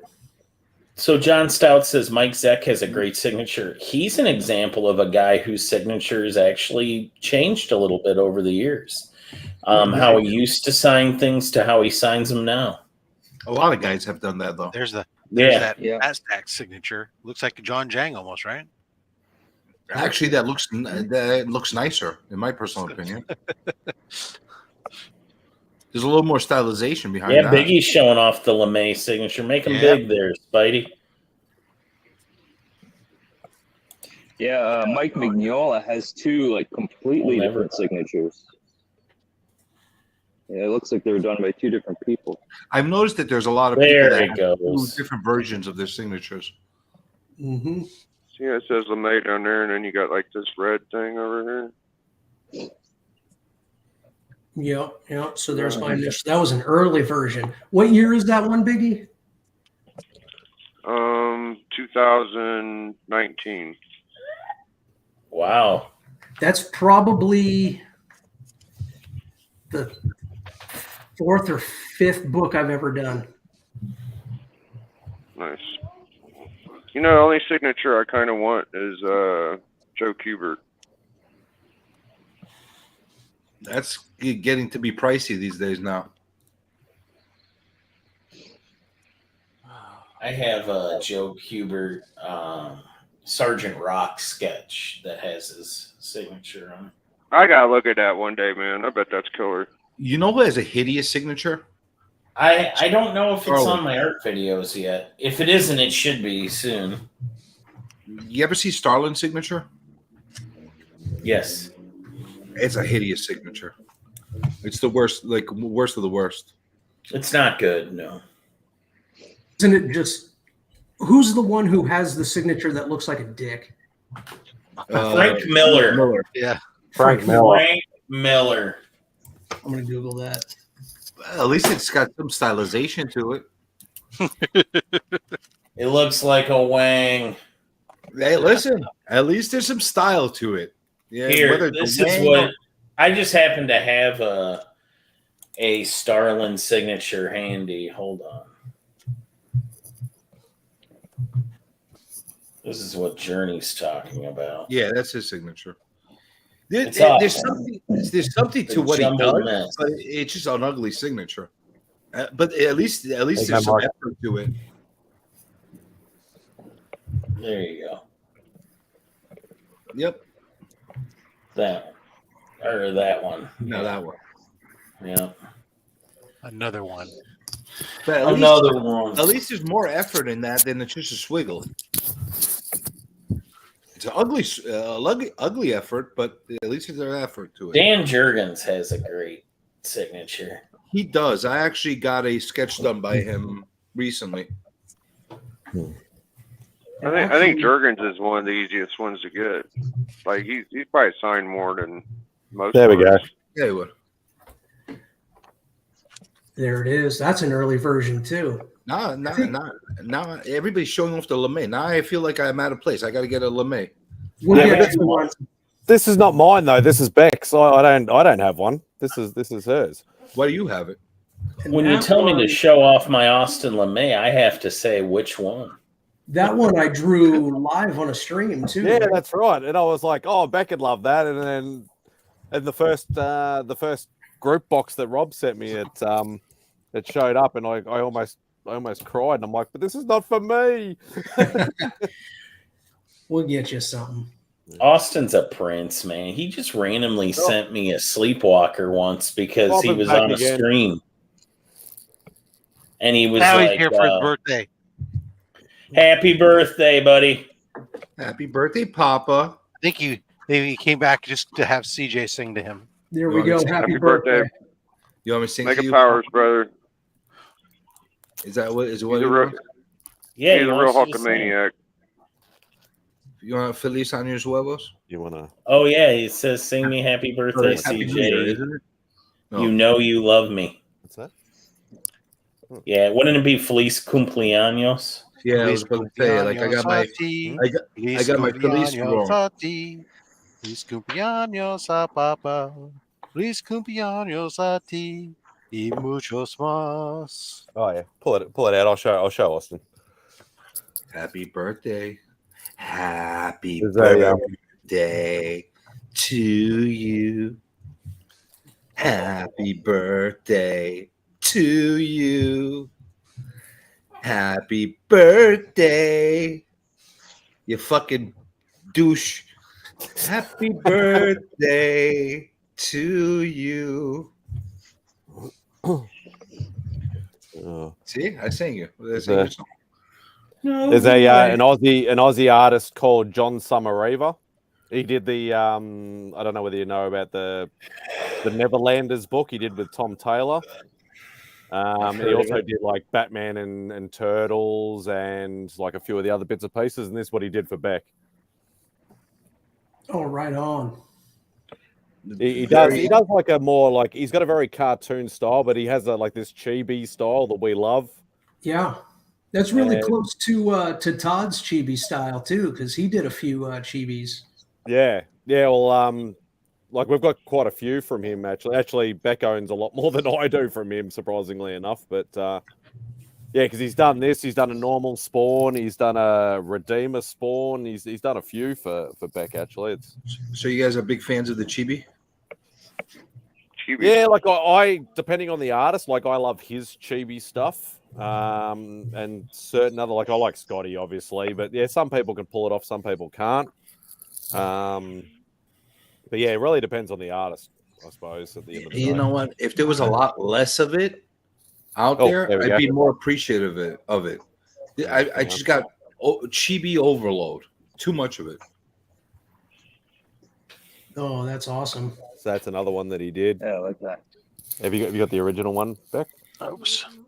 Yeah, the just the normal Spawn chibi one. I never heard Chibi before now, so. You know which community guy does all chibi? He used to do all chibi. He's evolved from there. Sold twice. There's the other one. Chibis. Oh, that's the best one there. That's great. Oh yeah, that's my favorite out of the ones she showed. Actually, my favorite is the first one she got, which I don't know why she picked this character, but I absolutely love it. Yeah, that's cool. That's good. Doom rules, man. I actually like that. That's pretty cool. Yeah. This Doom's the ultimate bad. That's There's really no cool. bigger bad than Doom, dude. No bigger bad than Doom. Cancer. You can't not fight in the that. Marvel universe. I guess cancer beats everything in MCU. All right, so time to put some. We gave away a bunch of books today. It's time to put more books into the box. Ready to see what we're going to put in the box this week? So adding to the giveaway box. First, we'll get this Buffy issue 10, which is whatever. Some people dig it, but it's going to include a free shirt. Right on. Cool. It'll be Trials of Ultraman issue 1. So Will it be a henchman shirt? Yes, it actually is. Cool. An Age of Conan Valeria #1. An EMPR or Empire #1 with an extra pool. Another Savage Avengers Empire tie-in extra pool book. We have another Avengers book. There's some. Here we go. We got Santa Wolverine, as I like to call him. So Wolverine stole Santa's outfit, and some Peach Momoko headless. That's early Peach. Yeah, it's because that's a more traditional style. That's the kind of peach I prefer. David Nakayama Scarlet Witch #1. That's nice. I don't know. Somebody might like a Spawn blank for something. Old Adventures comics on cover. First Court of Owls cameo. Nice. Very cool. First Julia Carpenter Spider-Woman. Nice. Damn, you're just loading up. First Doom Patrol book. What are those stickers that are on there? You have like a little blue and red sticker on there. What's that? So when it says key issue. Oh, that's what you put those on there, or it just came No, like actually, the person I got these from had them labeled as such, and I just haven't rebagged it. Firestorm Nuclear Man #1. Holy hell! And Wonder Woman 750, Jana Cletico. Oh, that's just for only slabs. Yeah. Yeah, Bronze. This is him loading up his box. Yeah. For only clubs. Hey, Spidey, can you make me big? Yeah, hang on. Where are you? Up the top. All right, actually, I'm gonna hop off, guys. Since we were talking about, I just Bye, Derek. had to make sure I made an appearance on the inaugural episode of. Did you Spidey's plug yourself Outback. again for the voting? He plugs himself Did I? every night. Oh yeah, go vote for my Red Sonic cover. What did you say to yourself in this morning when you woke up? I hope people go vote for my Red Sonic cover. Ah, you freaking! You're not salvageable, man. I helped you with some powerful words to say to yourself every day, and you don't even use them. Because I'm good enough, and gosh darn it, people like me. People like me. That's it. Yeah. No, that's the clean version. Yeah. Vote for Say my that shit, dumb motherfuckers. Track. You say what you want, man. Fuck him.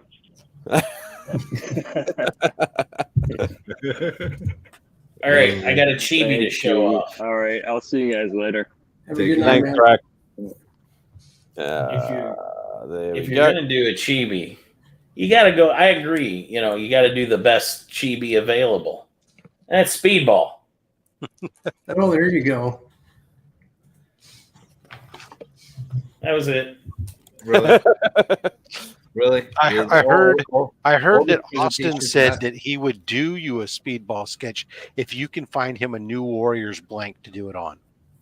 They don't exist. I Believe wonder me, why. I've Damn, that just complained. sucks. Too bad, because Austin was really looking forward to doing one for you. Hey, he did a sleepwalker for me. I'm good. Me and Austin are way wonder way why. good. He was very generous with me, and then I won Austin LeMay Predator sketch off of the Burke box. I don't remember either of those pieces. You don't remember the sleepwalker? I do. I was gonna say you wouldn't have drawn many sleepwalkers. I thought You that'd- did it. that'd You be did it good. on a backer board. Yep, on banter.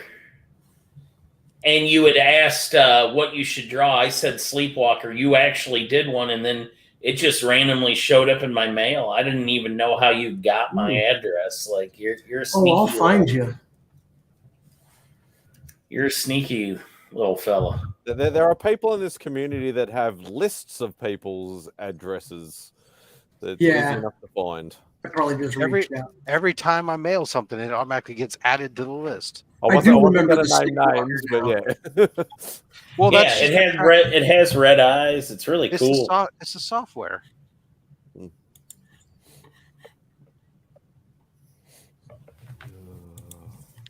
Oh, Let's slide that. We'll just slide that in. K-pop's been quiet. What you doing back there, K-pop? And Austin was Oh, actually shit. on my AOK list, so him and Durs both got Spawn art at Heroes. Yeah, I was pointing at it earlier. It's sitting right on my spawn wall. Nice. It's not mounted yet, but it will be. That's What were you pointing? What spawn art were you pointing at? I gave Austin a page from Spawn that I had in my collection. That's very cool. Yeah. Yeah. The detail in this piece is incredible. That's really cool. So was that Capullo art? No, it's Philip Tan. Tan, yeah. Right? Oh shit, that's pretty good. Philip's Pretty good. awesome. And I also got one of those bad boys. Hey, Drac already left. That was a nice piece. I was going to say, if that's Capullo, I don't think that's very rare and very expensive, and Mike wouldn't be giving that away, I don't think. I'm asking. Oh, I don't know. I'm a madcap, but He is. I just wouldn't own a Capullo because I can't afford it to give it away even. No. The only way you can get original art from Capullo is to buy his these little mystery The grab bags. I have one of those. Yeah. Why? How much do you charge for those grab bags? Some of those little like When I won it, the grab bag was 50. Yeah. I think it's up to 75 now or 80. So what's the worst thing you could get in that grab bag? You never know what you're gonna get. That's the whole point of it. Or like, what's It's the worst usually thing? his prelims. The thing about it, CJ, and I'm not trying to be like any sort of way. It was really hard. It took me months to be able to win one of his grab bags, because if it's not the month of Christmas, if it's not December, he only does them one a week on a Monday, and it could be any hour, any time, and there's only one, and it drops, and you basically one day I just sat out and said, you know what, today's the day I get it, and I literally just sat at a computer all day and hit refresh until it popped, and then I got it.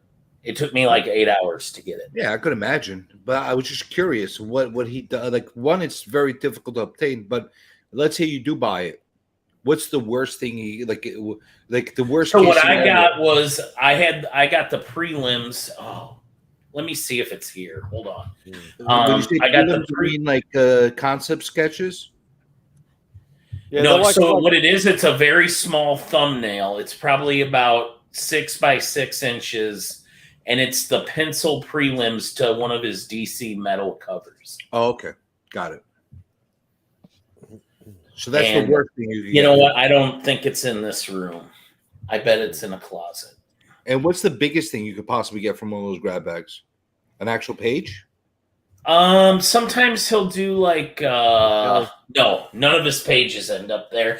Okay. Every once in a while a page will end up there if it's like Christmas stuff. He goes all out at Christmas. Yeah. And the quality of the grab bags go way up. It's kind of his way of giving that. You got to be like the Flash to be able to get it though. Like it's So the like, month of December they do one every day, and they're at all sorts of random times. And it's only available on his website.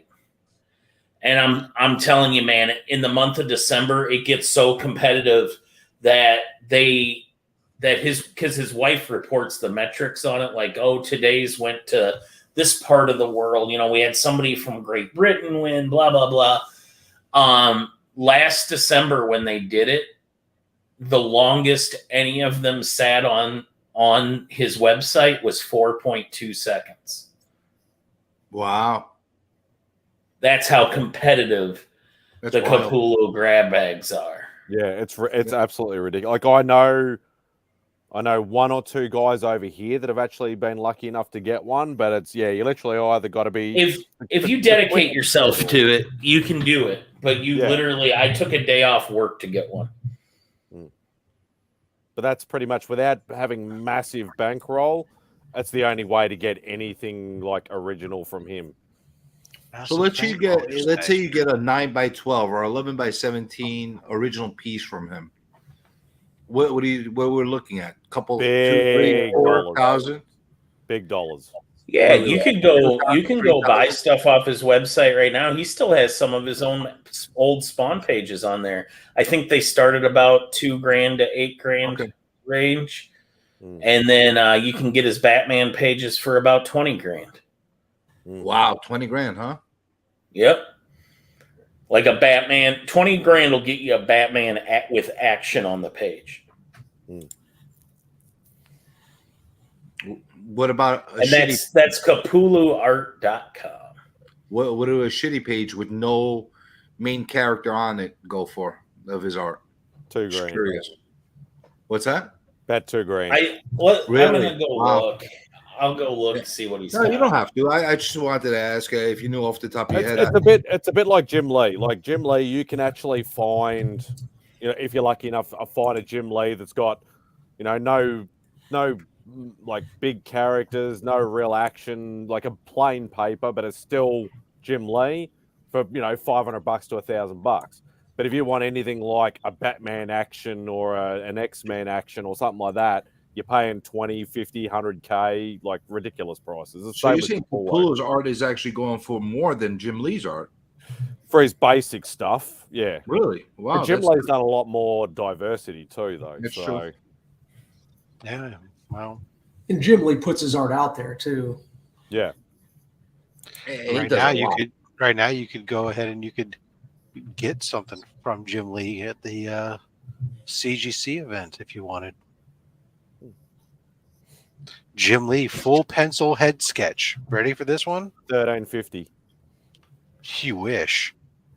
Okay, the cheapest thing I can see right now is you can get a Spawn page from issue 71, page 16 for $775. It's under the category bargain art. Oh, okay. Well, there you go. So it has Spawn in the background, but not the primary character. It's pretty gnarly looking. How do I share a screen, guys? I use the present button down below.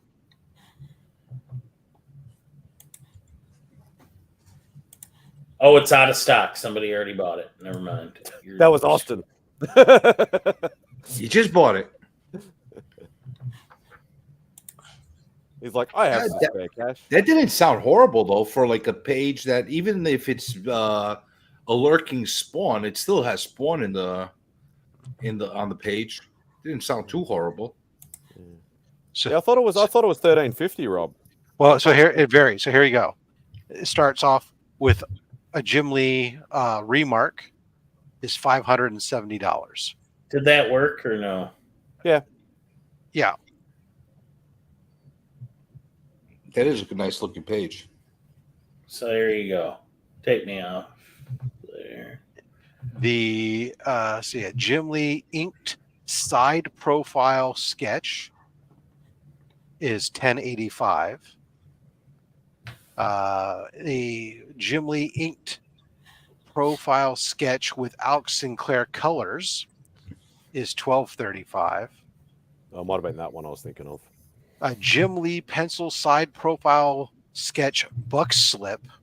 I don't know what that is. What's a buck slip? If you have to ask, you can't afford it. It's $15.80. It's $15.85. A Jim Lee inked side profile sketch buck slip, which seems like it's exactly what was up above. Oh, inked versus pencil. Okay, is $20.85. And let's see, a Jim Lee full pencil headshot sketch is $3,085. A black and white sketch colored by Alex Sinclair, so no Jim Lee, $285. So now I gotta see what the hell this buck slip is. What's this? So are you actually looking at the samples that they had provided? Because I actually looked at this a while back.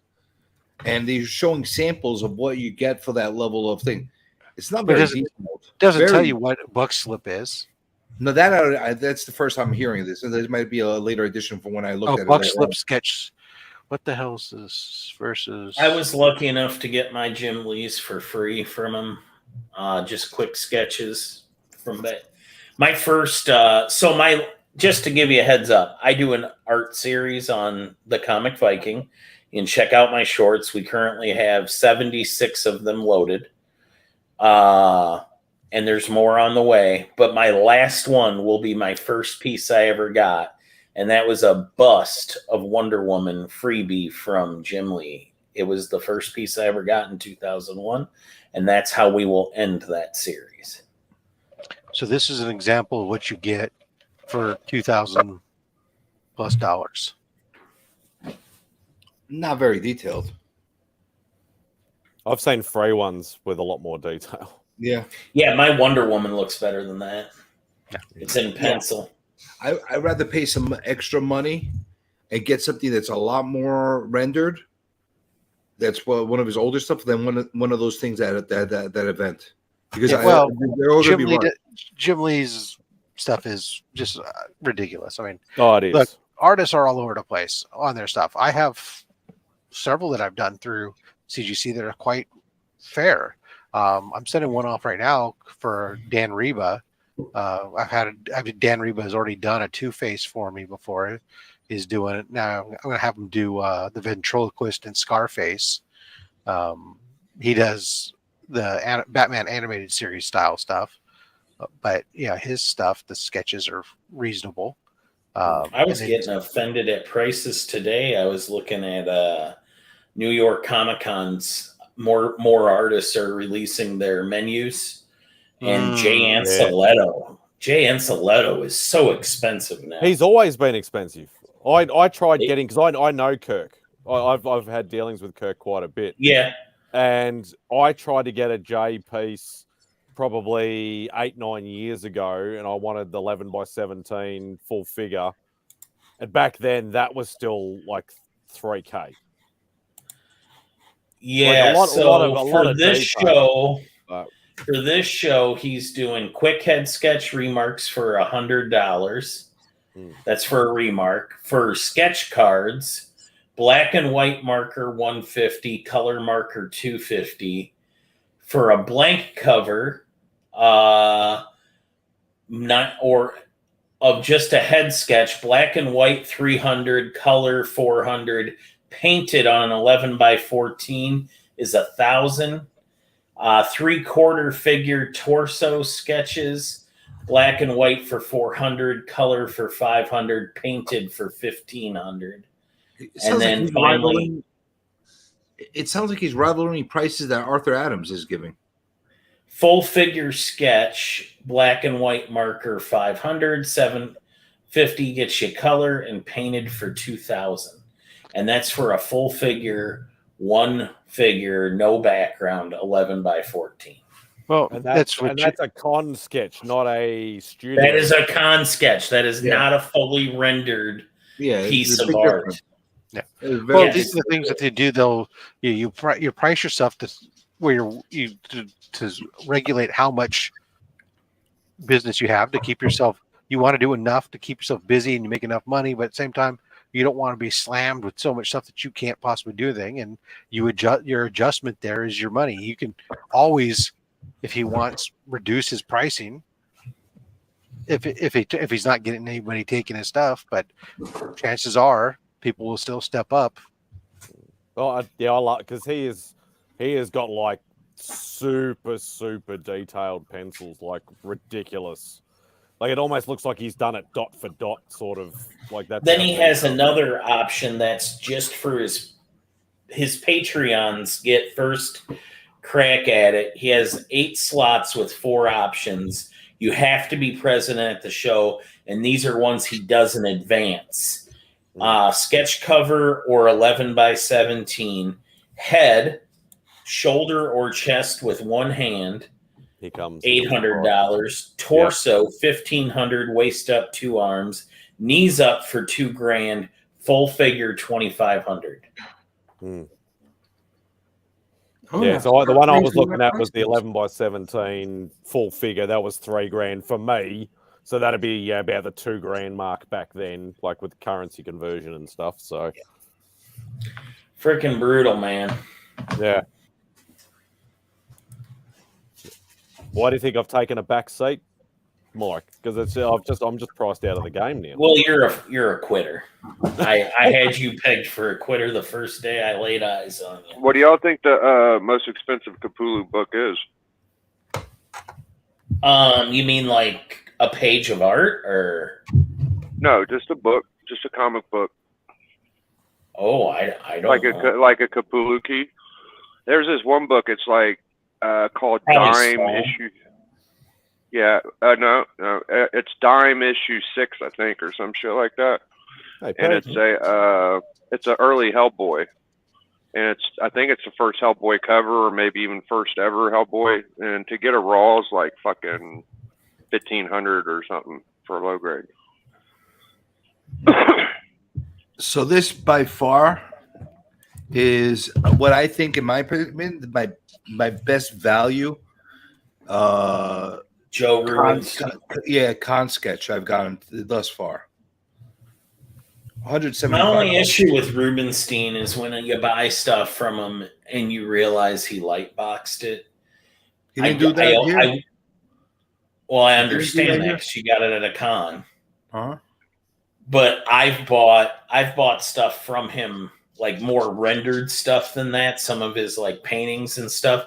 And it just kind of annoys me when you see where he lifted the image from and stuff. Like, I wish it would be a little more original when I buy something like that. Well, you have to take into consideration what he's charging for those pieces too. He's Hey, charging Rob. a lot less. Well, I paid a lot more than you paid because I paid Rob. for a rendered painting. And I'm You just know saying, that, I wish he wouldn't have lifted it from a statue. Did you know Alan got that Starling comic you like, dude? I did. I saw that. Yeah. I told him, I said, "You son of a bitch." Oh yeah, you're 49. Yeah. Looks like you got a really good copy too. But, I all right, like I got it.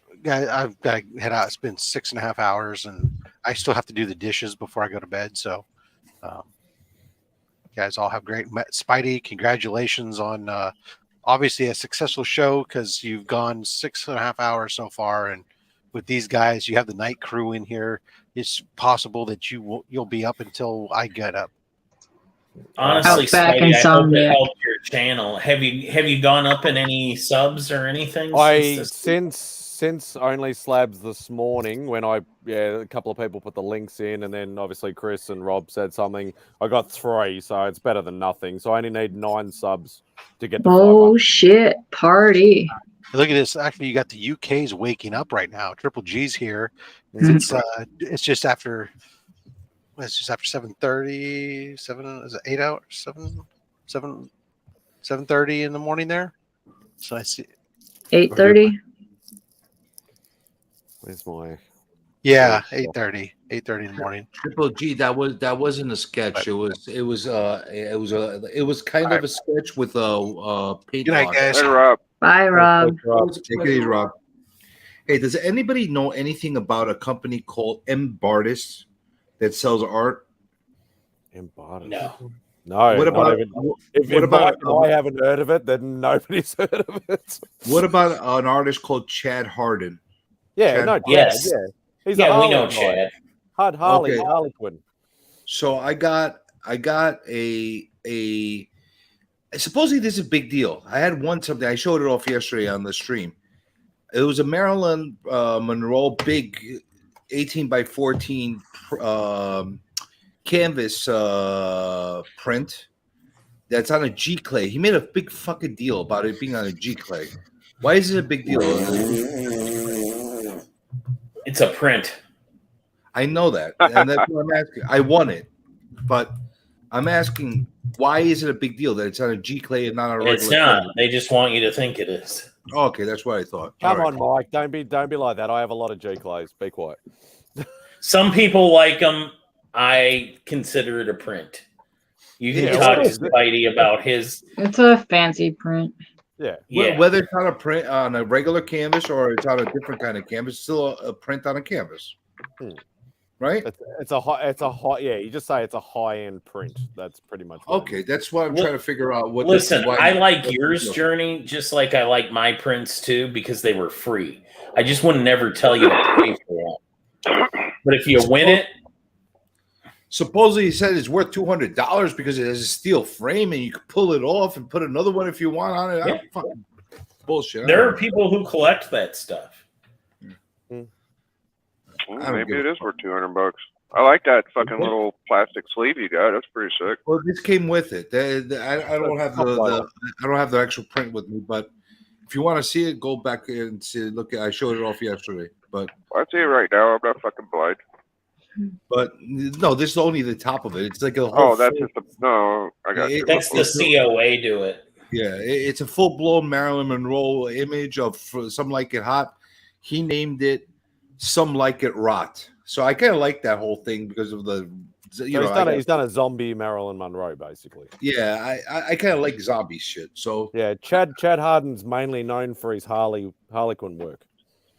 Okay. All right. Remember when he was repped by Steven Palua? Oh yeah.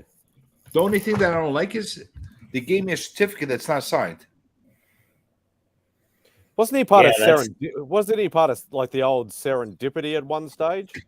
Yes, he was. Good memory. With Jerry. Yeah. Yo, that's going back. So, what is a C-clay print? It's a different texture canvas. It's like a thinner texture canvas. It's a print that somebody really put some effort into. Yeah, it's like, I actually have quite a lot of them because I started off my art journey with buying because I have a shop over here called Silver K Gallery, and they basically do all G clays, animation cells, high end, like all that sort of stuff. And it's basically a very, very high end limited edition. Well, they usually make them limited edition. Like computer, they're basically it is done by a massive printer and computers and stuff, but they're nearly always done in very, very limited thing because it's actually a lot of money to reproduce them. I actually have quality print, or high quality paper and high quality ink colors. Yeah, so I actually have there's a famous, I can't remember what cover it's from. Mike, you might know it off the top of your head.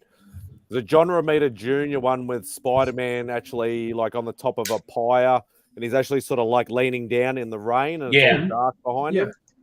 They actually, the first release of that was only 25 copies worldwide. It was signed by senior and junior, and I was actually able to get my hands on one. But this thing is like, I'm talking like if you have a look at this stuff's G clays as well. Like they're absolutely massive. Like then it's not like 11 by 17. Like you're talking probably 40 by 30 or even bigger. So they are really big. Okay. I've seen them smaller.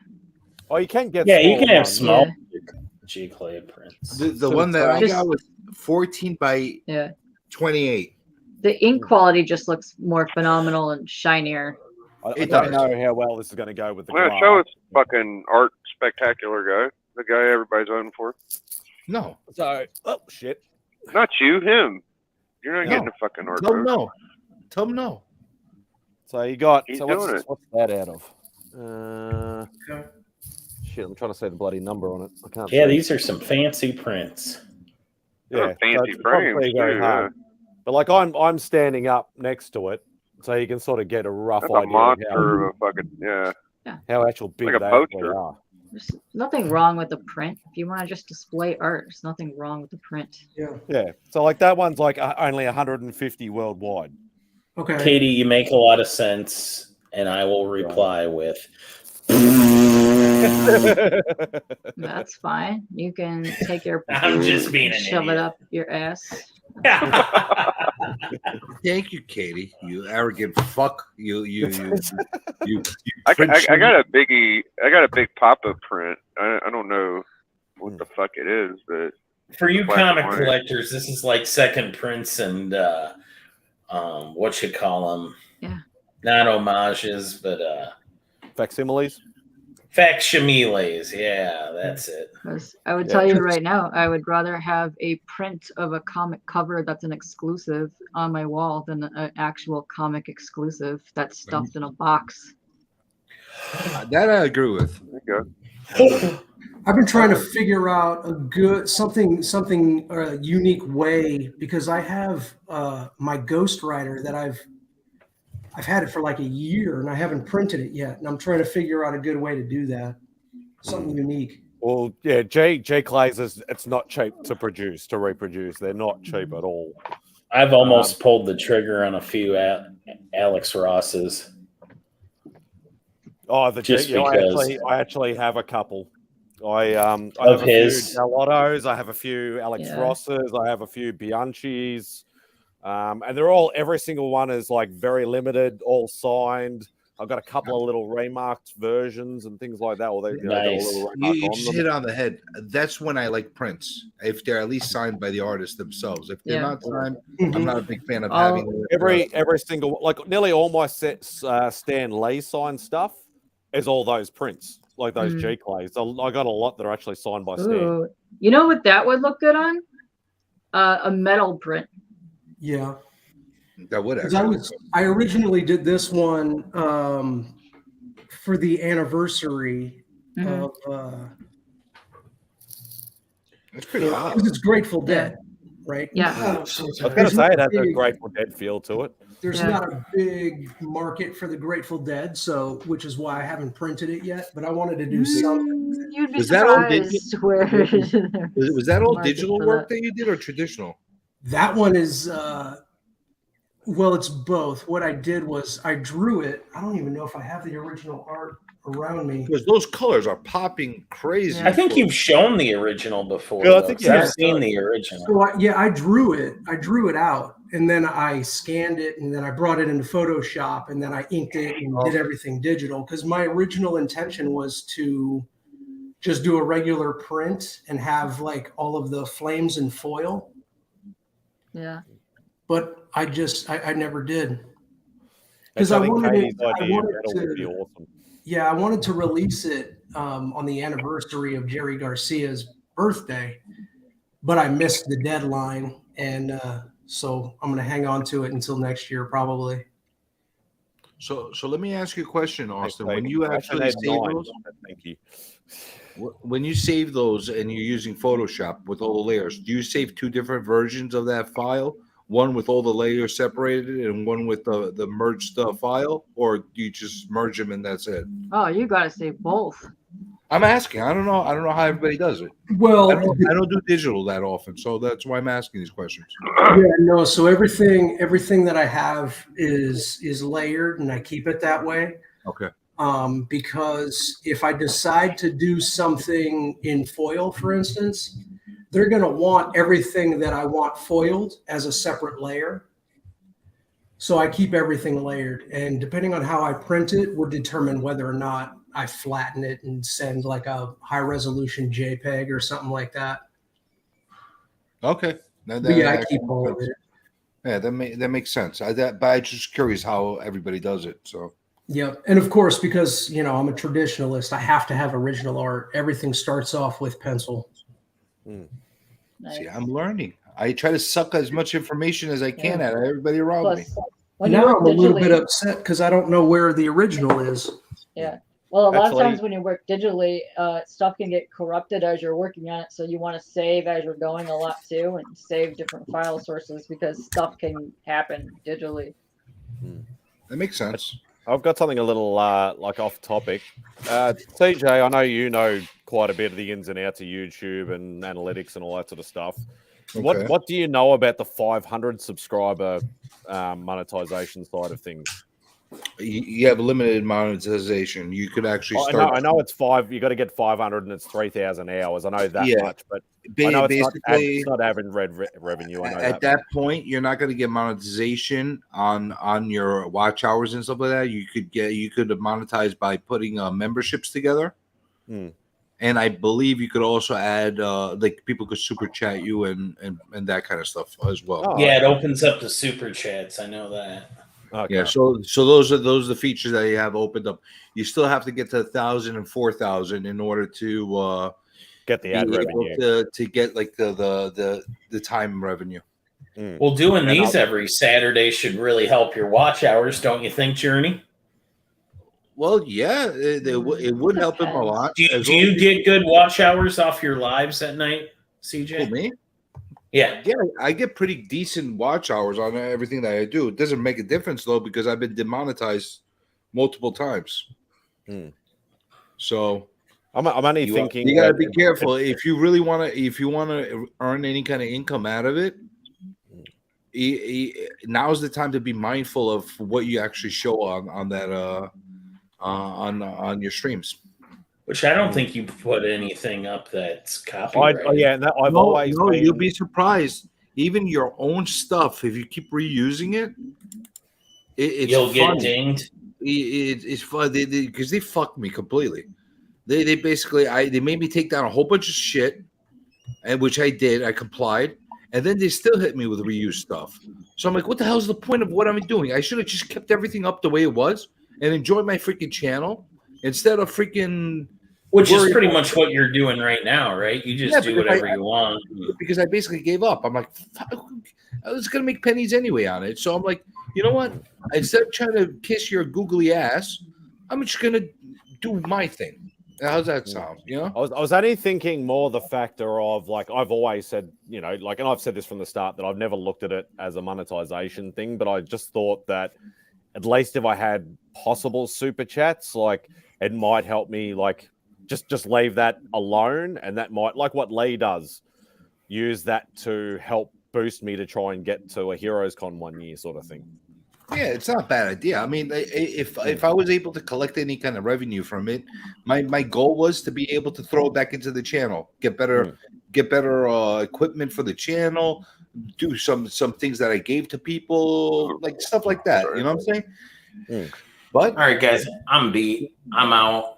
Yeah, I got to roll. Thank you for everybody that let me give them the biz, and I'll see y'all later.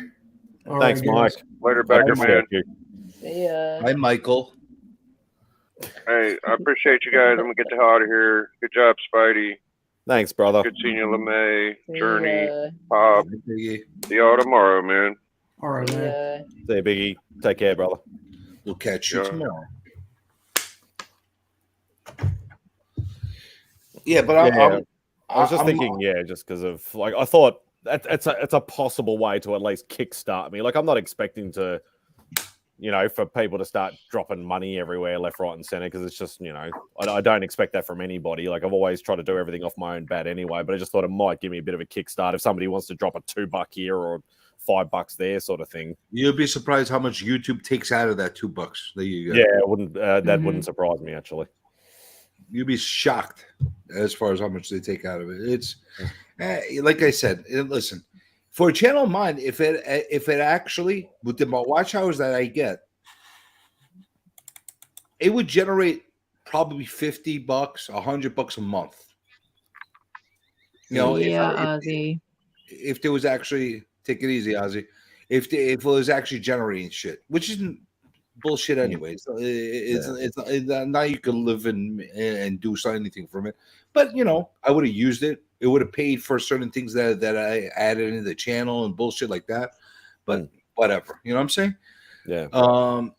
So if that's what you're thinking, you got to change your mindset as far as how you're going to put your content on, and you got to start growing your channel in a different way to generate income from different ways. If that's something you want to start doing, now's the time to start planning out before you get to the point where you're going to have to start recovering a lot with your channel. Yeah, because pretty much, like, obviously, like, you know, as I said, I've never been worried about it or thought about it. Like, I've thought about it, but I just thought it's never going to happen. So I've just put that, I'm only doing this for fun anyway, just to hang out and meet new people and new connections and all that sort of stuff. And I've always said that. And but it's just something that's in the back of my mind that it's like, if it does happen, it would be great. But if it doesn't, I'm not overly fussed. But it might be something where it's like, it's money that I don't even think about. It's just sitting there accumulating. Regardless of whether it's $2 or $100 or whatever like that, it is still a kickstart. So But I need massive watch hours anyway. Like I don't get a massive amount of watch hours anyway. Like I think the last 365 days I looked up probably got 700 watch hours anyway. So to get to 3,000 is still a big task.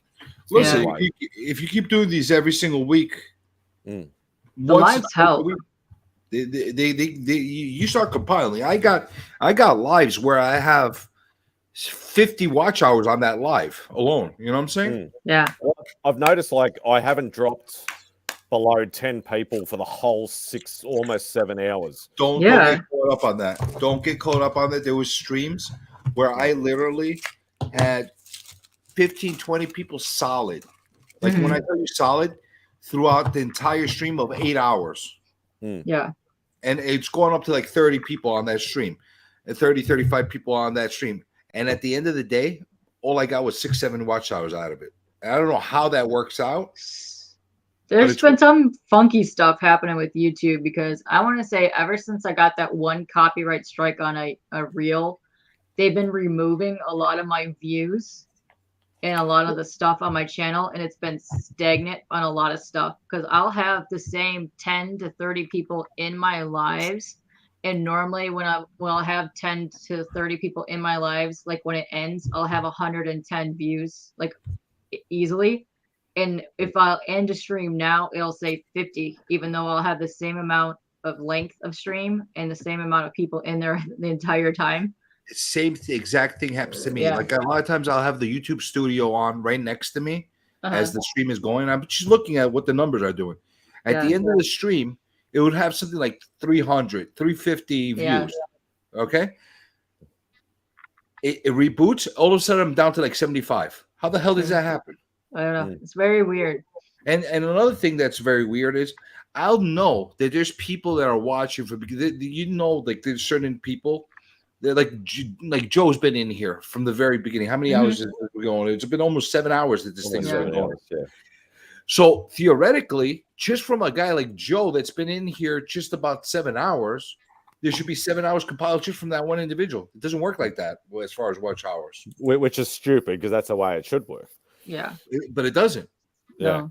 Very strange. It's even like the old sub count thing. Like I have literally been between 485 and 488. Like I know it's only a small little thing, but it's been doing that stupid, I know getting notifications saying this person is sub to you.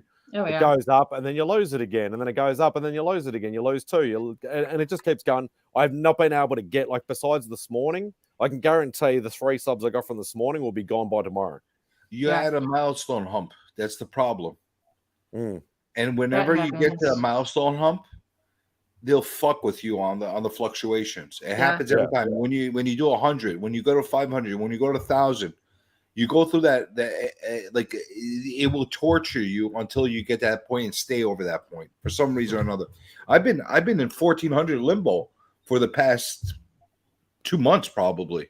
Mine took forever to hit over 300. That's probably a good. Yeah. So I'm trying to get watching count. I'm trying to get 300 without posting a single video. Yeah. Well, listen, you're freaking shaming all of us with your lack of effort. I'll get there. I'll sub you. Yeah, it'd be definitely interesting because I don't know what I haven't really looked at it because I don't religiously look at the analytics too much because a lot of it I don't understand.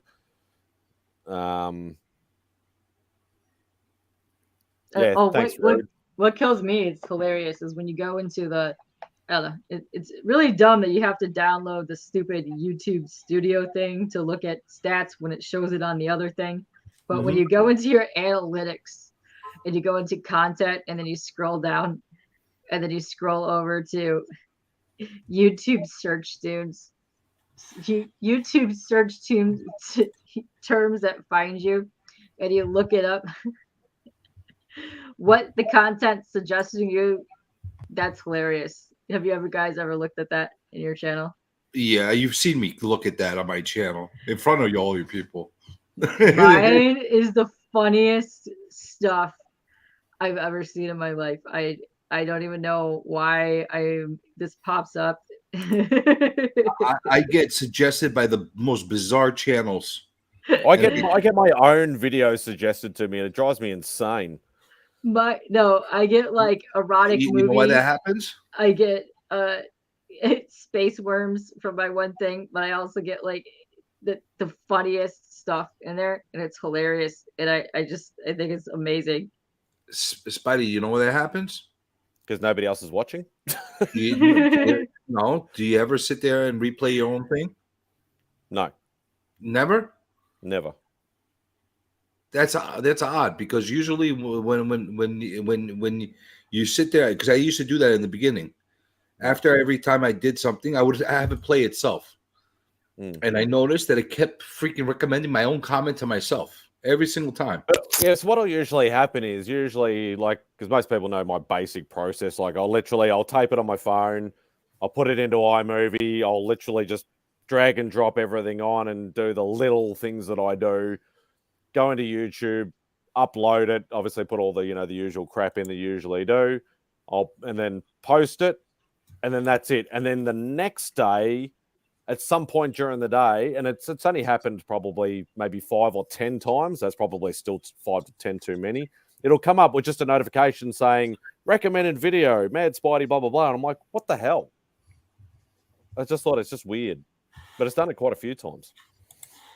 And it's gonna keep doing that until you get more people watching on a consistent basis.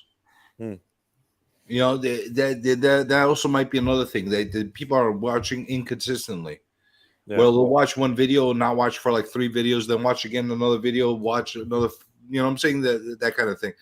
Once you get like right now with these streams, you're going to build up a consistent watch basis where people will pop up every single week and watch your videos. They might not watch all your pre-recorded, but they're going to watch this at least because it's a hangout, that kind of thing. And at least you're going to consider like it's going to have revisiting, and that matters a lot. It matters a lot, like so much as far as the algorithm is concerned, because they want people that have seen this to actually on their own wanting to come back and watch it again. Yeah.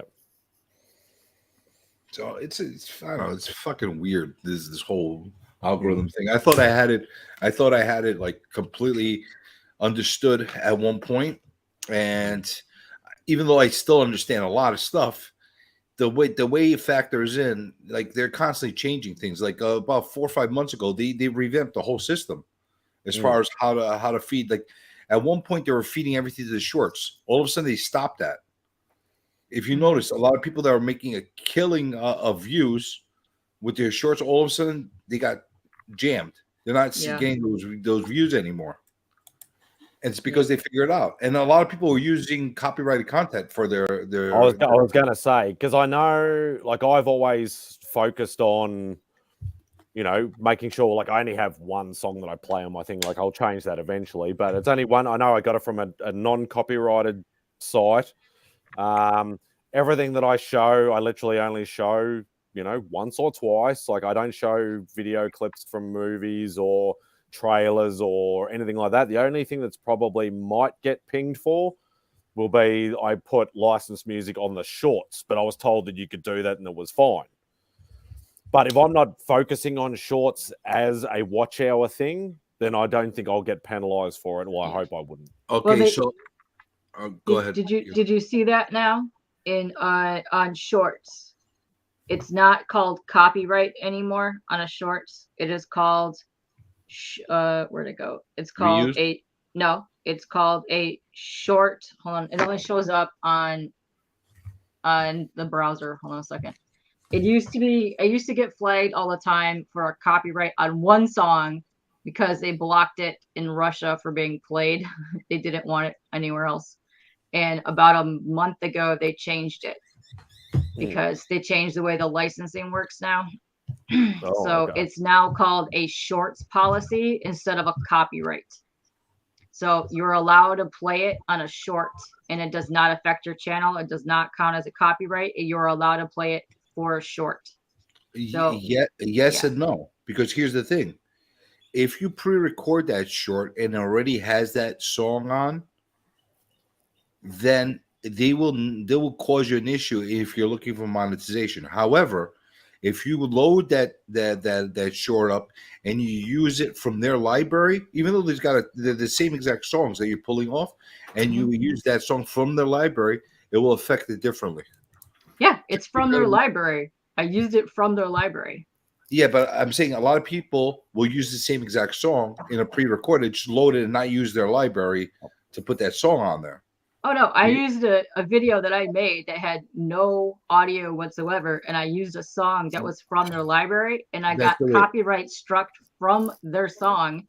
And then not only would it not let it remove the video that I put on there, so I could re-put it back up there with the thing on it. That's the video that I got struck on there, and that ever since then, this video has been giving my channel problems, and it's just been a short, like a little mini reel on my thing.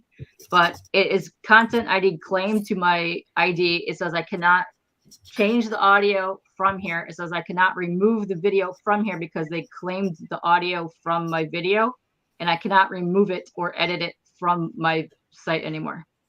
The only thing you could do is take it off and reload it. No, I can't take it off. It says I cannot remove it from my video. Wait, you can't delete the entire video? I can't remove the reel, is what it says. Yeah. That's weird. I don't have anything like that. I know. And ever since this has been on there, I've had an issue with my site. It's very strange. Ever since it's been up there. And it's a stupid song. It's not even like a song. It's just like spooky, like ooh, like that. It's like not even a song. It's like a fucking weird thing. That I've never had. I've never had a situation where they didn't allow me to delete it. Yeah, it's so weird. And it's like stuck at like 40 views, and it's been up for like months. And it's literally only gotten a total of 4 views. And I know people have watched this like a whole bunch of times, but it's only gotten 4 views since May. And it's affected my whole channel. It's so strange. It's ridiculous. Yeah. I just don't have the time to dedicate. Like, you guys are drilling into analytics and all of that and trying to follow all of these algorithmic rules. I can't do it. Well, I do that. I follow these rules and these analytics for other reasons. I got other platforms that I use it for business reasons. So I have to keep on top of the algorithm. So it basically, whatever I learn for my other reasons, I apply it to this channel. It can be overwhelming sometimes. It really can. Yeah. Just try to put like little mini reels of real estate clips with copyrighted music. See what happens there. All shit breaks loose. But that doesn't matter to me because there are like mini sites that I make disappear after the property is sold, but it gets crazy. Oh, I think it's time to call it. It has been 7 hours. 7 hours. Guess what? This is an official Outback Insomniac stream. Oh, no, I wasn't going to say it. Somebody had to. Somebody had to. I was never going to take that away from CJ. A lot of people will try. I will never try. Somebody had to. We've already had the Canadian chapter. Yeah, always imitated, never duplicated. That's exactly That's all I'm going to say. So that's all I'm going to say to that. I'd like to thank every single person that jumped on the panel, all the people in the chat. I greatly appreciate each and every one of you. Thank you very much. You've kept me from doing one of my awkward streams that CJ loves watching. Yeah, I should have not came on. I should have let you struggle for a little while and got everybody to let you struggle. Yeah, thanks for that, asshole. So take care, everybody, and hopefully, if I have enough energy, we'll keep doing this every Sunday for me and Saturday for you guys, or probably Sunday for you guys now sometimes as well. Yes. The majority of us have to wake up in a couple hours to go to Bleak's church. So, yeah. K-pop, you got yourself another interview tomorrow. I was going to, but Carissa had 5 streams today, and I had 6 since Thursday, so we canceled that. So we were doing that on Friday instead. Thank God, I'm running out of questions. Oh my God, no! I was like that. No, it was just going to be an unboxing and then just announcing her new Kickstarter. So, but no, we're both dead. So we said, fuck it. Well, I was going to ask questions regardless of what it was. I know gonna you be. were. I know you were. But yeah, no, we are. We canceled. We both canceled. We both dead right now. So. Do you need to plug anything, Katie, or plug anything on your channel? We'll do the quick YouTube thing. My next stream will be Tuesday. I have a Kickstarter for Worms Crawl Out horror book. Oh, very cool. Yes. Nice. CJ, you got anything to plug? You know what? I will plug something now since Katie's not doing a stream tomorrow. Whoa.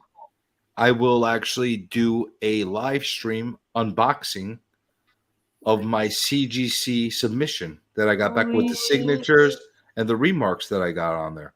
Ooh. I promise I'll keep it to less than 8 hours. We'll dedicate about, I think there's 4 books in there. I'll dedicate about 2 hours per book that I unveil. Amazing. And you know, it'll be marvelous. Are we allowed to ask you questions as you're unboxing?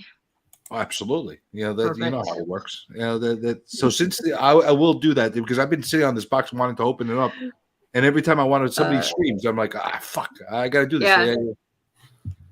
What So, time are you planning on doing this unboxing? Afternoon, probably like 4 or 5 o'clock, something like that. Okay, that's good. That's a good time because I know JD and Glenn and a couple people are going on at 2 p.m. So That's the reason I'm going to do it. I'm going to let everybody finish off their crazy ass streams. I got a little work to do in the morning, and then I will take over the airwaves in prime time for once. Shit. That's amazing.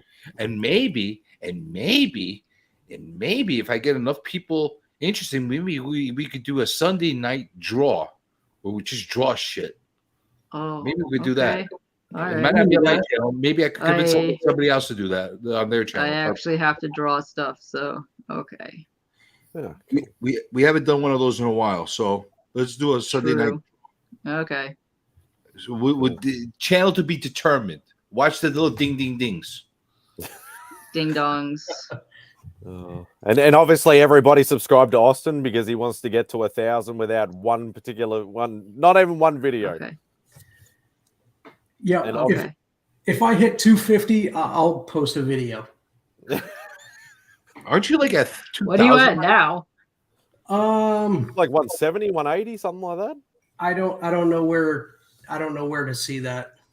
You really don't do YouTube. This is my extent of YouTube. I just join everybody in the community. I talk shit for 8 hours. Let's find out. It should be. Hey, where's it gone? It's gone. Did your channel get deleted? No, he's there. He's definitely there. This shit happened. He's got to be. Oh no, there it is. There it is. 162. Yeah. Guess what? 163.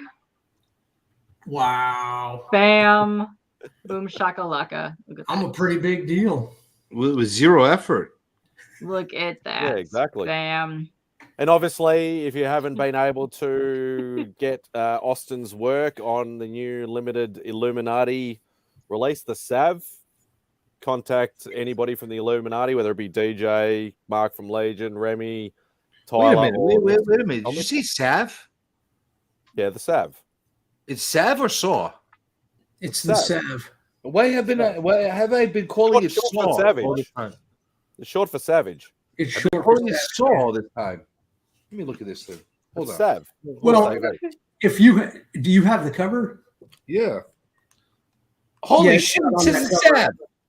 All this time I've been calling it the Saw. Yeah, Sav. What the I fuck? will. Way to go.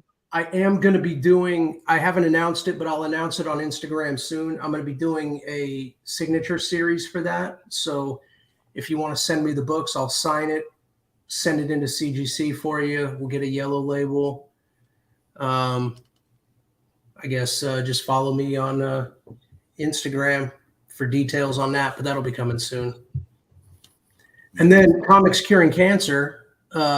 I will be auctioning off the original artwork for that cover too. That would be interesting. Guaranteed. Either Scott from Hoarder's Hide or Pocan Joe will get it. It'll be one of them two. I might buy it for myself. I strongly suggest, because there's a lot of cheap, let me see if I can cheapos and cheapskates. Do not start it off at $1. Oh my god! I think I started everything off at $1. Trust me. Start off higher. It's for charity, man. We'll start it off at $1. People will give what they want to give. Yeah, well, no, I can guarantee it'll at least hit 4 figures. I can guarantee it. We'll The last piece, I think the last two pieces I did went over 4 figures. Well, it's a cover. It should go for that price. The covers they need to go over $1,000. So the first year of Comics Curing Cancer, I actually drew something live over the course of the 3 days of the event and auctioned that off, and Chip got that one. So if you ever watch The White Shadow on YouTube, you can see that Marilyn Monroe Department of Truth that I did. I don't remember what I did last year. Now, wasn't the first year with Cardboard Crazies, it was just one 24-hour stream? Yeah. Yeah. Yeah, I didn't. And then last year we did it the full weekend. I didn't really follow it at that time. It wasn't a commission slot. Didn't you and Iggy do a commission slot each, like 11x17 commission slot, or was that just Iggy? Yeah, because I won that one from Iggy. Ah. The Spawn piece that he was going to do for me. Mm. That was the one where me and Joe went back and forth, and then he ended up doing one for me and Joe. Hey, That's Austin, right. I'm going to ask you the same question I asked Iggy. Okay, you've had your work published. Okay, so you're not quite mainstream professional. However, you're semi-professional. Is that accurate? Yeah. Okay. I guess so. You're not an amateur. The amateur's not in your name because now you're at least a semi-professional, right? Because you don't do it for full time and you don't do it all the time, but you've had stuff of your publicized, right? All right, yeah. Okay. Do you feel that everybody should be lumped into the same categories as far as professionals and amateurs in this CBC award thing? Uh-oh. I asked the same question to Taggy. I'm just curious. Different can of worms. CBC. No, because it's comic. Well, I'm not judging on the answer. I just want to get the perspective of somebody that actually had their stuff published. You're not David Finch, but you've had your stuff published because somebody fucking voted for David Finch, which blow my mind. How the fuck that happened? Somebody also voted for Jim Chad Lee. Harden too. Yeah, Jim Lee. Oh, yeah. I wonder who voted for Jim Lee. Which fucking guy? Or I wonder. I don't know. Anyway, but you get what I'm saying. Like I'm like conflicted with that. Shouldn't everybody be like amateurs should be with amateurs, professionals should be with professionals. So my understanding of the comic book community awards is that you're not professional, right? Because I don't do this for money. Usually everything that I do, I donate. I don't, unless you like pay me for a commission. I just give my stuff away or I donate it. If a channel has a milestone coming up, I'll jump on and throw out some original art or something like that. So I don't really sell any of my stuff, but is this the first year because I thought it was all YouTube channel related. It's YouTube channel, but this was the first year. I think they added first community artist. I think it's supposed to be, but David Finch has a YouTube channel. Jim Lee has a YouTube channel, a great YouTube channel. Oh, absolutely! Yeah. I love it. I watch it all the time. Uh-huh. I don't think he should be competing against Roscoe. I'm just saying, like that's a little bit like at a disadvantage. Yeah, I agree with that. I think that this is not my full-time job. I don't do this for a living. I think that's probably the difference. David Finch does this for a living. I don't know how to feel about that. Oh, that's in the grey area. That's how I understand Charlie's. Unless I win. Then I might just, change my views on everything. Oh snap! You might have to publish one very quick video just to say, yes, I'm a YouTuber. I have content. Oh, Give me the award. wait. So you technically not qualify then because you don't have YouTube content? Oh, that's true. Is YouTube content the criteria, or having a YouTube channel? Yep. You have to have Yeah, YouTube. you have to content. have videos published by a certain date on your channel. Then I guess I don't win. Oh shit. Oh well. All right, I better end this, otherwise it's never going to end. Thank you, everybody. I am now going to hit the end broadcast. Take care. All right. Bye. All right. End it. You don't have an outro?